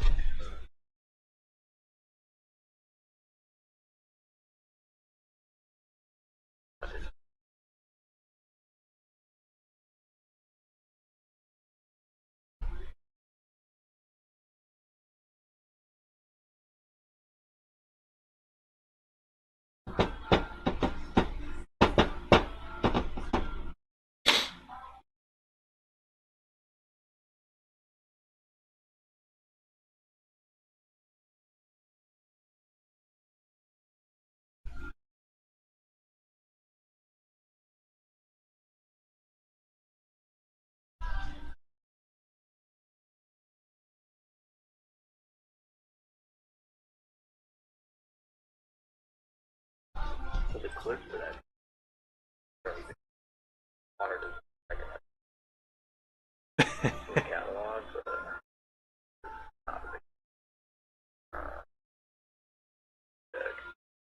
Huh. 'Cause- it doesn't shoot it. yeah, that's weird, because usually everything that Majestic has a price on is usually available. Hmm. Because it fills in the pricing and everything like that, but I mean, an A5 is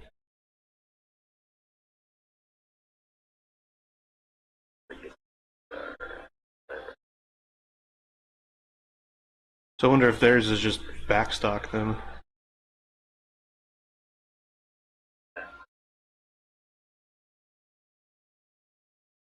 Was that the little clips?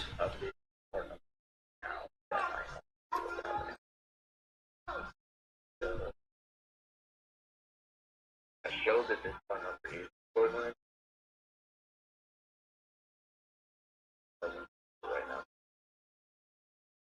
Hmm. Depending if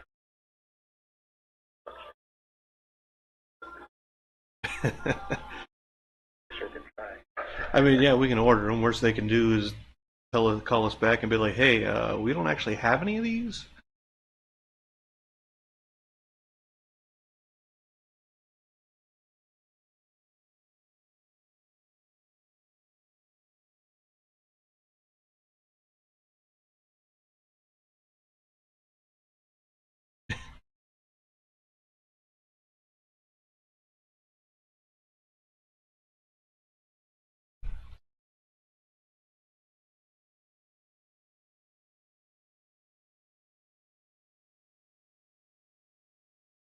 Washer.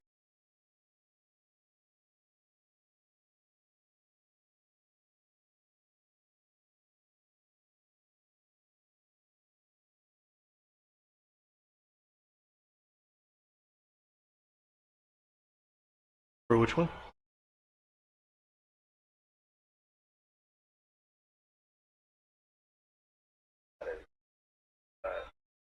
Hierarchical band, the one, two, set of 5 groups, and 5 groups, and I do. Is that right? Yeah. I'm surprised you found the two. Majestic says just discontinued, which normally means ain't nobody have it. What? Making sure I can.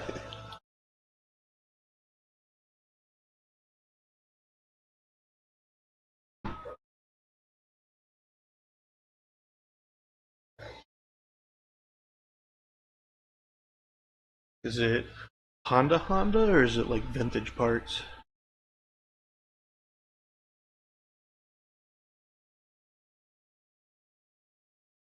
Because like the little clips, I could probably find something. You probably go to motorcycle shop and fuel line clips would probably be the same because they're those just the like single piece of steel kind of squeezy type clips, right? So if we can't get those, that's not a big deal.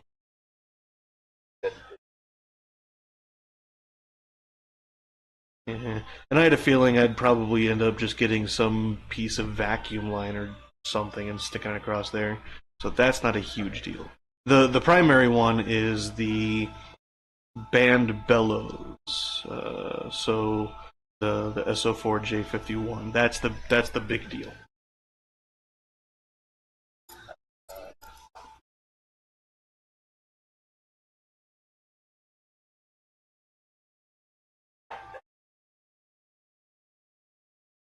Okay. So what is the end price on those guys?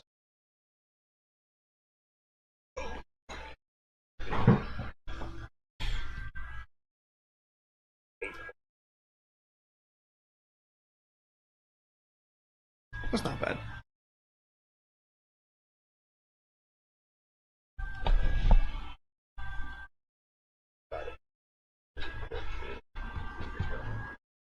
Yeah, I mean, yeah. Worst case scenario, I'm in there like 70, 80 something cents, right? Nice. Yeah. Worst case scenario, they tell us no.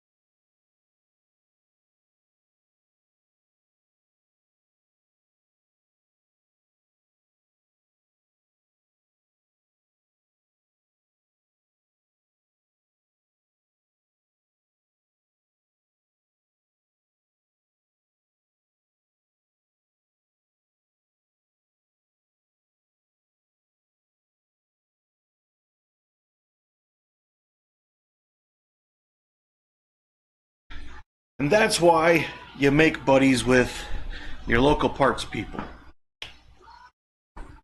So I muted you, well, I muted the mic for you guys so that I could give them, you know, whatever credit card information so I could pay for the stuff. It comes out to like $45 or something. If it were a $500 order or a $1,000 order or something like that, they'd need payment up front. Obviously, he can't just have the dealership cover that.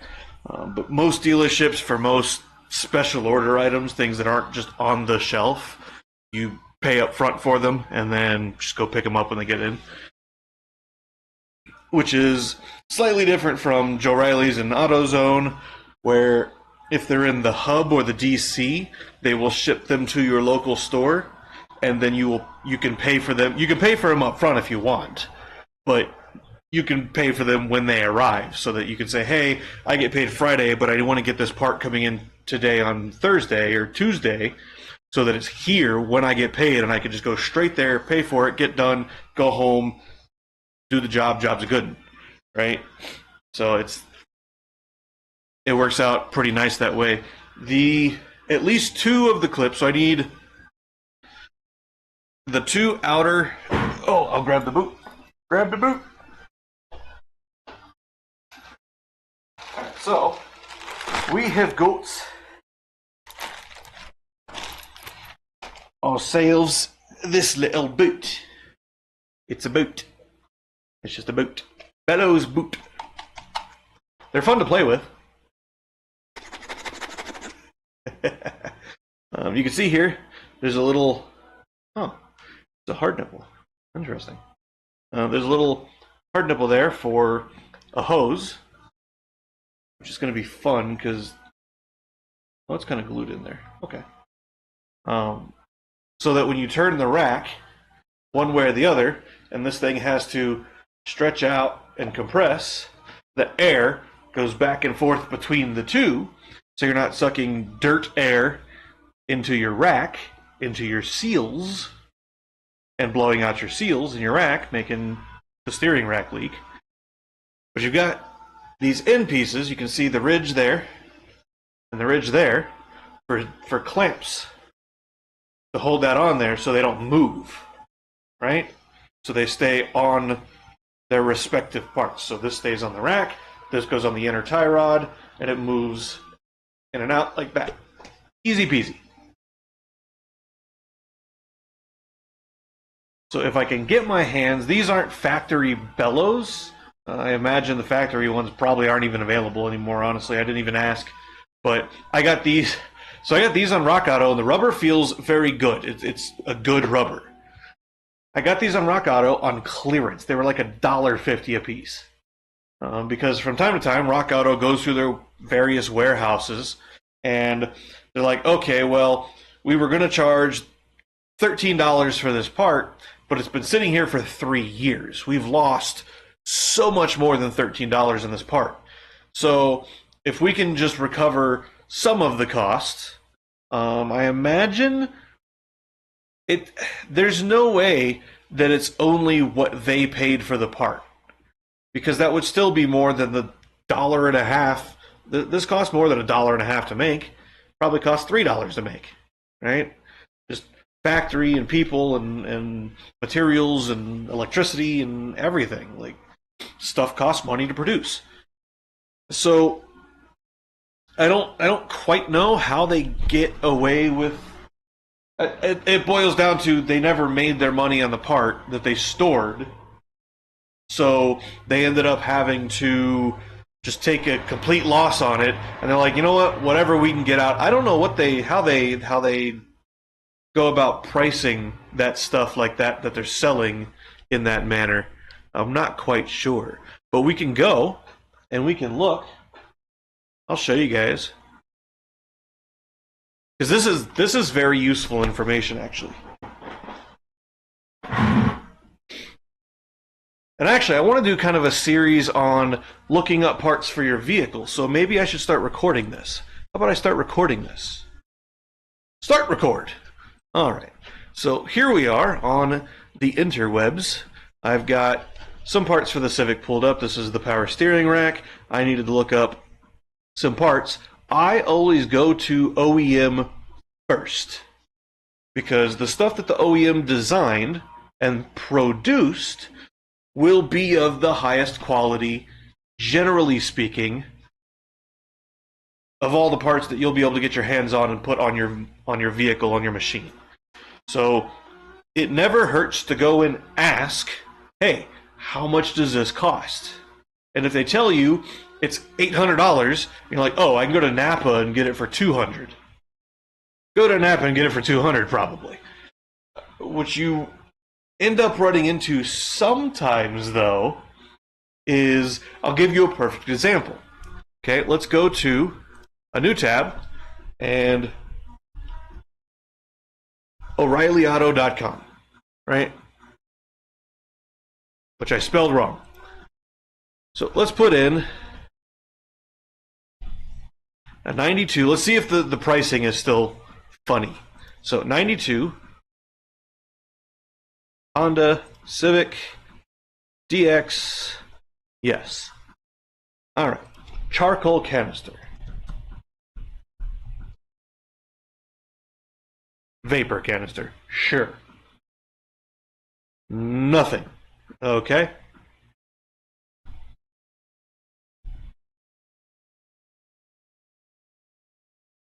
Charcoal canister. Well, they don't even have a part anymore. Okay then. Used to, O'Reilly's had the charcoal canisters. It was a Dorman replacement part for my 92 to 95 Honda Civic, the EGs. They no longer do. But we can come back into this page, which is dealership blow-ups. This is the same stuff the dealership's going to look at when they're looking at parts for your vehicle. Whatever that may be, you go online and you search. Let's start a new tab. Okay, so this was Majestic Honda, which DNSs to Belize Honda because Belize bought the rights to Majestic. I think Majestic shut down.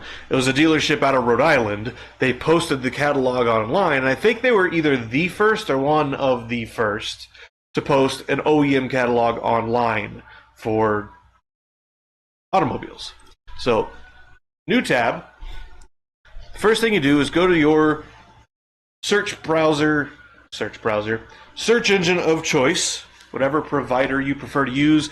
I always recommend against Google because they have very, very bad security problems. And they do naughty, naughty things with your information.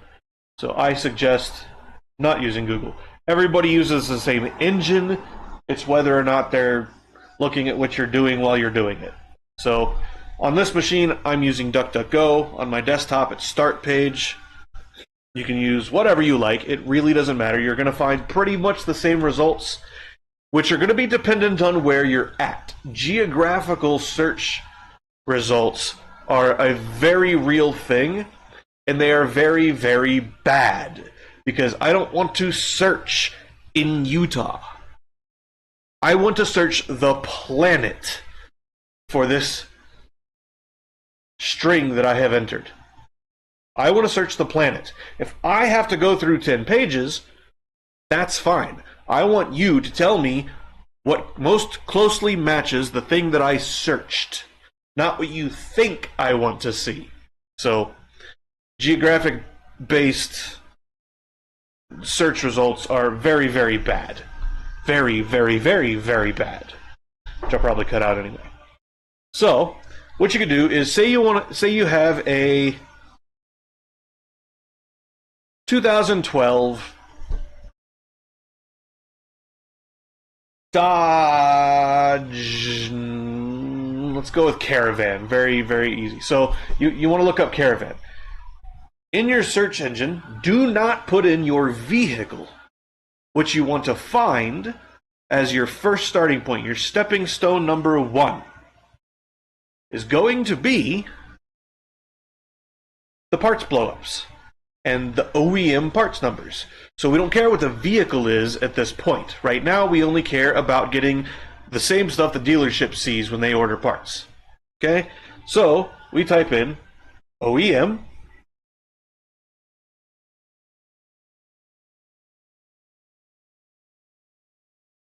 Dodge parts. That's it. OEM Dodge parts. Keeping in mind, obviously, that the more generic your search terms are, the more likely you are to get a hit similar to your search request. The more specific your search terms are, the less likely you are to get anything that's related to your request and only things that are exactly your request, which doesn't happen anymore. Google just shows you the things that it wants you to see. The whole first page is ads and sponsors. So, you know. Anyway, we go and we look for something that, you know, Mopar.com. Okay, Mopar.com sounds like a place that you would find OEM parts. So let's parts. Okay, well that doesn't give us vehicles. There we go. Vehicles. We want to start with vehicle. Grand Caravan. And then we wanted 2012, right? 2012. Caravan, let's go with the non-flex fuel RT. Right? Then you're going to be greeted. Most sites are going to be organized about like this. This is kind of a bog standard format, which is good. That's a good thing. Bog standard formats are easy to navigate once you have navigated them once, or half of a once even. So we go in here and say we want to find spark plugs. Simple and easy, right? So we're going to come down here to engine, and I'm not sure if it'll be an engine or not. Cylinder head. Cylinder head is just the cylinder head. Okay?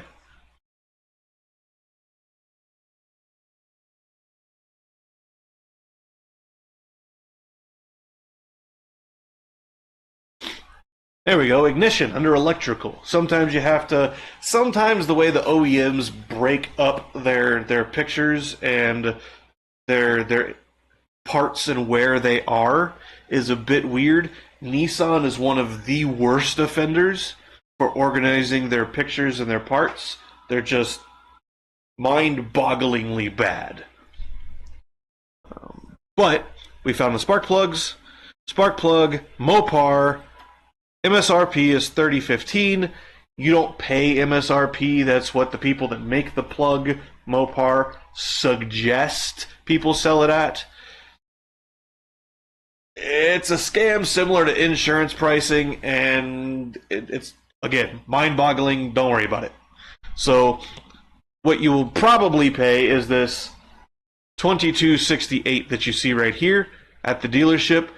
And this is going to be dependent on your location, right? Some dealerships will charge this price. Some dealerships will have a different markup. Some might be less, some might be more. Another reason you should make very good friends with your local dealership parts supplier, with your local O'Reilly's parts team, with your local AutoZone parts team. Excuse me. Whoever is your preferred parts supplier, make friends with them. Get on good terms at least with them, right? Go in and whenever you need parts, chat with them. Just be human. Don't go in there and be a robot all the time, because, well, then they're not going to like you, and if they have the ability to do markup, they might just mark stuff up just because you irritated them. It's possible. Maybe it doesn't happen all the time, but it's possible. So we can look for there. Okay, Mopar plugs, $22.68. Well, that's a bit more expensive than I want to pay. So let's go check O'Reilly's. So we're going to add a new vehicle, 2012, Dodge, Grand Caravan, RT, non-flex, add vehicle. Which I don't like O'Reilly's new system of add vehicle. It should be live.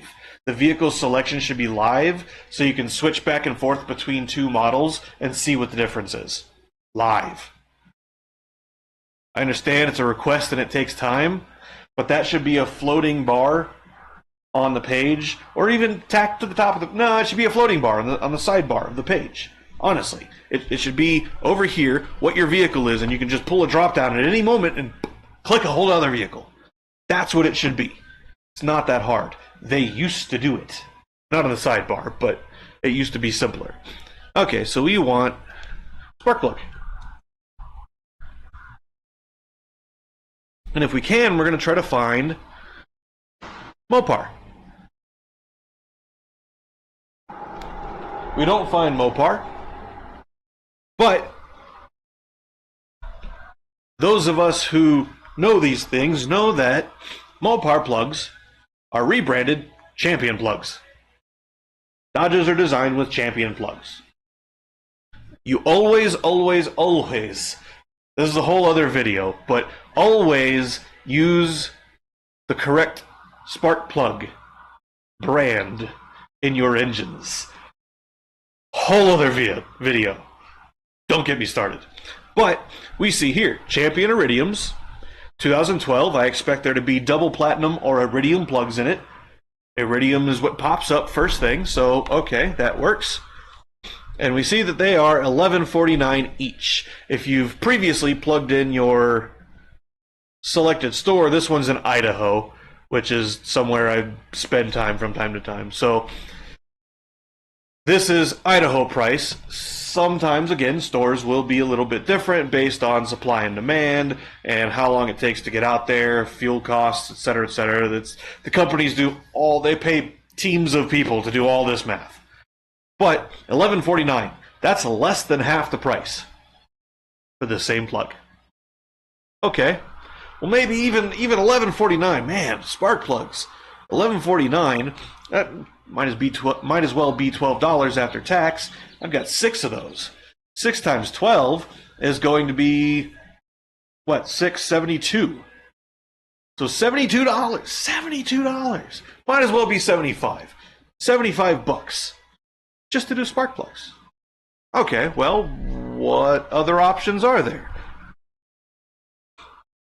The best other option, you can go to Scamazon, you can go to Fleabay, you can go to all these other places, and you might, there's a 75% to 80% chance you will get the correct part for cheap, it won't be damaged, etc., etc. It'll be exactly what you need, and it'll work, and it's fine.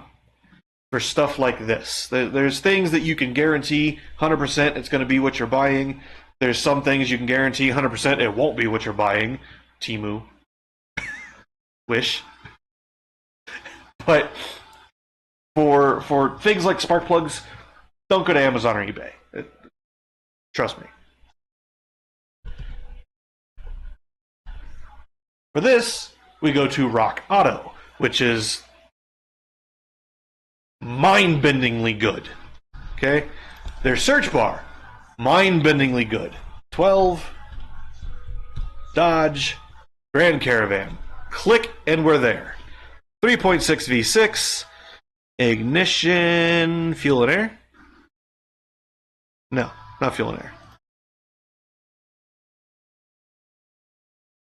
Ignition, there it is. Spark plug. Okay, spark plug. Champions. Look at that. Iridiums, presets, which they're going to be. Champions, $5.46. We even saw, real quick, right-hand drive. Does that make a difference? Sometimes you'll have options that don't seem to make any sense.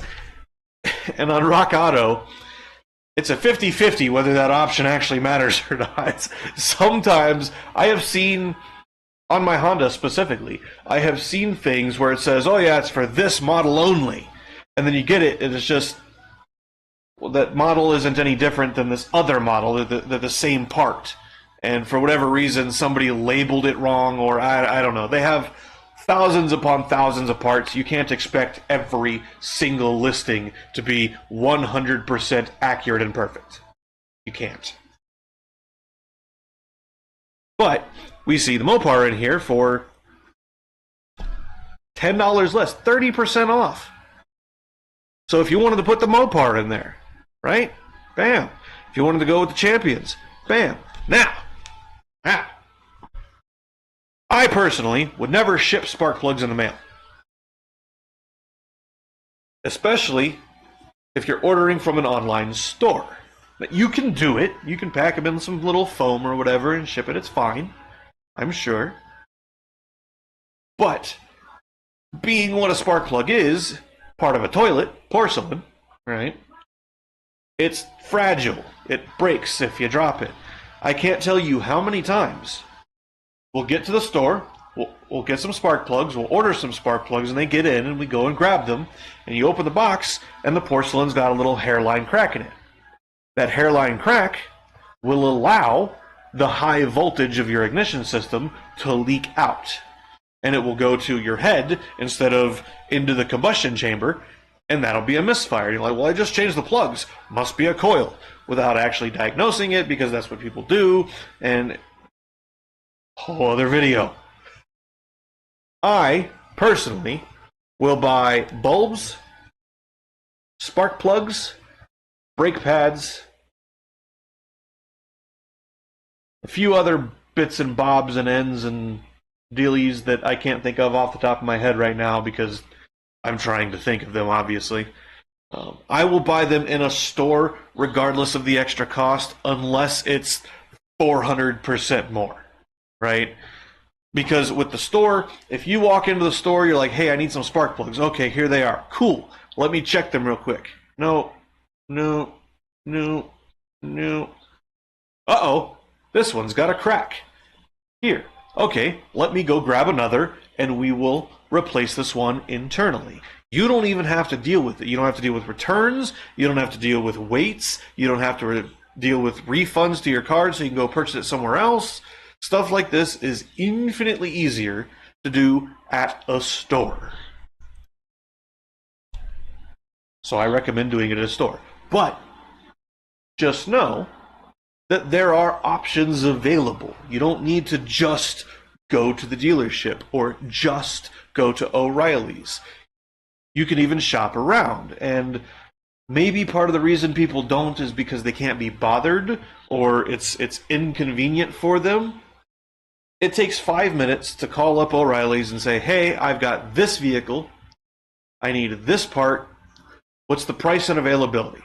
And I should make a video for you guys about kind of the standard format that part stores expect from commercial customers, from business customers, when they're dealing with them. Because when you're running a business, when you're running a shop, you don't have time to sit there, hey, how you doing? Yeah, did you see that thing last night? How's the game? Most of the time you don't. Sometimes you do. Sometimes you know you're going to have to wait on this part, and that's the only car you've got today. You're sitting around waiting for a car to come into the shop, and that's it. Sometimes that's how it goes. Much of the time, you don't have time. It's, hey, I need this. Can you send it? Thanks. Click. And go on to the next thing. Start working on the next vehicle to figure out what parts you need for it so that you can call them back and order those. Or, if you're smart about it, you'll fill the bays. You'll do all the debug and the diagnostics on all of the stuff.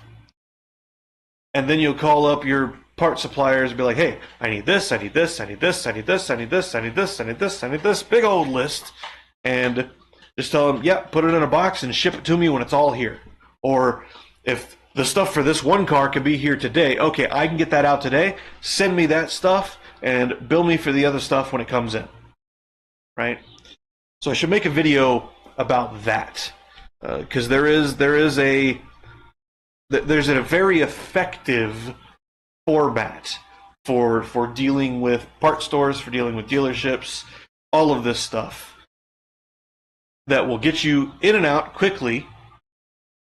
It will help you save money at the dealership and the part stores much of the time, especially if, again, you've made friends with or even slight acquaintances with your local part suppliers. Because sometimes they'll be like, oh yeah, I know this guy, he's kind of cool. He always comes in and he asks for exactly what he needs, and then we chat for a minute while I look it up, and then he pays and he's out. and we're done. And I can move on to the next thing. I'm not standing around waiting, trying to help this person figure out what they're doing on everything they're trying to do, right? So it's very good to have kind of a standard format. Also, having a standard format could be helpful for those of us with social anxiety, perhaps. So you walk in and you've got a formula in your head, and you walk up. So I find it difficult to look at people in the eye. Right? I can look at you guys in the eye in the camera because it's a camera. But if you were standing here in front of me in person, I would look at you, and then I'd look over here while I'm talking a bunch, and then I'd be like, oh, wait, this person probably wants me to look at them when I'm talking to them, so I look up and then I look away. Part of that is processing. If I'm looking deep into somebody's eyes, I'm processing them, I'm not processing what's in here. So part of it is that. But part of it is also, it feels really creepy to me staring at people. I don't know. I was always taught that it was rude to not look at people when you talk to them. When you talk to people, you look at them. That's communication between humans. I can't do it. I can't do it. You can ask my mother, and you can ask my roommates. You can ask my previous roommates. You can ask anybody that knows me intimately. They will tell you, I don't tend to look at people for long periods of time when I talk to them. Just can't do it. So, it helps to walk in, and you don't even have to look at the guy.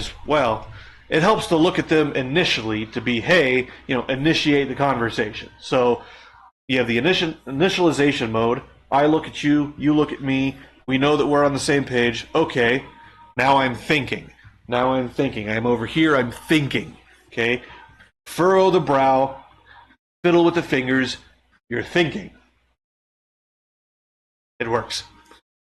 Also, stutter a little bit. If you don't already, stutter a little bit.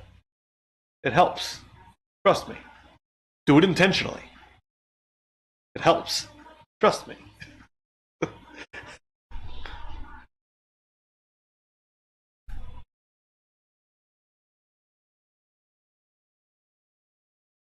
Lost my train of thought. Well, no, there were 4 trains, and we decoupled about 18 cars between them, but not consecutive cars, and they went down 6 different tracks. And then we have to recouple some of them, and it's fine. Talking about basic format. I should make a basic format, which I'm recording. I could cut this bit out and make it a basic format video. So why don't I do that? And then we can return to why don't I finish up looking for parts, and then we'll do a basic format. In the recording, we'll start a new recording, and then it'll work. It'll work. I promise it'll work. So, finishing up the parts discussion, you don't have to get your parts from just one place. You can shop around. That's perfectly acceptable. There are some parts I would recommend, which I might make a video about that. I might write down over the next few weeks or so, might write down all the parts that I can think of that are parts that you want to try to get in town if you can, wherever you are locally, even if the parts store is 30, 40, 50 minutes away, an hour away. It's better to get them in a store than it is to try to order them online, simply because of the things that can and very often do go wrong in this whole process.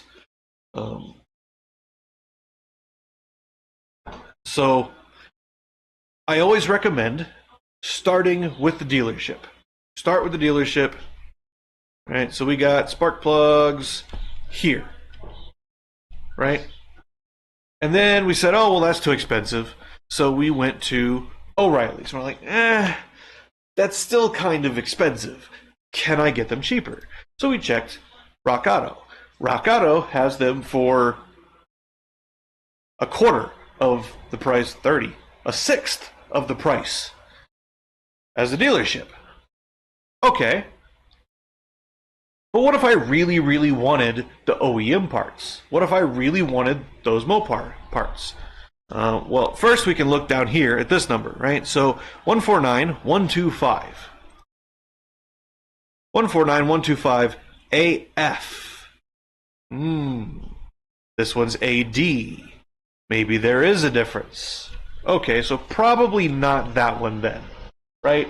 Unless you have the right-hand drive, which would be the mail trucks version. So, what we can do is we can come in here, we can click on that, Control-C to copy.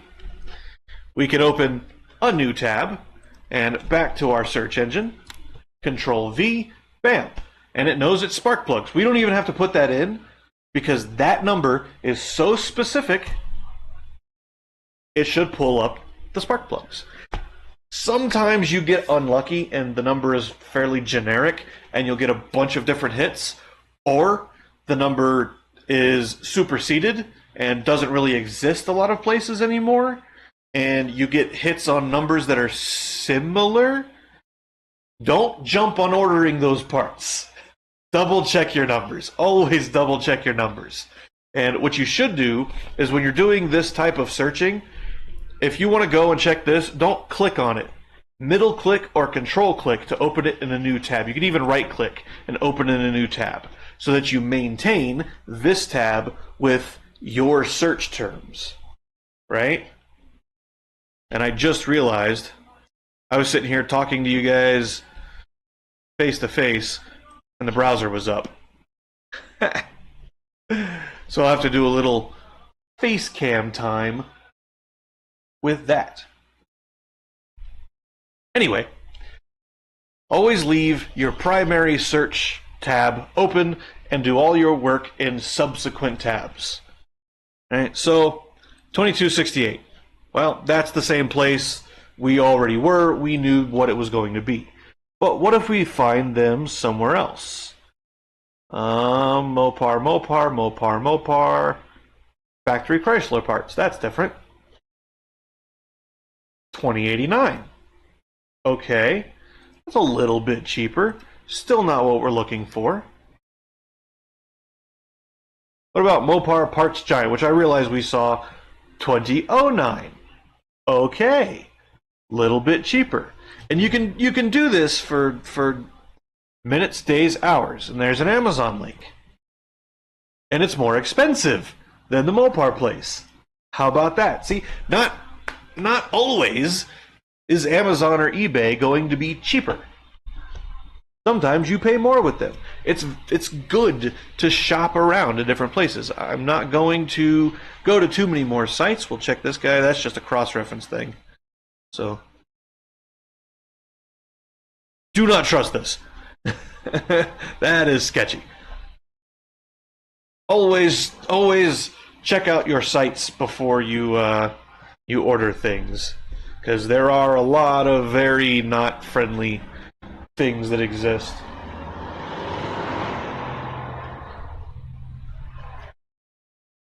All right.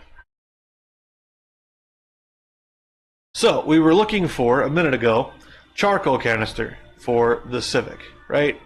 So let's get rid of him. Let's go 92 Civic, 1.5. Emissions. It's going to be vapor canister. Wow, they don't even have a listing for it.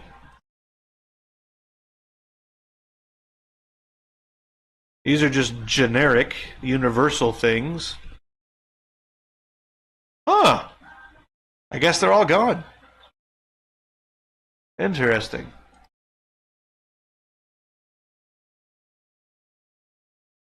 Well, okay then.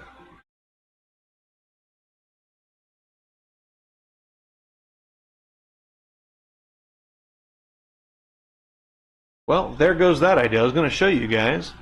Let's go back here, see if we can't find it in the OEM stuff. Engine? Emission stuff. Maybe electrical and all that. Fuel pipe? I don't think it's fuel pipe. It is fuel pipe. Okay. Charcoal canister. Canister assembly. Discontinued. Okay. Well, again, we can... There's two different ones. Which one do we want? Let's go with this one. So, copy that. New tab. Search engine. Paste. Enter. On to parts now. Discontinued. Auto Parts Prime. Discontinued. Well, that's sad. These used to be available. There's one. Used. It's a charcoal canister, guy. You can't reuse them.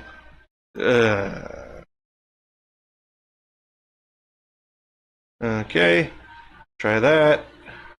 Try that. Out of stock. No stock. Hey, there you go. This one says it's available for $100. Now, let me tell you something kind of funny about that. So, I was going to show it to you, but as we see, Lily! How goes it? I was in the browser and rambling. I'm also recording for a video I literally just thought to try to record while streaming simultaneously because we're here and why not? Also, Lily, I do have alert command on YouTube. I'm pretty sure it's working. Boop.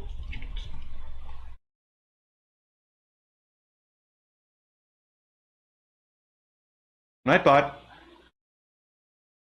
Nightbot. Hello?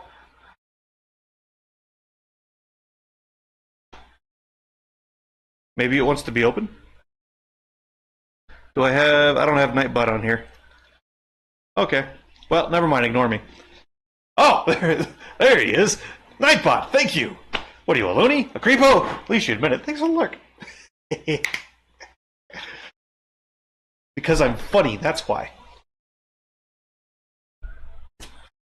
Lost my train of thought.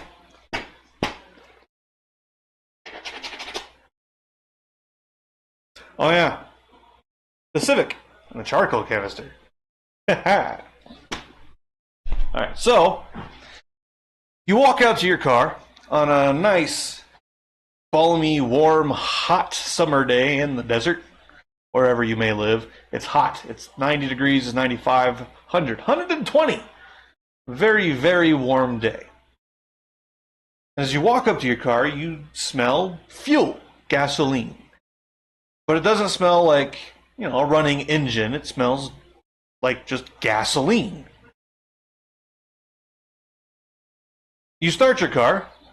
You drive away figuring, oh, well, maybe someone spilled some gas or drove by with a fuel leak or something. I don't know. You ignore it. You think it's not my car because my car is fine, right? So you drive somewhere else, and you still notice that same fuel smell. You pull up to a light. Same fuel smell. What the heck's going on? Well, your vapor canister is saturated. As far as I know, there is no method of desaturating a vapor canister. Somebody absolutely feel free in the chat or in the comments when I post this video to let me know I'm actually a loony and how to refurbish a vapor canister. I've tried and have never succeeded. So anyway, this happened to me one day. Walked outside and car smells like gas. Okay, well, a little bit of diagnostics later, I figure it's got to be the vapor canister or the charcoal canister, which its entire purpose is to absorb those fumes as the fuel expands, as the fuel evaporates. There's a vent on the fuel tank to prevent it from overpressurizing and blowing up or deforming, causing problems. Those gases go into the vapor canister / charcoal canister, where they're stored until you start the engine at which point they are sucked into the intake for usually a length of time. I don't know if there's any car that does it differently. I think it's just a length of time, and OEMs have fiddled with the lengths of times over the years, but I think that's all it is. It's just a basic timer. So you suck those vapors into the engine, you burn them, because A, when the engine's cold, you need that extra fuel anyway, and vaporized gasoline burns, whereas liquid gasoline does not. So it's kind of a better way to richen up your mixture on a fresh start. Cool. So everything kind of works out. So I diagnosed the Civic, the charcoal canister was bad. I thought, well, let me run down to O'Reilly's and see if they have it. Maybe I have to go to the junkyard and find something used that's not saturated. But let me find out. So I went to O'Reilly's, and they had a unit available for sale. They could get it that day even for $280. Okay, well, it's an emissions part, and emissions parts are expensive for whatever reason. Okay, sure. A few weeks pass, and I'm just like, there's got to be a better option. There's no way people are paying $300 for a charcoal canister. Like, it's a piece of plastic filled with charcoal pellets. I can make one, actually, today with my 3D printer. I could make a charcoal canister. So I thought, well, let me go look around. I'm not sure if I knew about Rock Auto at this time or not. This was years and years and years ago. So I did some looking around. Eventually, I ended up at the dealership. Now one of my best friends worked at a Honda dealership, and I was like, you know what? He's over there today. Let me go chat at him for a little bit, and maybe I'll ask him if some of these parts are still available. So I go over there, and we look it up, and with the regular markup, the part was $120. With his discount, because I can just give him the money and he would buy it for himself, right? With his discount, it was $80. So I got a brand new charcoal canister.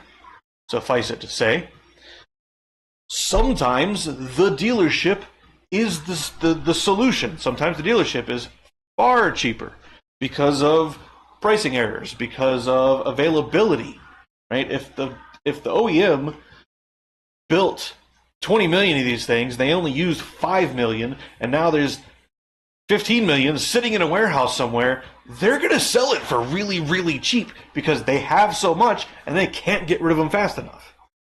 It happens. Sometimes it happens. Again, there's people who are paid, there's teams of people who are paid thousands upon millions of dollars every year to literally sit down and do all this math to figure out how long can we store this part on the shelf before we start losing money. How far can we ship it before we start losing money? People get paid just to do those maths. Sometimes the dealership is better. Sometimes the dealership is absurd. We had a Nissan one time. It was a 94 Nissan Sentra that came in. So, little old Korean lady, she's got like a bunch of blankets on the back of the seat and a bunch of pillows on the seat bottom, and the seat's all the way forward and the steering wheel's all the way down. She couldn't have been more than 4'8". Itty bitty little lady. Okay? And she's older, she's on a fixed income, she can't afford, $1,500 repair bills, $2,000 repair bills. She drives a 94 Sentra. This was in like 2012. So the car's old already.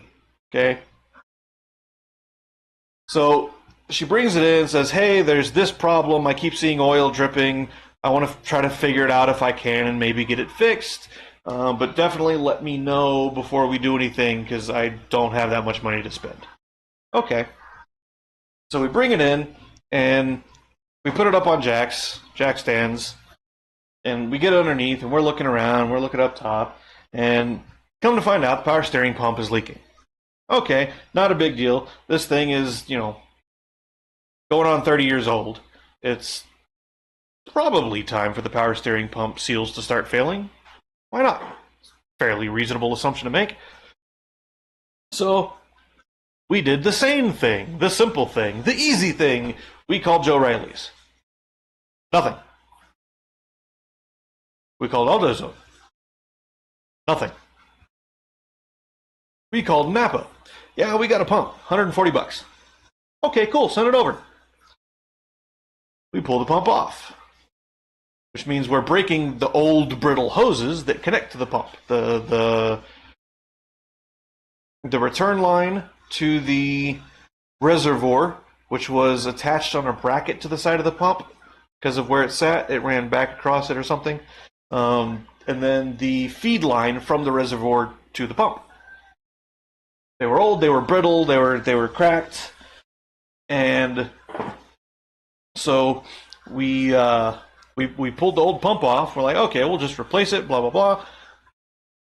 The part we get is completely different. The part we have, the pulley is pressed onto the shaft, and the pump body is pressed, or the pump assembly is pressed into the pump body. And then there's a little C-clip that goes in, or circlip, that goes in the pump body to hold the pump cartridge in place. Similar to a GM design, actually. The one we get is more closely related to the 90s and early 2000s Hondas, where the power steering pump is all bolted together. And again, bolt-on pulley, pressed-on pulley. Completely different. The feed line, completely different diameter. The pressure line, completely different fitting. The whole pump was different.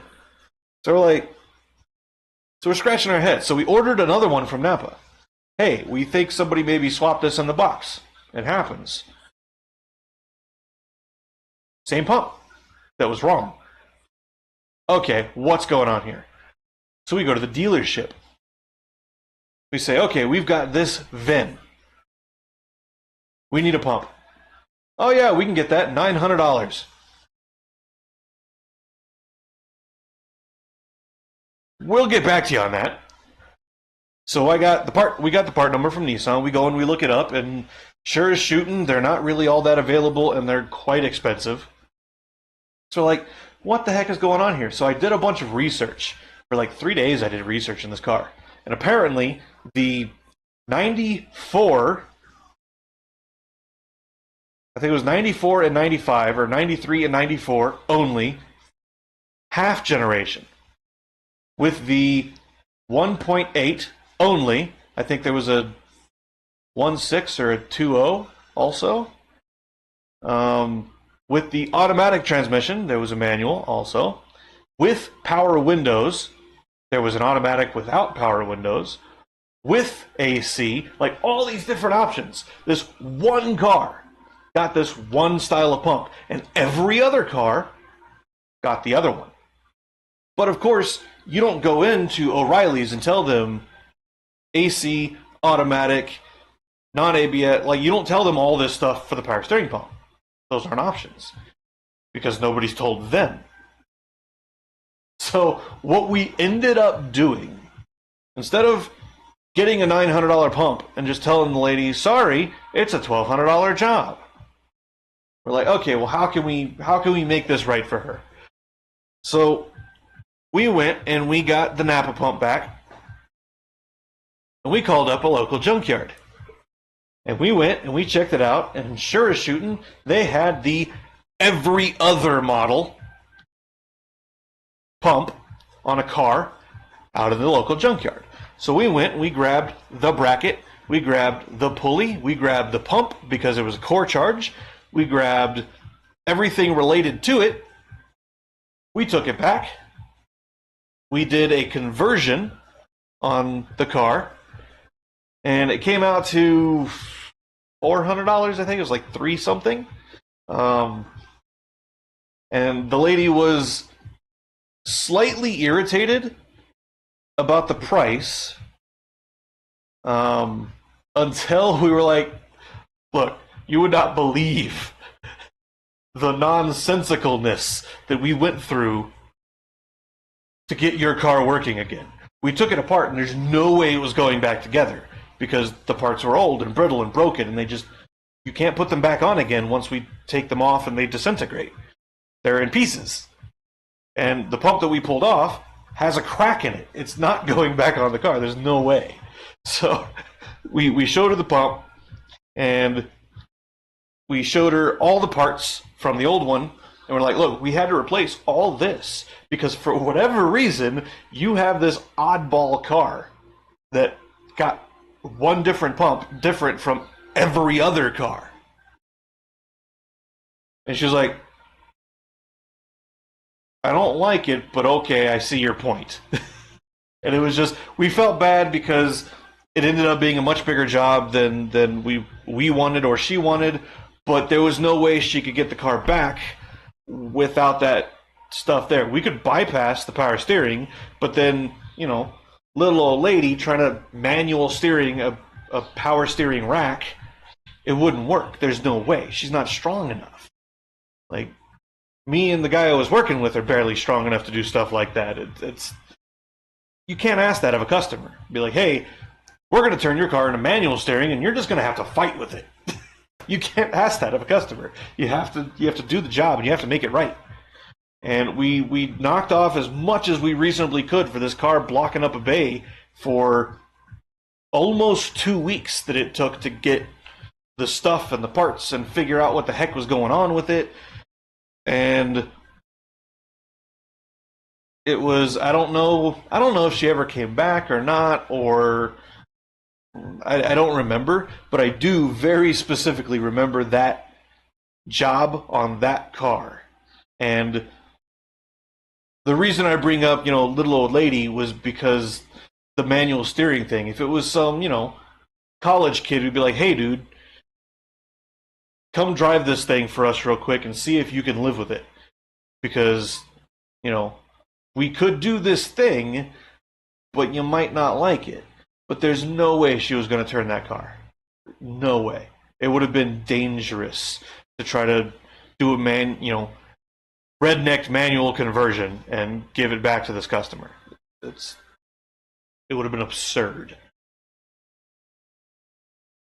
So, sometimes, I guess long story short, sometimes you have to do some research because you have an oddball. And it helps to know some of these resources, right? And I bring up the browser knowing full well that you guys are still on Facecam. It's fine. It's fine. See, stuff like that right there, stop recording. Stuff like that, I love. Tell a story. Tell how it relates to somebody. Tell them, hey, this is what we did. And be like, hey, do you guys think we did right? Do you think we did wrong? Ask somebody's opinion and use it as a teaching tool. Using anecdotes as teaching tools, which a lot of things about humans just made sense saying that sentence.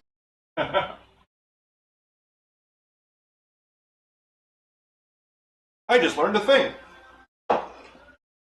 about humans. Okay. So, stream, we're not recording anymore. I can be more personable streaming. Ow! I don't know what I'm doing right now. What am I doing right now? You guys tell me, what am I doing right now?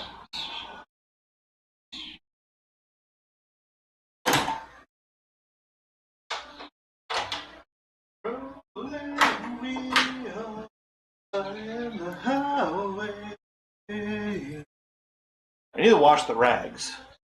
I need shop towels. The clamps for my bellows boot may or may not be here tomorrow.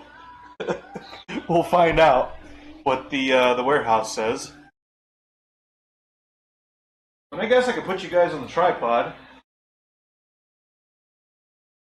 and we can wash some rags. I can show you how I wash rags. I don't know that that's very interesting. I don't know that's great content, but it's something that needs done. Not everything has to be the most amazing thing you've ever seen. Sometimes you just gotta do things because they need done. Right?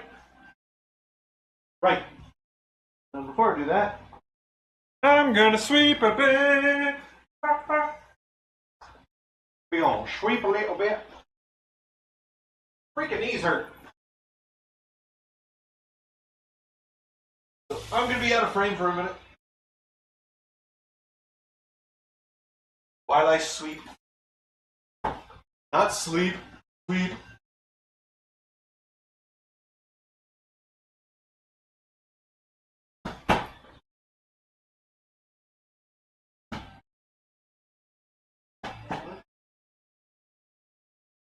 I am not your way. I am the highway. I am not your ride. I am the sky. I wish YouTube had multiple audio tracks, so you guys could listen to the same 14 tracks I listen to on a regular basis.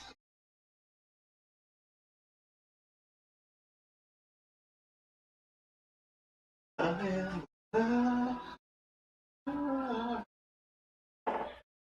oh. I guess you could put the inner tie rods on the rack. Oh. Don't need the boots to do that. I actually specifically need the boots to not be on to do that. Yeah, yeah, yeah. Oh, oh.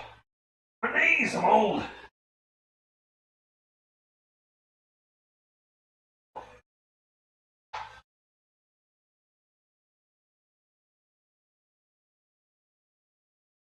Oh, my knees get old.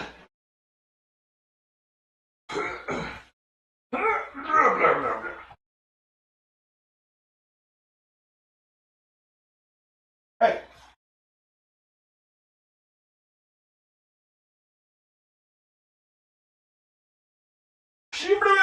Nerf. Stupid fly things.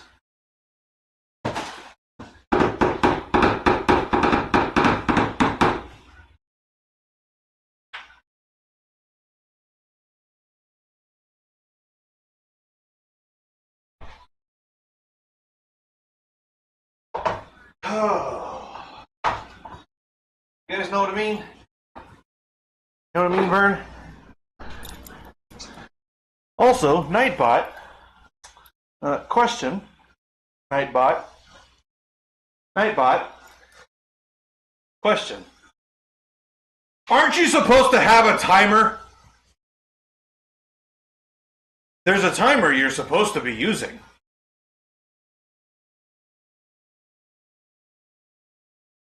It hasn't done the thing. Butter, ¿qué pasó? What's going on, buddy? I'm just in here complaining about Nightbot because Nightbot's supposed to have a Discord timer. That it brings up the Discord thing every so often. 30 minutes, I think, or 45 minutes? Let's see if the command works real quick. Yes, DOScord. Discord. And of course, Nightbot's going to take 14 hours. Oh, that one went fast. Lurk is slow, but Discord's okay. So yeah, Discord works, but it's not. The timer's not working for some reason. I don't know if with that you have to have Nightbot open because so Nightbot's got a song request mechanic code feature, and for song requests to work, you have to, apparently,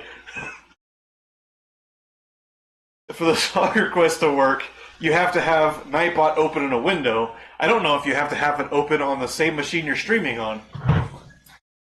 Now I'm curious. Yeah, I've got a bunch of funny commands.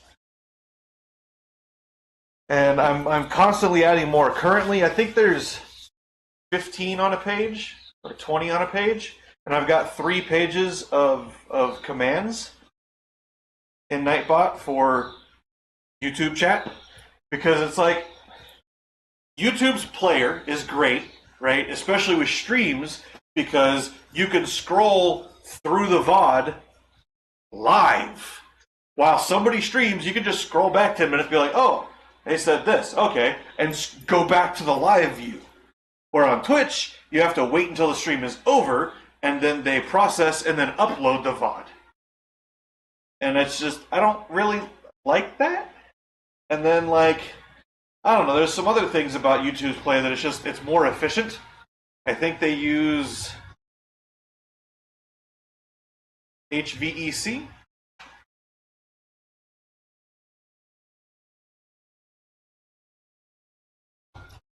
Welcome, brother. So yesterday, I guess the day before yesterday, I went to bed around 0400, 0500, and woke up around 1100 hours. Okay? Fine, whatever. It's a little bit late-ish. It's not, going to bed at night and waking up in the morning kind of thing. Whatever. Last night, I was like, okay, well, I should go to bed. It was around night noon, 01, 0200. So I really have no idea. I didn't even pay attention. But I turn everything off. I lay down. I open the window, turn the fan on, get my pillows all set up, because like my late wife used to say, I have my fortress of pillow-tude, because I like a pillow for my knee, and a pillow for my arm, and a pillow for my head, and a pillow on top of my head, and a pillow like under my other arm, and like I love having pillows. Big pillows. Oh, not those little like throw pillows that like your mom has, but like big floofy pillows. That's my thing. So I lay it down, and I laid there for like half an hour or so, and then oh no, I turned everything off around 0430, because by the time I was like, well, I'm not going to fall asleep, I should get up and do something, the sun was coming up. So I am still running off of, what time is it? Noonish. So noon, 24. So I've been awake for 24 hours-ish? And honestly, I'm not feeling it. Like, I feel fine. I feel normal. I feel... Yeah, I should, right? Like, normally, at 18 hours, I'm just crashing. Whether I sleep or not, I'm just crashing. I'm just like... But like, I don't know. I mean,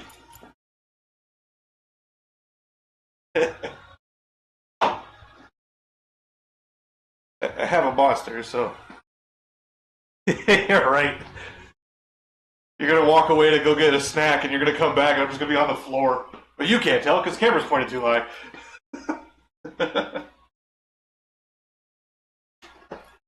So I don't know if you've seen these. When I try to explain them to people, nobody knows what they are. So it's Monster Import, okay? And it's a, what is this guy?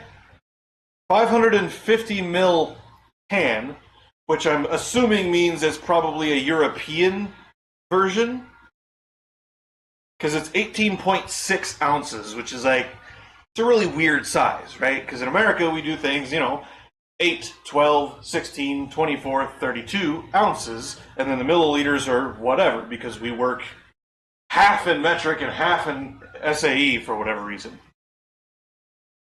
This guy is 550 mil, and I want to say that I've looked at the whatever words and things, the nutritional facts. I'm sitting here staring at the words and I can't. I'm not feeling it. But I want to say that these have less caffeine per can than the regular 12-ounce monsters do by themselves. But it's bigger and it has less caffeine, or it's bigger and it has the same caffeine, which would mean per sip or per drink or whatever. Shh, don't worry about it.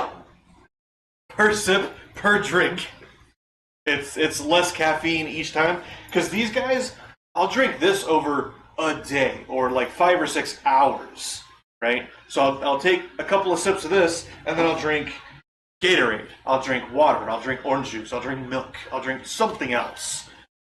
And so a regular everyday 12-ounce monster, the OG monster. Monster's the only energy drink I've ever been able to stomach, like the flavor and what it does to my insides.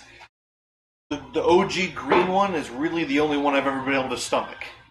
Every other energy drink has got some weird aftertaste, or it's just gross, or it hurts my stomach, or whatever. I do not drink coffee because it tastes like roasted tree ass. It's gross. Can't do coffee. I do drink copious amounts of tea, black and, well, not green lately, but black and green tea. I will drink both, and they have less. I guess it depends on how you steep it. Black tea can have more caffeine than coffee, but coffee could have more caffeine than tea. It depends on like the brew, all that stuff, right?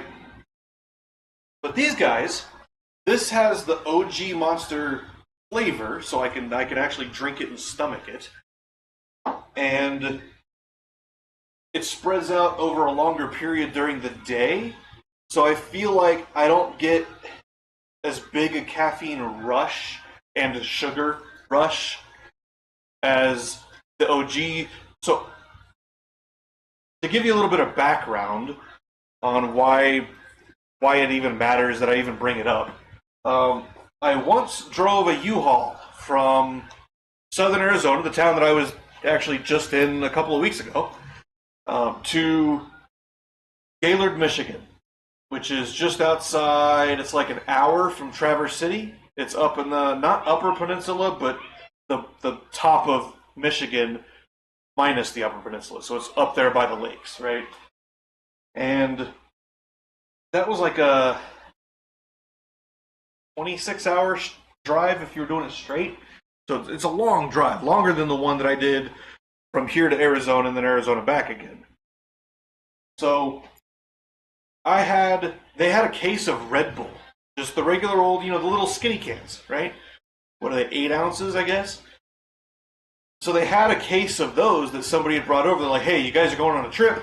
Here you go. They just bought a case and brought them to us. They're like, okay, so we had 3 trucks, and we split them up among the 3 trucks. I was like, I'm probably not going to drink a whole lot, so you guys I'll take 3 or 4, and you guys take the rest.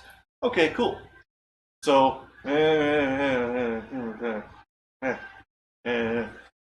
so I'm like, okay, well, I'm starting to get tired.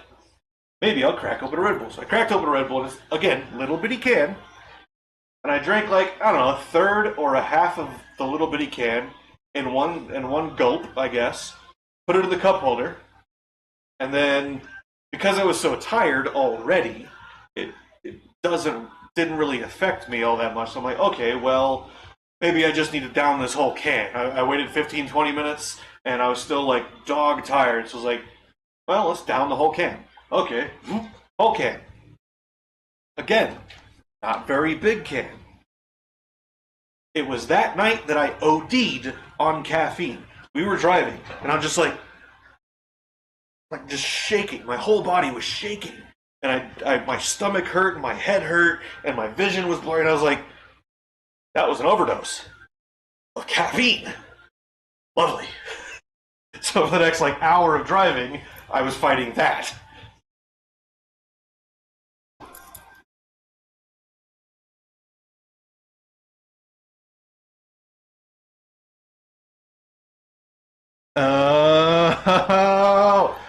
Oh, yeah. See, you didn't think about that, did you?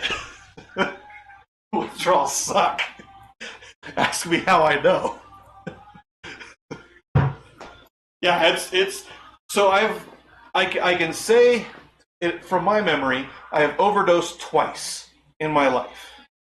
Neither one of them were very big overdose, like the laying on the floor, drooling, about to die overdose. But it was definitely more than my body could handle, right? That was one. The other one was, I don't know that it's appropriate to show scars on streams, but I have scars up and down my leg because I got run over when I was riding a bike, motorcycle bike, vroom vroom. Some guy pulled out of a parking lot without looking, without stopping, 30 miles an hour, and it was either I T-bone him or he T-bones me. So I'm like, okay, well, I choose he T-bones me. Maybe I can have a little bit more control over where I go instead of my head through his door. So I hit it, try to go around him. It doesn't work. He T-bones me, crushes the frame of the bike with my femur, snaps the femur, and get a rod put in because there's so much meat on the thigh that you can't put a cast on it. It'll still just move around. I gotta put a rod on the femur. So put a rod in, and yes, I did. So get the rod in, and of course, after surgery, they're going to put you on some kind of pain management system, usually an opiate of some kind, Percocet, Vicodin, whatever, right? Whatever they put you on. So one night, my leg was just like crazy hurting, so I took one dose, and I kind of fell asleep, and I woke up. And I was like, oh, it's been 8 or 9 hours, and my leg really freaking hurts still. Like, I guess I must have slept long enough. I must have been out. So I took another. Apparently that was too much, too close together. I think I actually only slept for 2 hours. And for about 4 hours after that, I was just laid in bed, like my skin hurt, and my brain hurt, and my eyeballs hurt, and it was just, it's not good. Like, it's not a pleasant experience, that stuff. And that was like, that's a little bitty kind of overdose. Like, that's not even like a big bad one. Where I can't imagine what happens like when you go beyond that. Like, pass. I don't even know if that's appropriate to talk about on YouTube. Might get yelled at to take the video down or something because I'm talking about blah, blah, blah. It's a life experience. It sucked. I learned. It is what it is.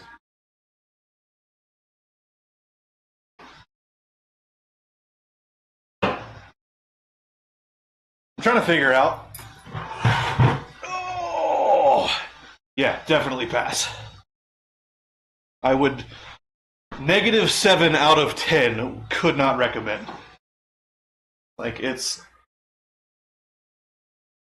yeah, I don't know, because so you can go on and you can just look at like YouTube's the list of rules for videos and streams, and the list of rules for videos and streams are different. They cover a lot of the same stuff. Like, there's a bunch of stuff talking about, obviously, Americans own firearms, and there's a bunch of stuff talking about you can show firearms on YouTube because you can go around and you can see people at the shooting range. You can see guys rebuilding, different arms and what have you. But you can't make it a point to be like, hey, we're going to go do the and be stupid about it, right? If someone sees you being stupid and it gets reported, or just someone at YouTube sees it, because every now and then they just audit random channels, Oh, what am I doing today? Oh, I'm auditing, but it runs. Okay, let's randomly click. What is this?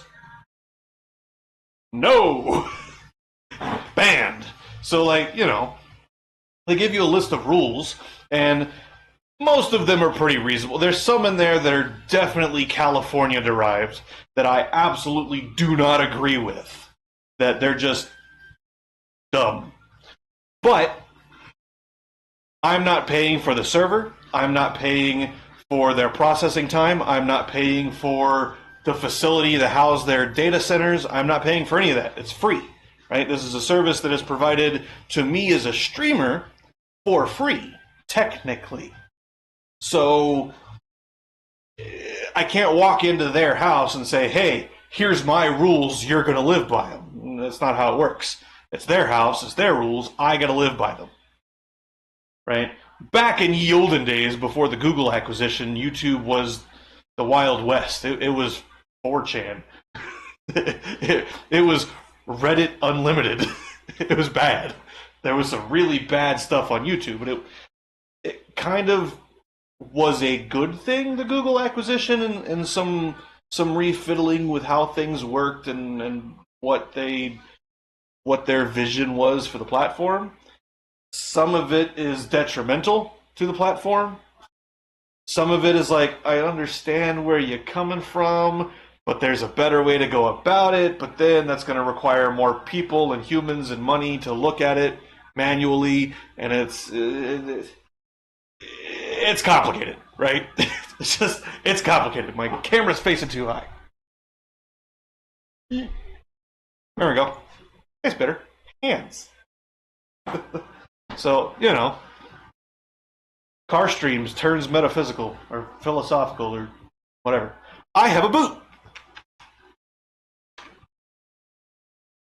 Oh, I thought it would make a noise. You block this end and the small end, and it's just, it's the same thing as what you call it, the blah blah blah blah, the blower for like a blast furnace, the one that does that. Same concept. Block off one end, air can go in one way and only out the other, and it's like, I got my own fan.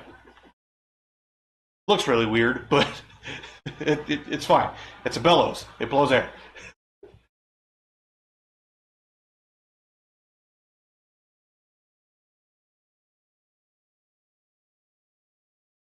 Pole in the middle, like actually for real, like where you're at. Pole in the middle of a tree line.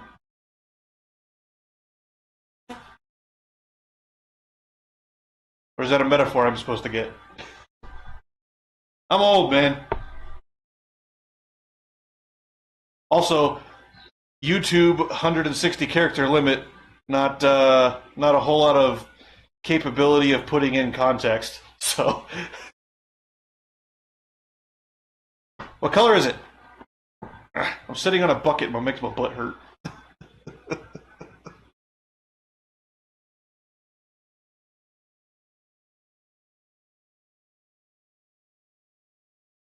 What color is the pole? Is it brown? Is it red? Is it grayish? Silver? Gold? If it's gold, you might want to go grab a piece. Just saying.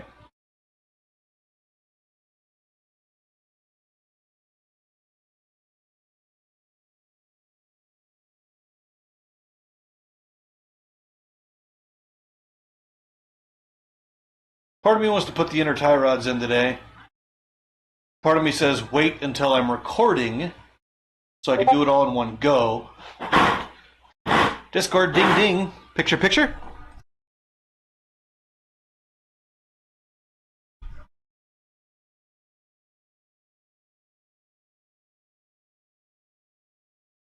No picture, picture yet.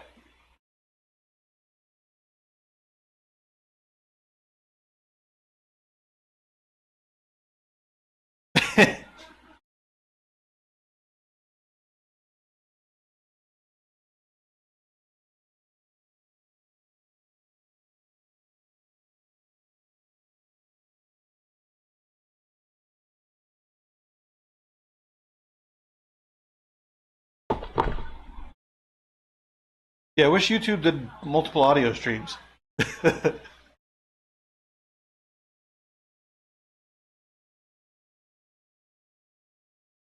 No, no images. I mean, I can try to close Discord, see if maybe Discord didn't do some weird funniness. Let's restart it. Sometimes Discord does weird funniness.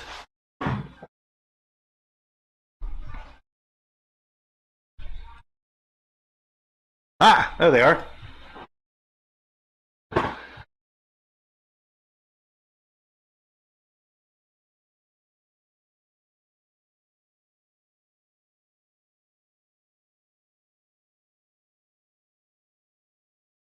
Yeah, almost looks like so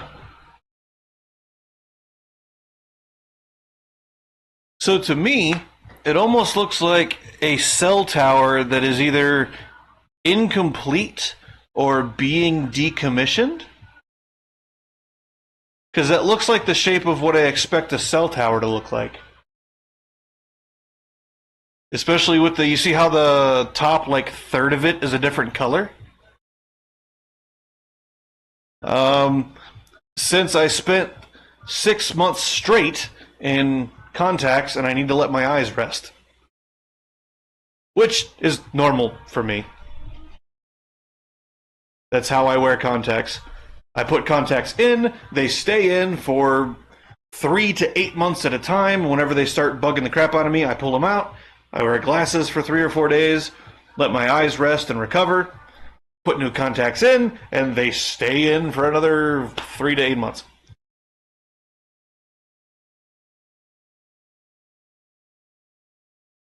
So,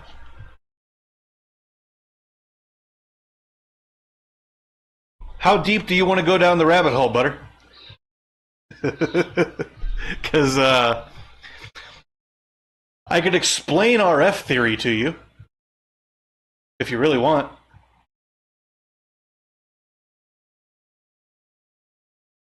Short version is in a region like that where you've got a bunch of buildings and other things, you would want the cell tower to be substantially higher than your buildings, because if it's the same height as the buildings, you end up getting people on one side of the building will get service, but on the other side will get nothing. People standing on the opposite side on the ground for some shadow distance will get nothing.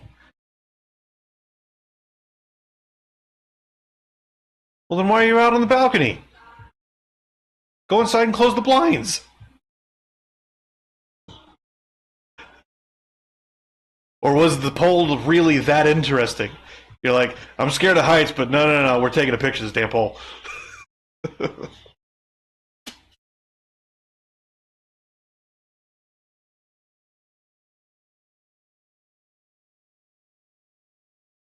Oh yeah, it's still back there. I've got to...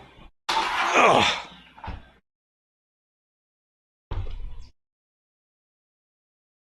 I heard a sound. So this is the bagger chute that came with it when we got it. There is one bolt hole there, and I suspect there's supposed to be another, but it looks like there's grindies along this edge. Yes, discharge. The problem is this guy just clogs. That's all it does.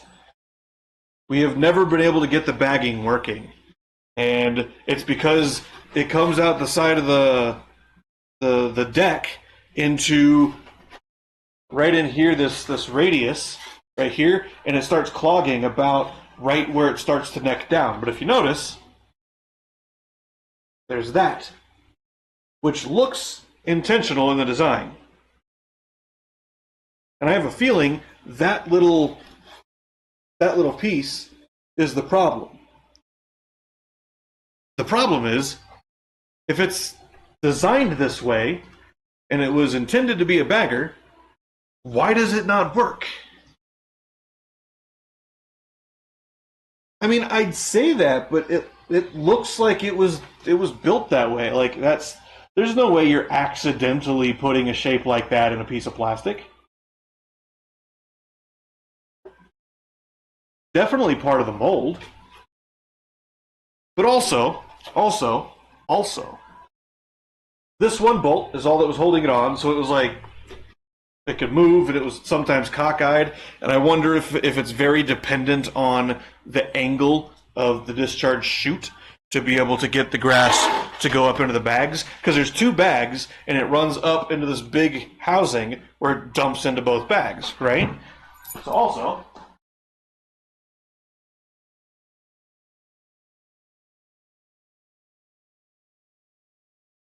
this is the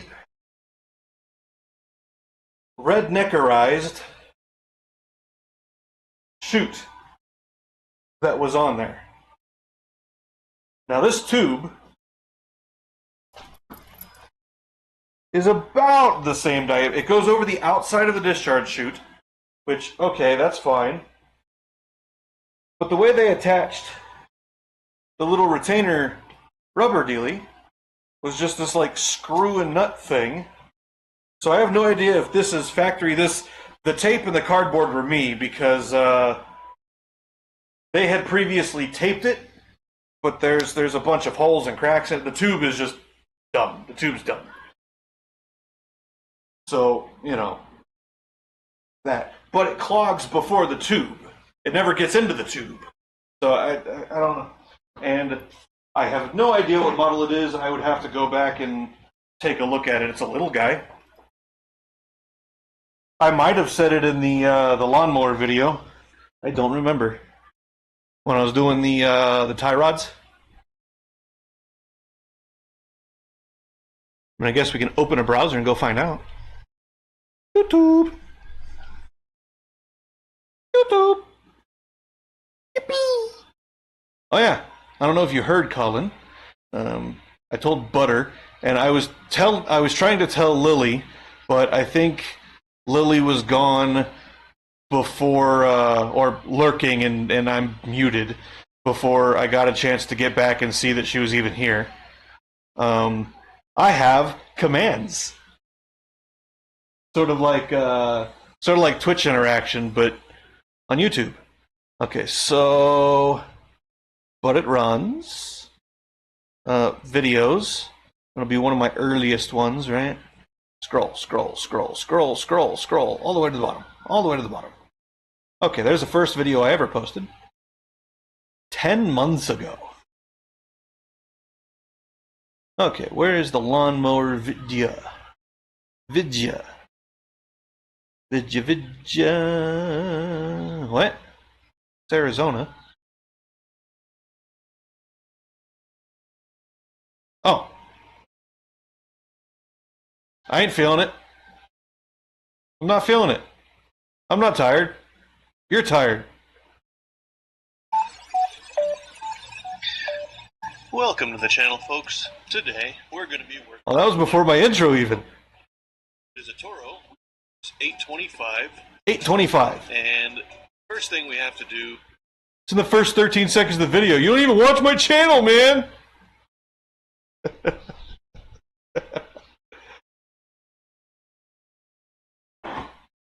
Butter, butter, butter. Put in lurk command like on Twitch.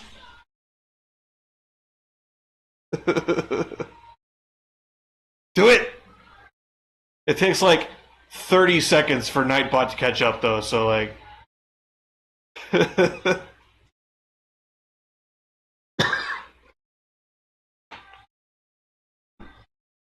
Lurk. Like, you know. Exclamation lurk. That was fast. I have commands like you see on Twitch, but in YouTube.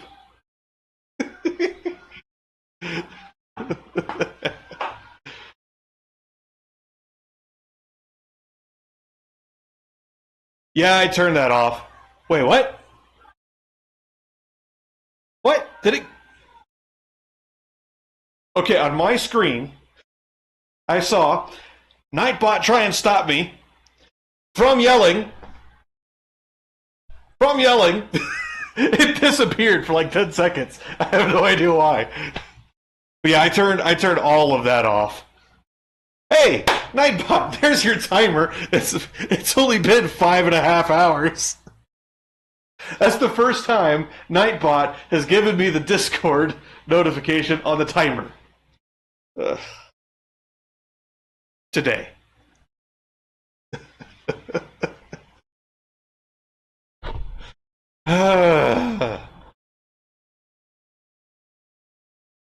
But and I'm test driving Nightbot. I've only had it on here for this would be the second stream. The last stream, nobody told me. Butter, I blame you. And Lily, if you're listening, I blame you also. Nobody told me there was like stupid crazy lag in the stream. I thought it was just on my end in OBS. But then I went back and watched the VOD, and it's like, yeah, how you guys doing today? Talking. An old kung fu movie. Yes, 8:25.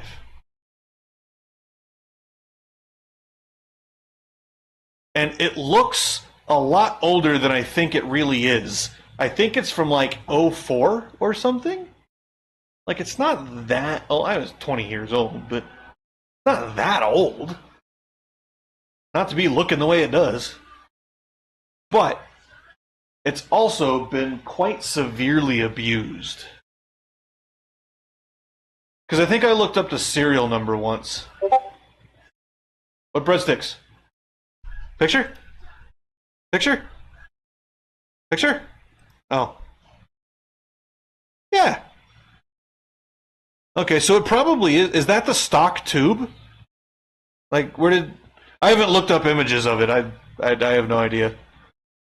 But, yeah, that's the guy.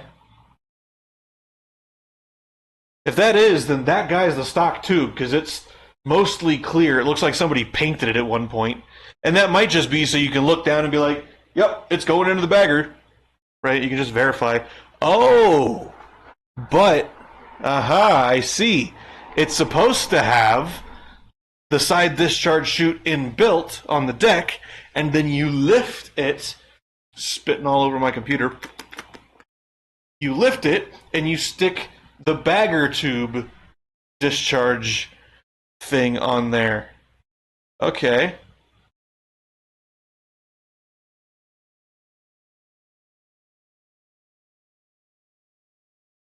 So you want to know a really, really funny? Besides the fact that Butter hasn't sent me a picture of those breadsticks, so I can determine if they're delicious or not. So, I don't know if you remember, I moved the seat back. I just took and I drilled holes.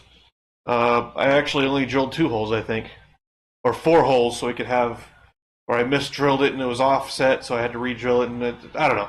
I drilled a couple of holes and moved the seat back on the plate. It's still on the plate, so you can still lift the seat up like normal. Yeah, I haven't even gone to look.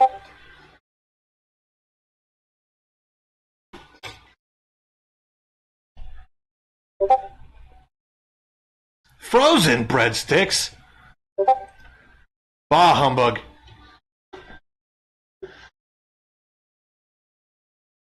That's okay. I eat Chef Boyardee macaroni in the can. I just pull the top, a little bit of salt and pepper. Don't heat it up, no nothing. So I guess I can't say much. So yeah, see, it's still got that funny little dimple in there. Yeah.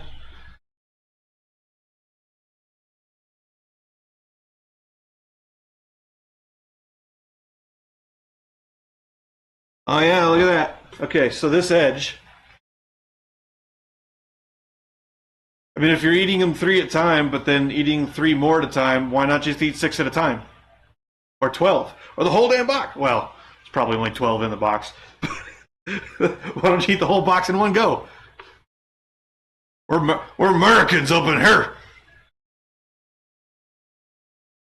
Oh yeah, so if you look, it's definitely missing that flange right here. Oops. Because it's supposed to be a flange that flares out. 6 in the box. Hold on. Going back and looking. Old man eyes. Oh, I see it. Poor contrast from the green to the breadstick on the 6 there. Gotcha. Now you like pot stickers. So no doxing or anything, but Butter, how far would you say you might be from a town of 150 to 200,000 people, or I guess more than 150,000 people, like a big town? Do you live in a big town, or are you close to a big town?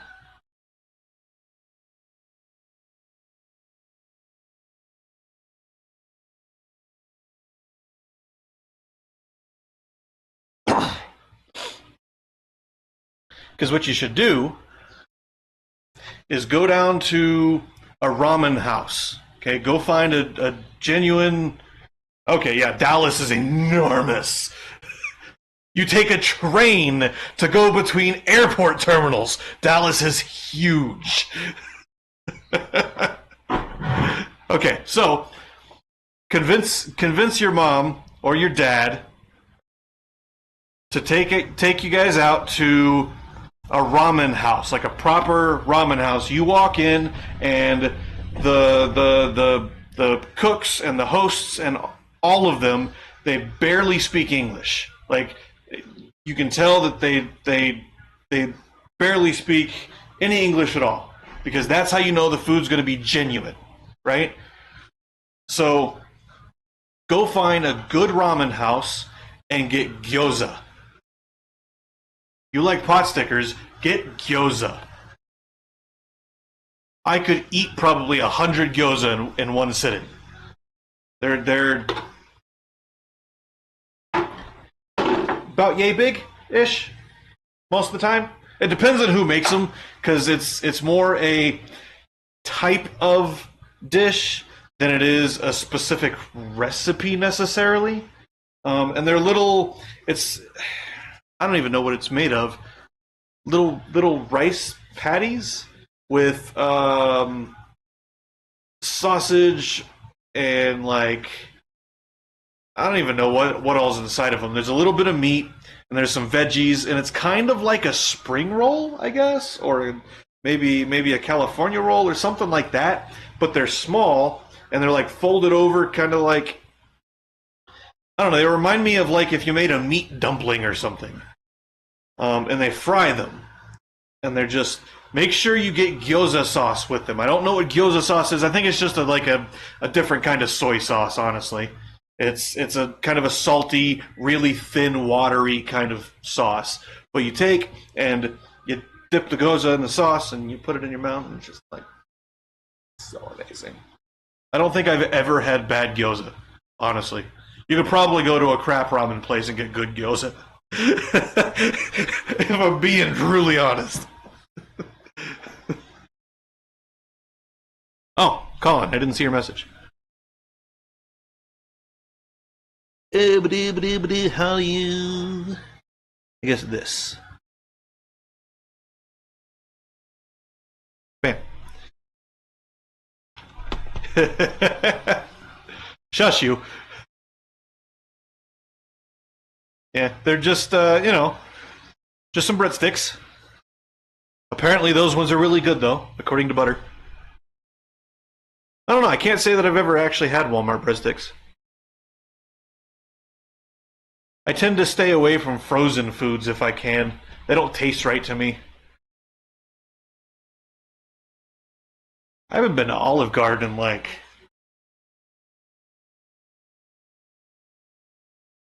So it has to have been at least 10 years, because it was a few years before I left Arizona, and the last place was in Arizona. That's what they are. They're Walmart breadsticks. They're from Walmart, and they're breadsticks. Or Sam's Club. Same company.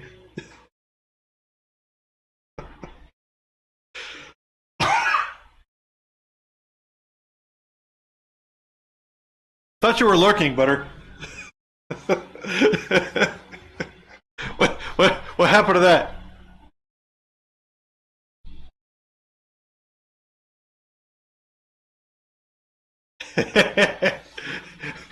I put so many dumb commands. Like I don't even remember all the commands I put in.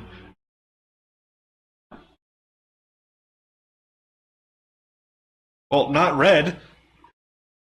Butter calm down. I hate you for that. Bad Colin. Naughty Colin. You and Butter both do that crap. You make those terrible dad jokes. Neither one of you guys are nearly old enough to make dad jokes that bad. Okay? Seriously.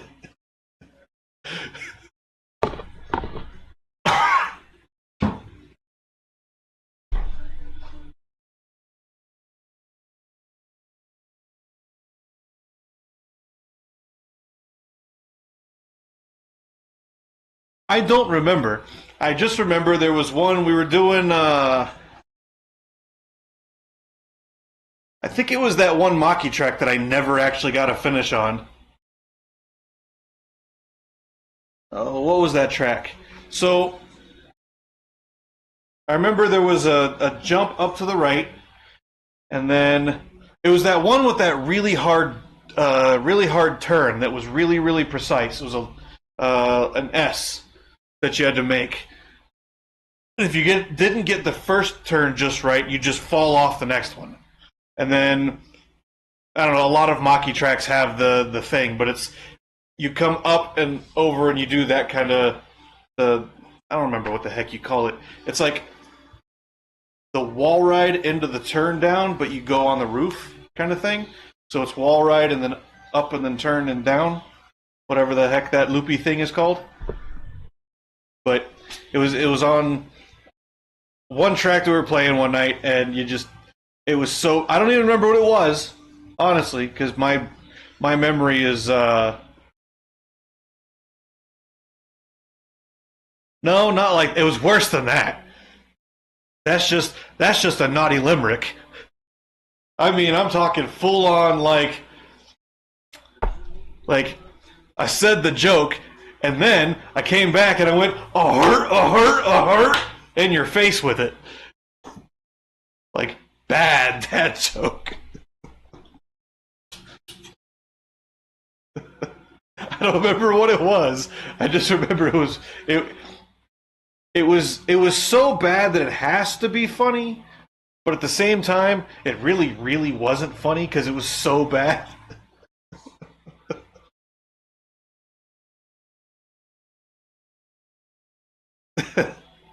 You don't remember. You're too young to be having memory problems. At your age, you should remember every second of every day that you have lived.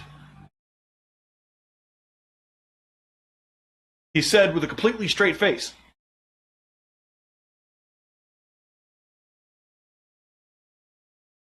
This is my straight face. This is my laughing face.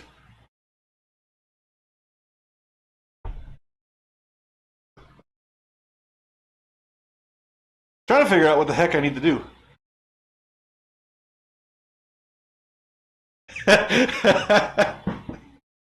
I remember the womb. It was dark, and suddenly there was a light. I went towards it, but a voice inside said, "No, don't do that. One day you'll have to pay rent."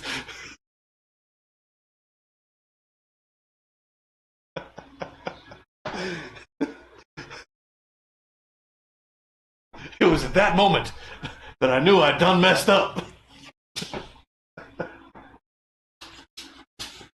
Oh. You guys missed all the, stuff. I did stuff. Thanks, Nightbot. I wonder if Nightbot only does the timer when there's chatters. Like if there's chat activity, then the timer starts. Because it was, I don't know, the first 3 or 4 hours all morning while I was doing stuff. Nothing from Nightbot. But now that's twice I've seen it. in the last half an hour, which means it's going off too often. Velvet red. If it was dark, how do you know it was red?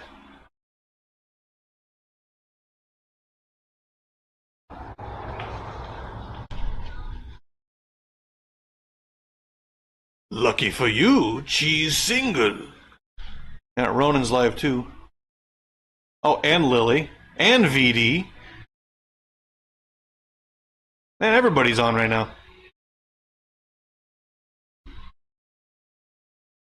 Which means I'm going to have to do some lurking.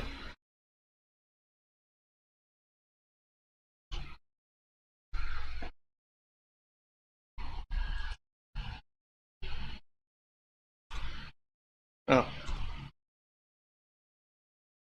Dang it.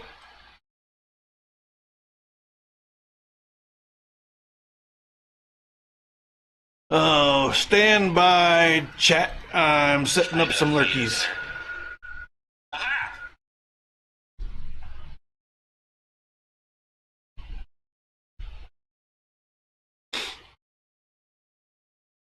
I'm screaming lurkies at people, because reasons.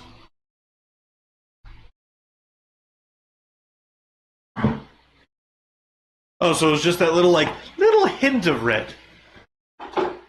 I got you.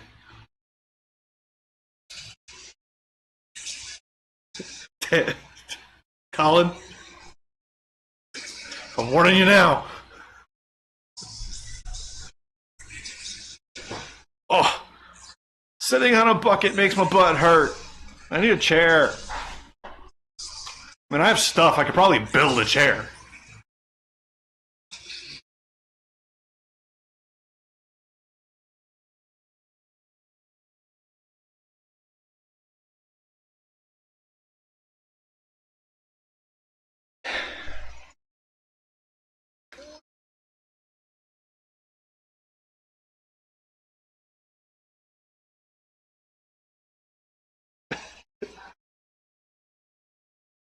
Better?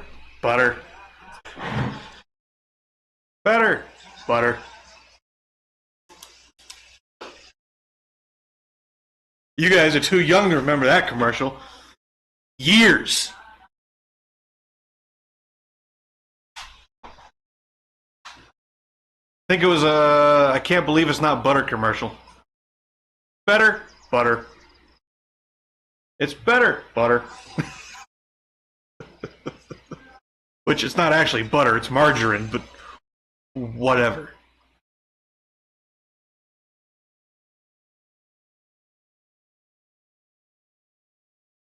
What?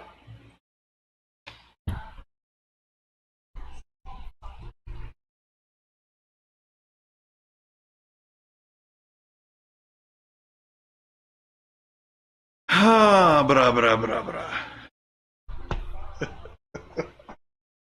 Oh, oh, oh! I'm old and my butt hurts. Oh man. Oh man. Woo!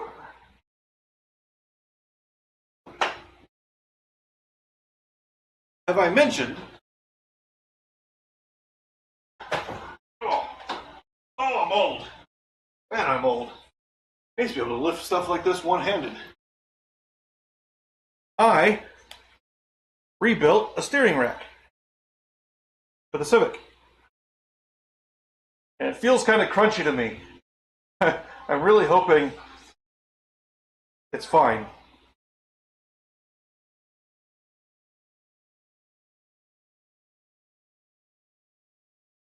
What the heck was that?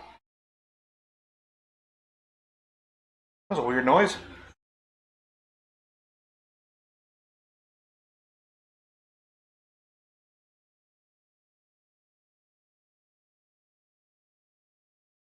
Oh, I tell you what.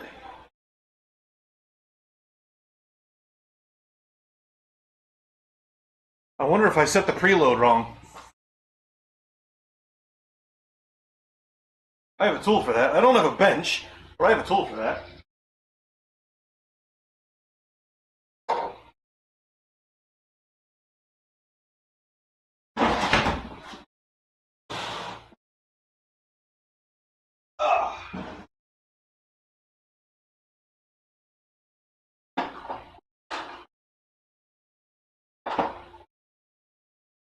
Might not be in there. It might be in here, it might.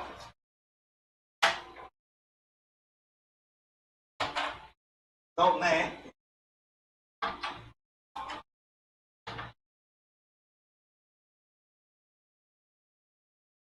Aha! I've got me a fancy tool, I have. It's a fancy tool. I also need the spec. Oh, do I have the Civics?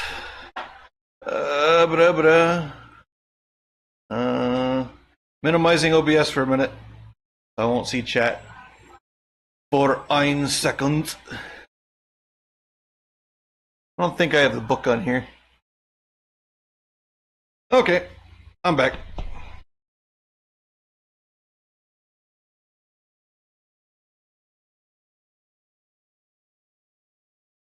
What the? What? What?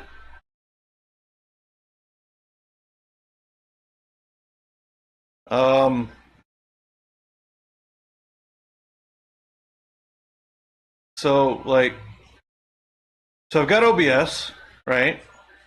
Through which I'm streaming. And then in OBS, you've got a little button you can click on. The control panel says Open Studio, which is YouTube Studio. And it opens in an OBS browser. Okay? So it's like integrated into OBS. The last chat message I have in there is Colin, I need to see these breadsticks, and then Butter Dallas. But the video is correct. The video's live, like right now. That's weird.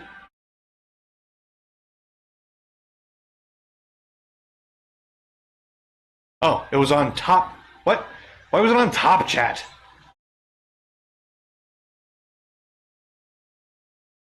Okay. That explains that. Can you I can emoji myself. That's hilarious. Okay. Okay, I'm done playing around. I'm done playing around. I gotta check the book. Oh. Oh. F and A. Have you guys seen my factory service manual?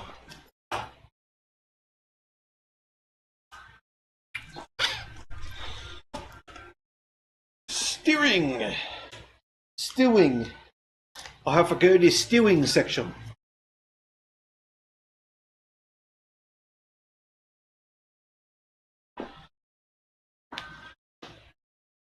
Stewing.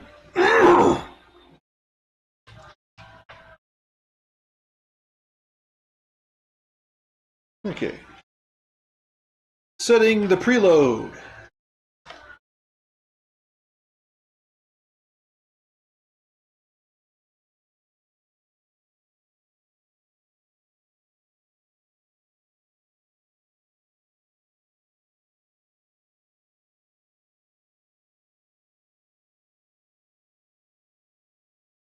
Okay, so loosen the rack guide screw lock nut with the special tool. Retighten the rack guide screw until it compresses the spring and seats against the rack guide, so snug. Back off the rack guide screw and install the lock nut on the rack guide screw.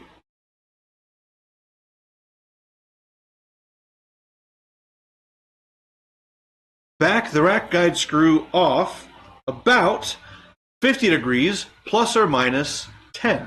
So 40 to 60 degrees. Check for tight or loose steering. Okay. So it's by feel. Gotcha.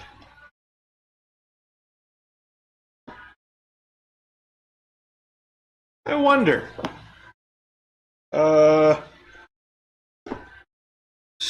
Stand by.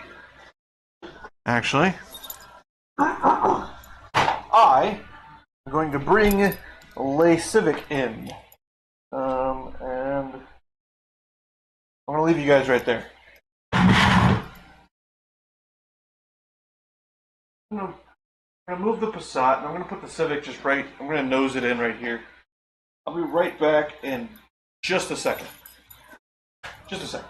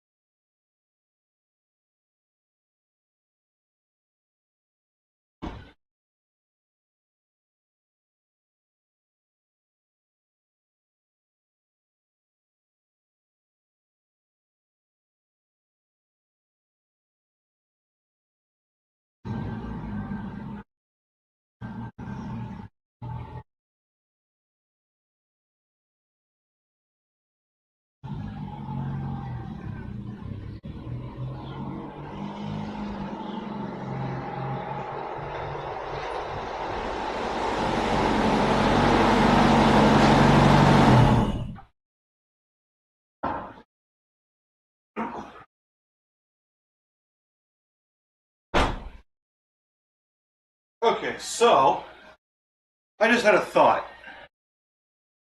What if, so on the road trip, the first leg, video coming out soon, Saturday. Tomorrow, I believe.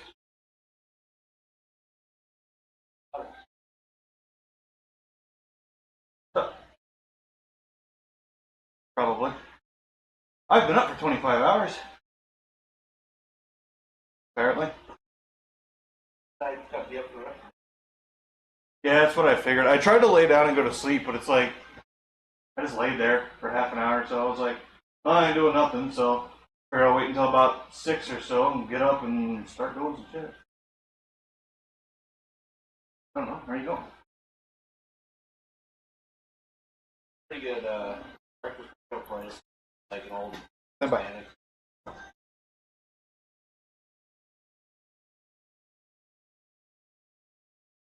I don't know, it's just something about putting an omelet.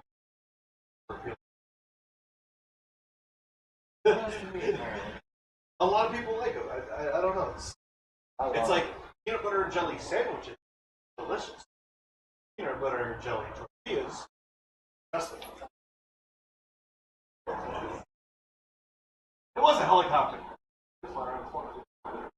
That's a little two-man guy. Here. Take your order.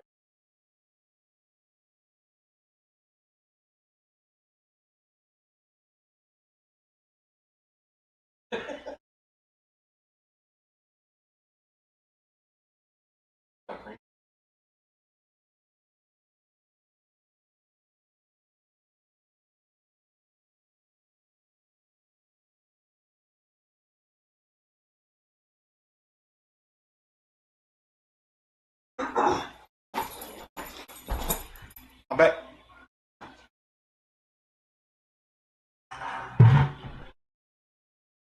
Horse.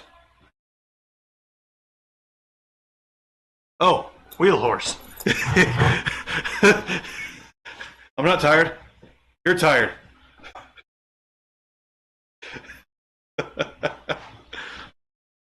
No, it lives in the backyard, half under a pine tree. Sort of. Sometimes. Mostly in the sun. Sort of sometimes not in the sun. I mean, at this point, it's been so used and abused. Bringing it back to you know, good status would be like a lot of time and effort and money. And inside what? The heck? What did you want me to put it in the kitchen? Where am I going to put it?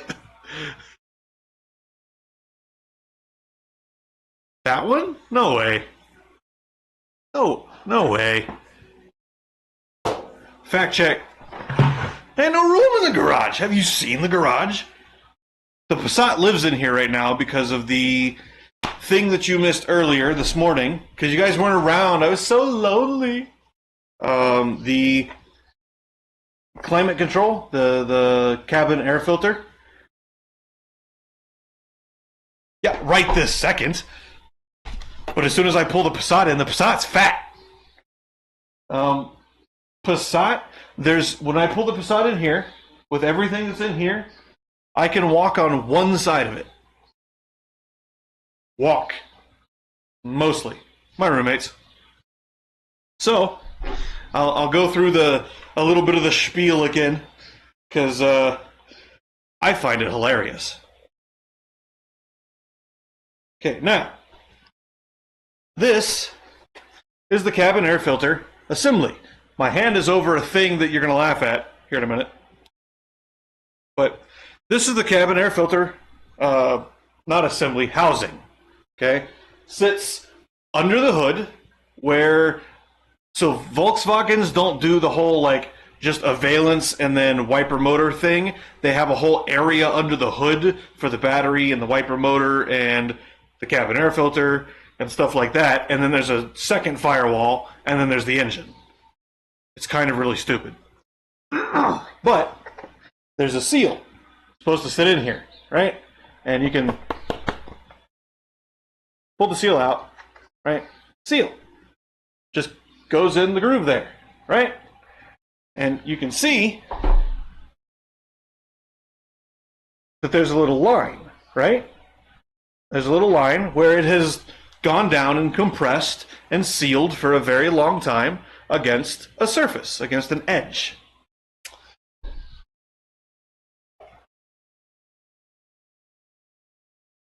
So, while investigating a water intrusion problem, because of the transmission computer that apparently has failed, I don't believe the computer failed because of water intrusion.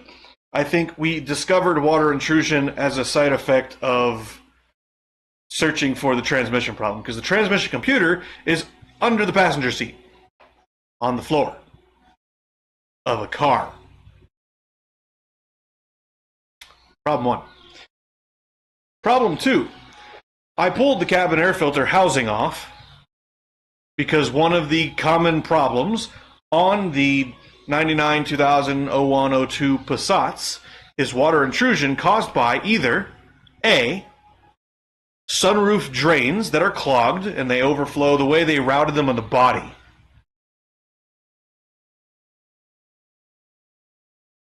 They clog and they overflow into the cabin. Okay, well I checked those and I cleaned them all just to be safe. I just cleaned them all out. No problems. I also made sure they were all in their grommets and intact and like everything was good. Okay, so the drains for the sunroof are fine. Okay, well, the other major complaint is the cabin air filter box. Because A, I've pulled it out, otherwise I'd show you right now. You've got the blower box that sits inside the cabin underneath the dashboard, which is really just a cover. The dash is just a cover for wires and HVAC. That's all it is. So it sits underneath the dash, and there's the hole in the body for the cabin air filter and the outside air inlet, right? So when you put it on fresh air, it sucks in air through the filter, and you get filtered air into the cabin. If you're already on cabin air, you probably don't care. I would care. I'd rather have the filter post blower, so that the blower sucks in air from wherever and then it gets filtered regardless of if it's inside or outside air, because you could have a window cracked and dust inside the cabin. It happens. Anyway, investigating this, I pulled it up because one of the common problems is the seal. Seal. Seals, plural. Multiple seals. I don't know why there are multiple seals, but there are multiple seals. Okay? So you have the hole in the body, and when you pull the cabin air filter housing off, you look down in it, and you have the surface of the body, and then you have the air box that sits below that. So this has a seal to the body.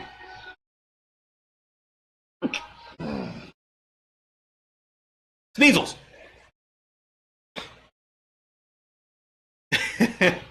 I just realized what that was. Seals. And then the blower box has a seal to this assembly, to this housing. Okay? So when I pulled this up, this is the sight that I was greeted with. This is how the seal was sitting. You can see the crushed bits, where it was very clearly not in its groove, like it should have been, when they installed it in 1998.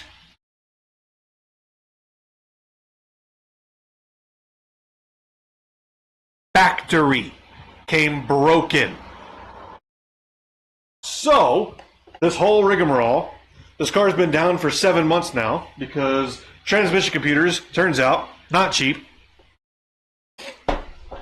And for 6 months, I've been in Arizona not designing a seal assembly because I didn't have physical access to the car. So I'm redesigning a whole new... So what I'm going to do is I'm going to semi-permanently attach an adapter plate to the blower box, and then I will get a piece of foam rubber sheet and cut a single gasket for both of those races out of the sheet, and then put the whole thing down, and it'll be one sealing surface effectively. Which is what they should have done in the first place. For a second I thought my nose was bleeding. That'd be bad on stream, right? So, yeah, so the Passat lives inside until I get that solved. Which means there's no room for anything else. Also, whenever the Passat's not in here, some car is in here because we have here at this house 1, 2, 3, 4, 5 cars, 2 motorcycles, riding lawnmower, snow blower, push mower, weed eater, hedge trimmer, not including shop and tools, right? No way any of that's fitting in here. And a car. It ain't happening. Wheelies, yes, constantly, every time he's on it, because moving the seat back obviously moved the weight back, and now there's no weight in the front. Yeah, you're telling me. But we rent this place, we're not going to spend, well, I'm not going to spend $15,000 on a shed. I won't do it. And I'm not going to build something that's going to be permanent or semi-permanent out there because we're renting. The plan is eventually to find some land in Idaho or Wisconsin. I'd like to go to Wisconsin or Montana and buy an expanse and set myself and my friends up out there where we can just be away from everybody. You know, that's how towns are started, right? Few people who get along together, they're like, you know what, we should make our own little neighborhood. And they do, and they move, and they go out in the middle of nowhere, and bam, now you're a town.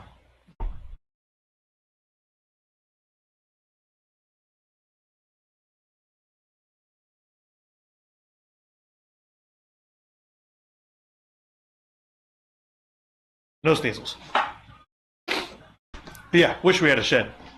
Especially for all the non-garage things, like lawnmowers and weed eaters and stuff.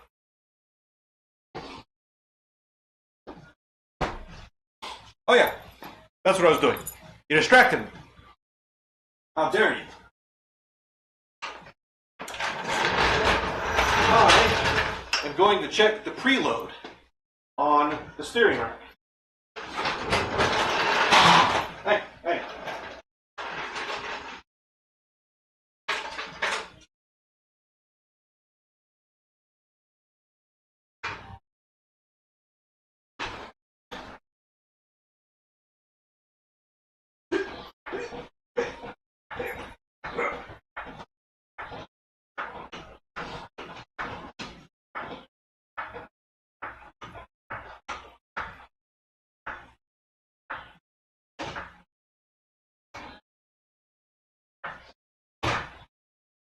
Oh yeah. I was looking for my chuck, my wheel chuck. Everyone knows it's running today. Oh, very, very annoying.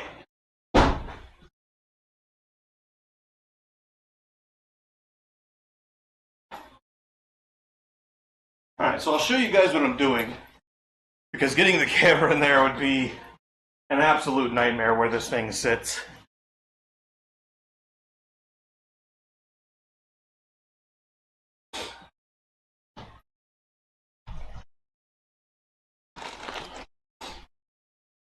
So, that wall? No. That wall? Chargers? No. Cabinet? No. Door? No. Grinding bench? No. Breaker? No. Window? No. So that right there is a fold-up bench. It folds up. Can't put it there.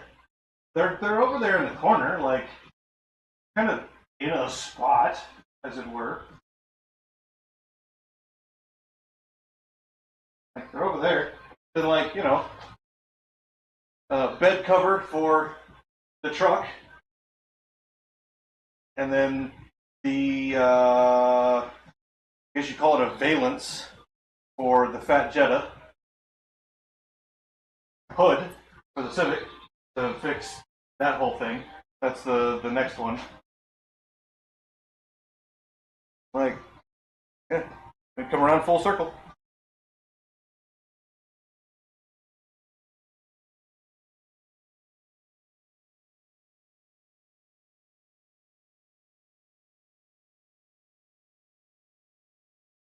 Ain't really nowhere to put them. And it's not a house, it's a duplex. So we only get half of a house, technically.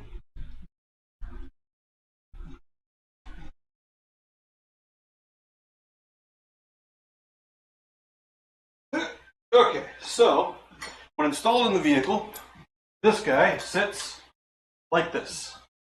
Okay? Now imagine,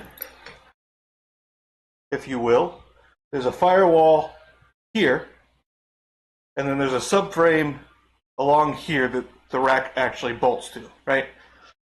I need to get this guy with this guy. This tool. There is just enough room between the rack and the subframe to get this exact tool in and then on the lock nut, which is why taking the camera up there would be silly and absurd. So,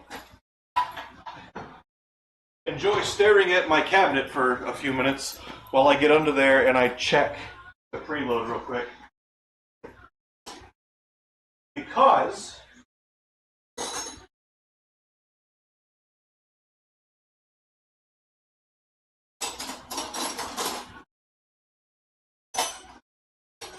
Fourteen.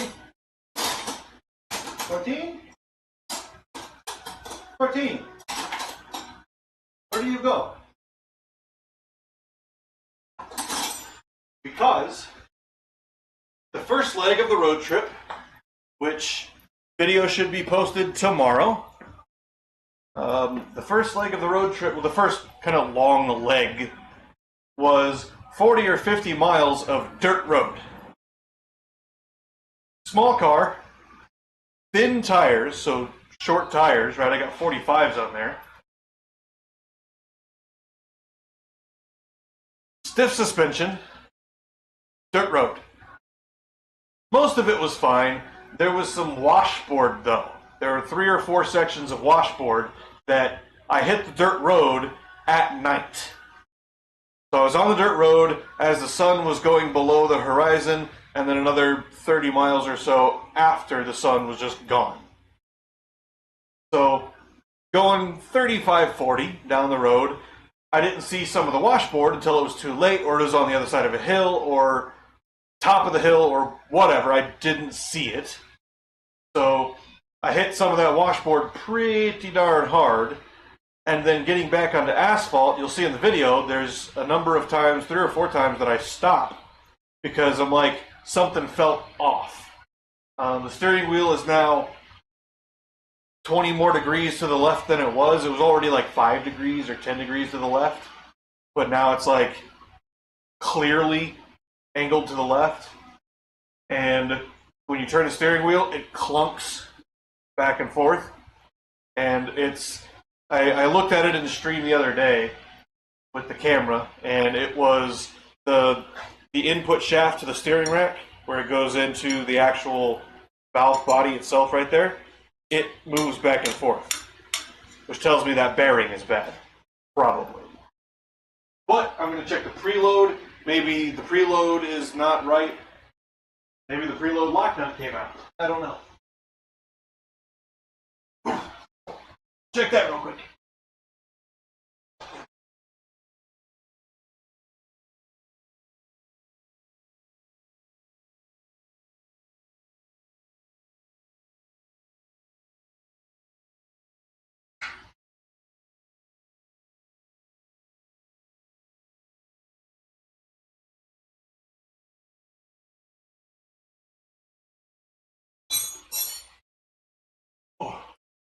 You know what really helps?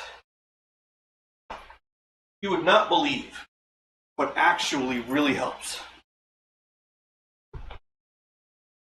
A flashlight.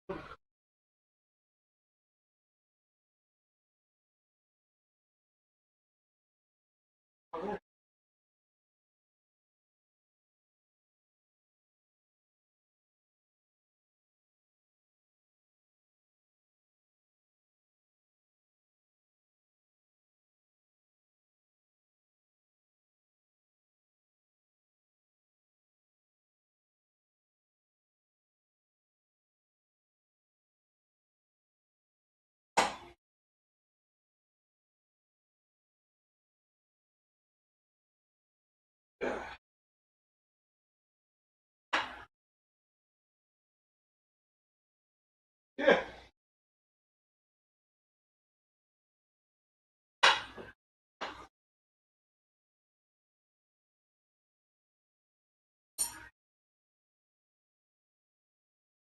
How much there?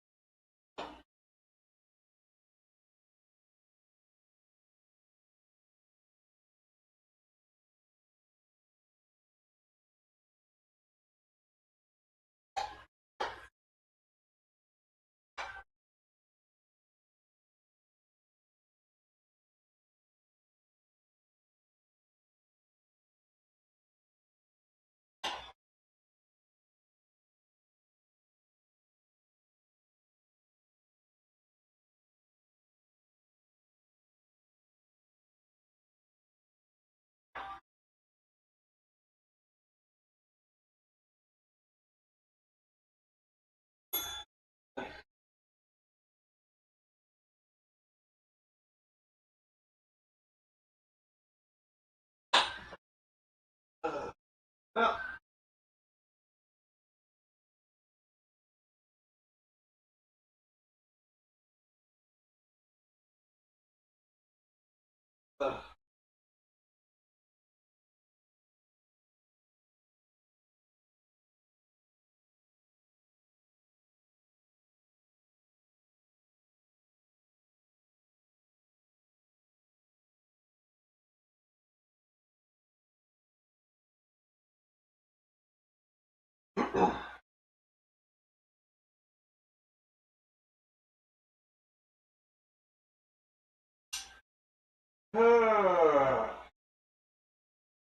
oh, oh, yeah, yeah, yeah, yeah. Well, it's not that.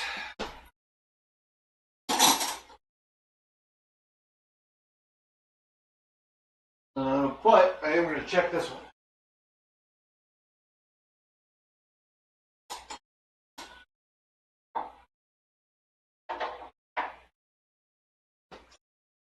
Before I install it.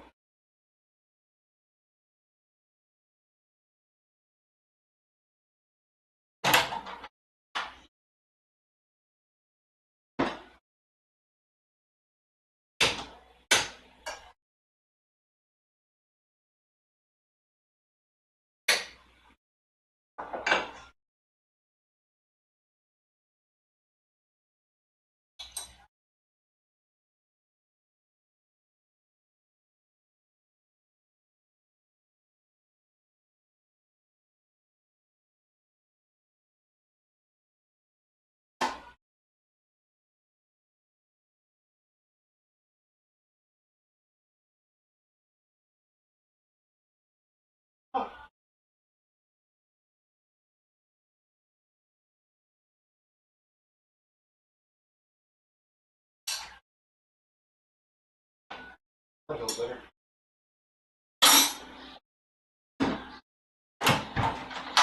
Okay. Fly things, go away. Yeah, it's worth a try.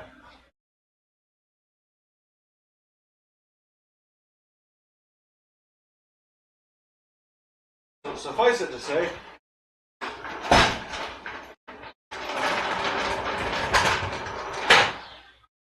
the Civic isn't going anywhere for any trips greater than in town for any measurable amount of time. Plus you.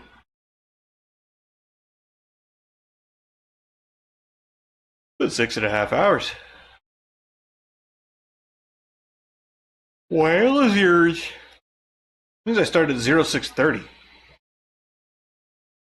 Huh. Okay.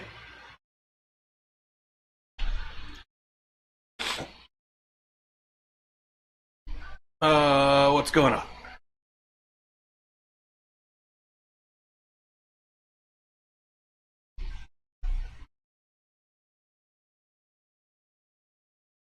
Uh,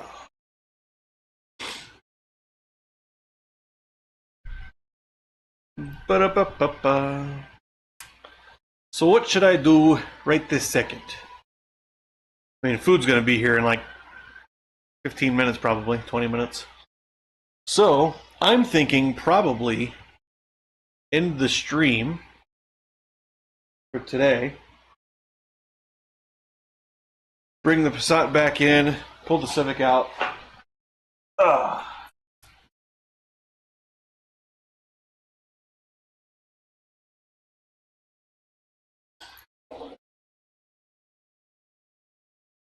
Go and do some. Actually, I gotta do some FreeCAD. So I might start up another stream in a couple hours. Might.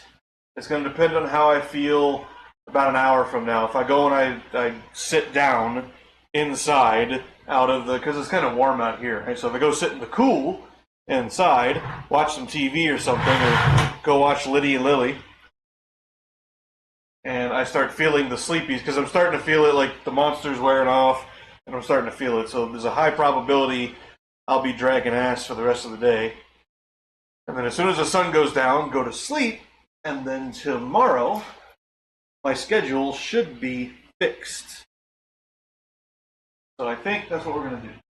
I think we are done for the night.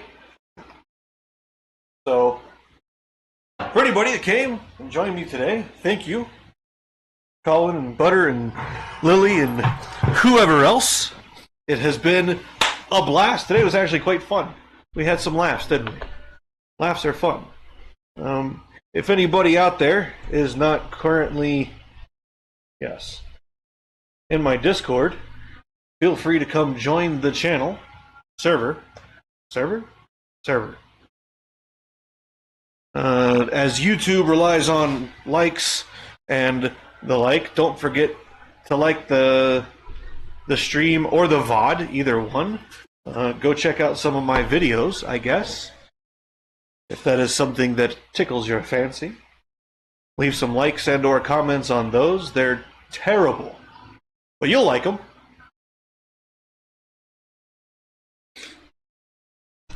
And I'm going to go do some stuff and some things. And then after the things, I'm going to do some stuff. And we will see you guys later. I hope you have a good night, a good day, a good eat, a good sleep, a good walk, a good BM, a good shower, a good something. Whatever it is that you're doing, I hope that it's good.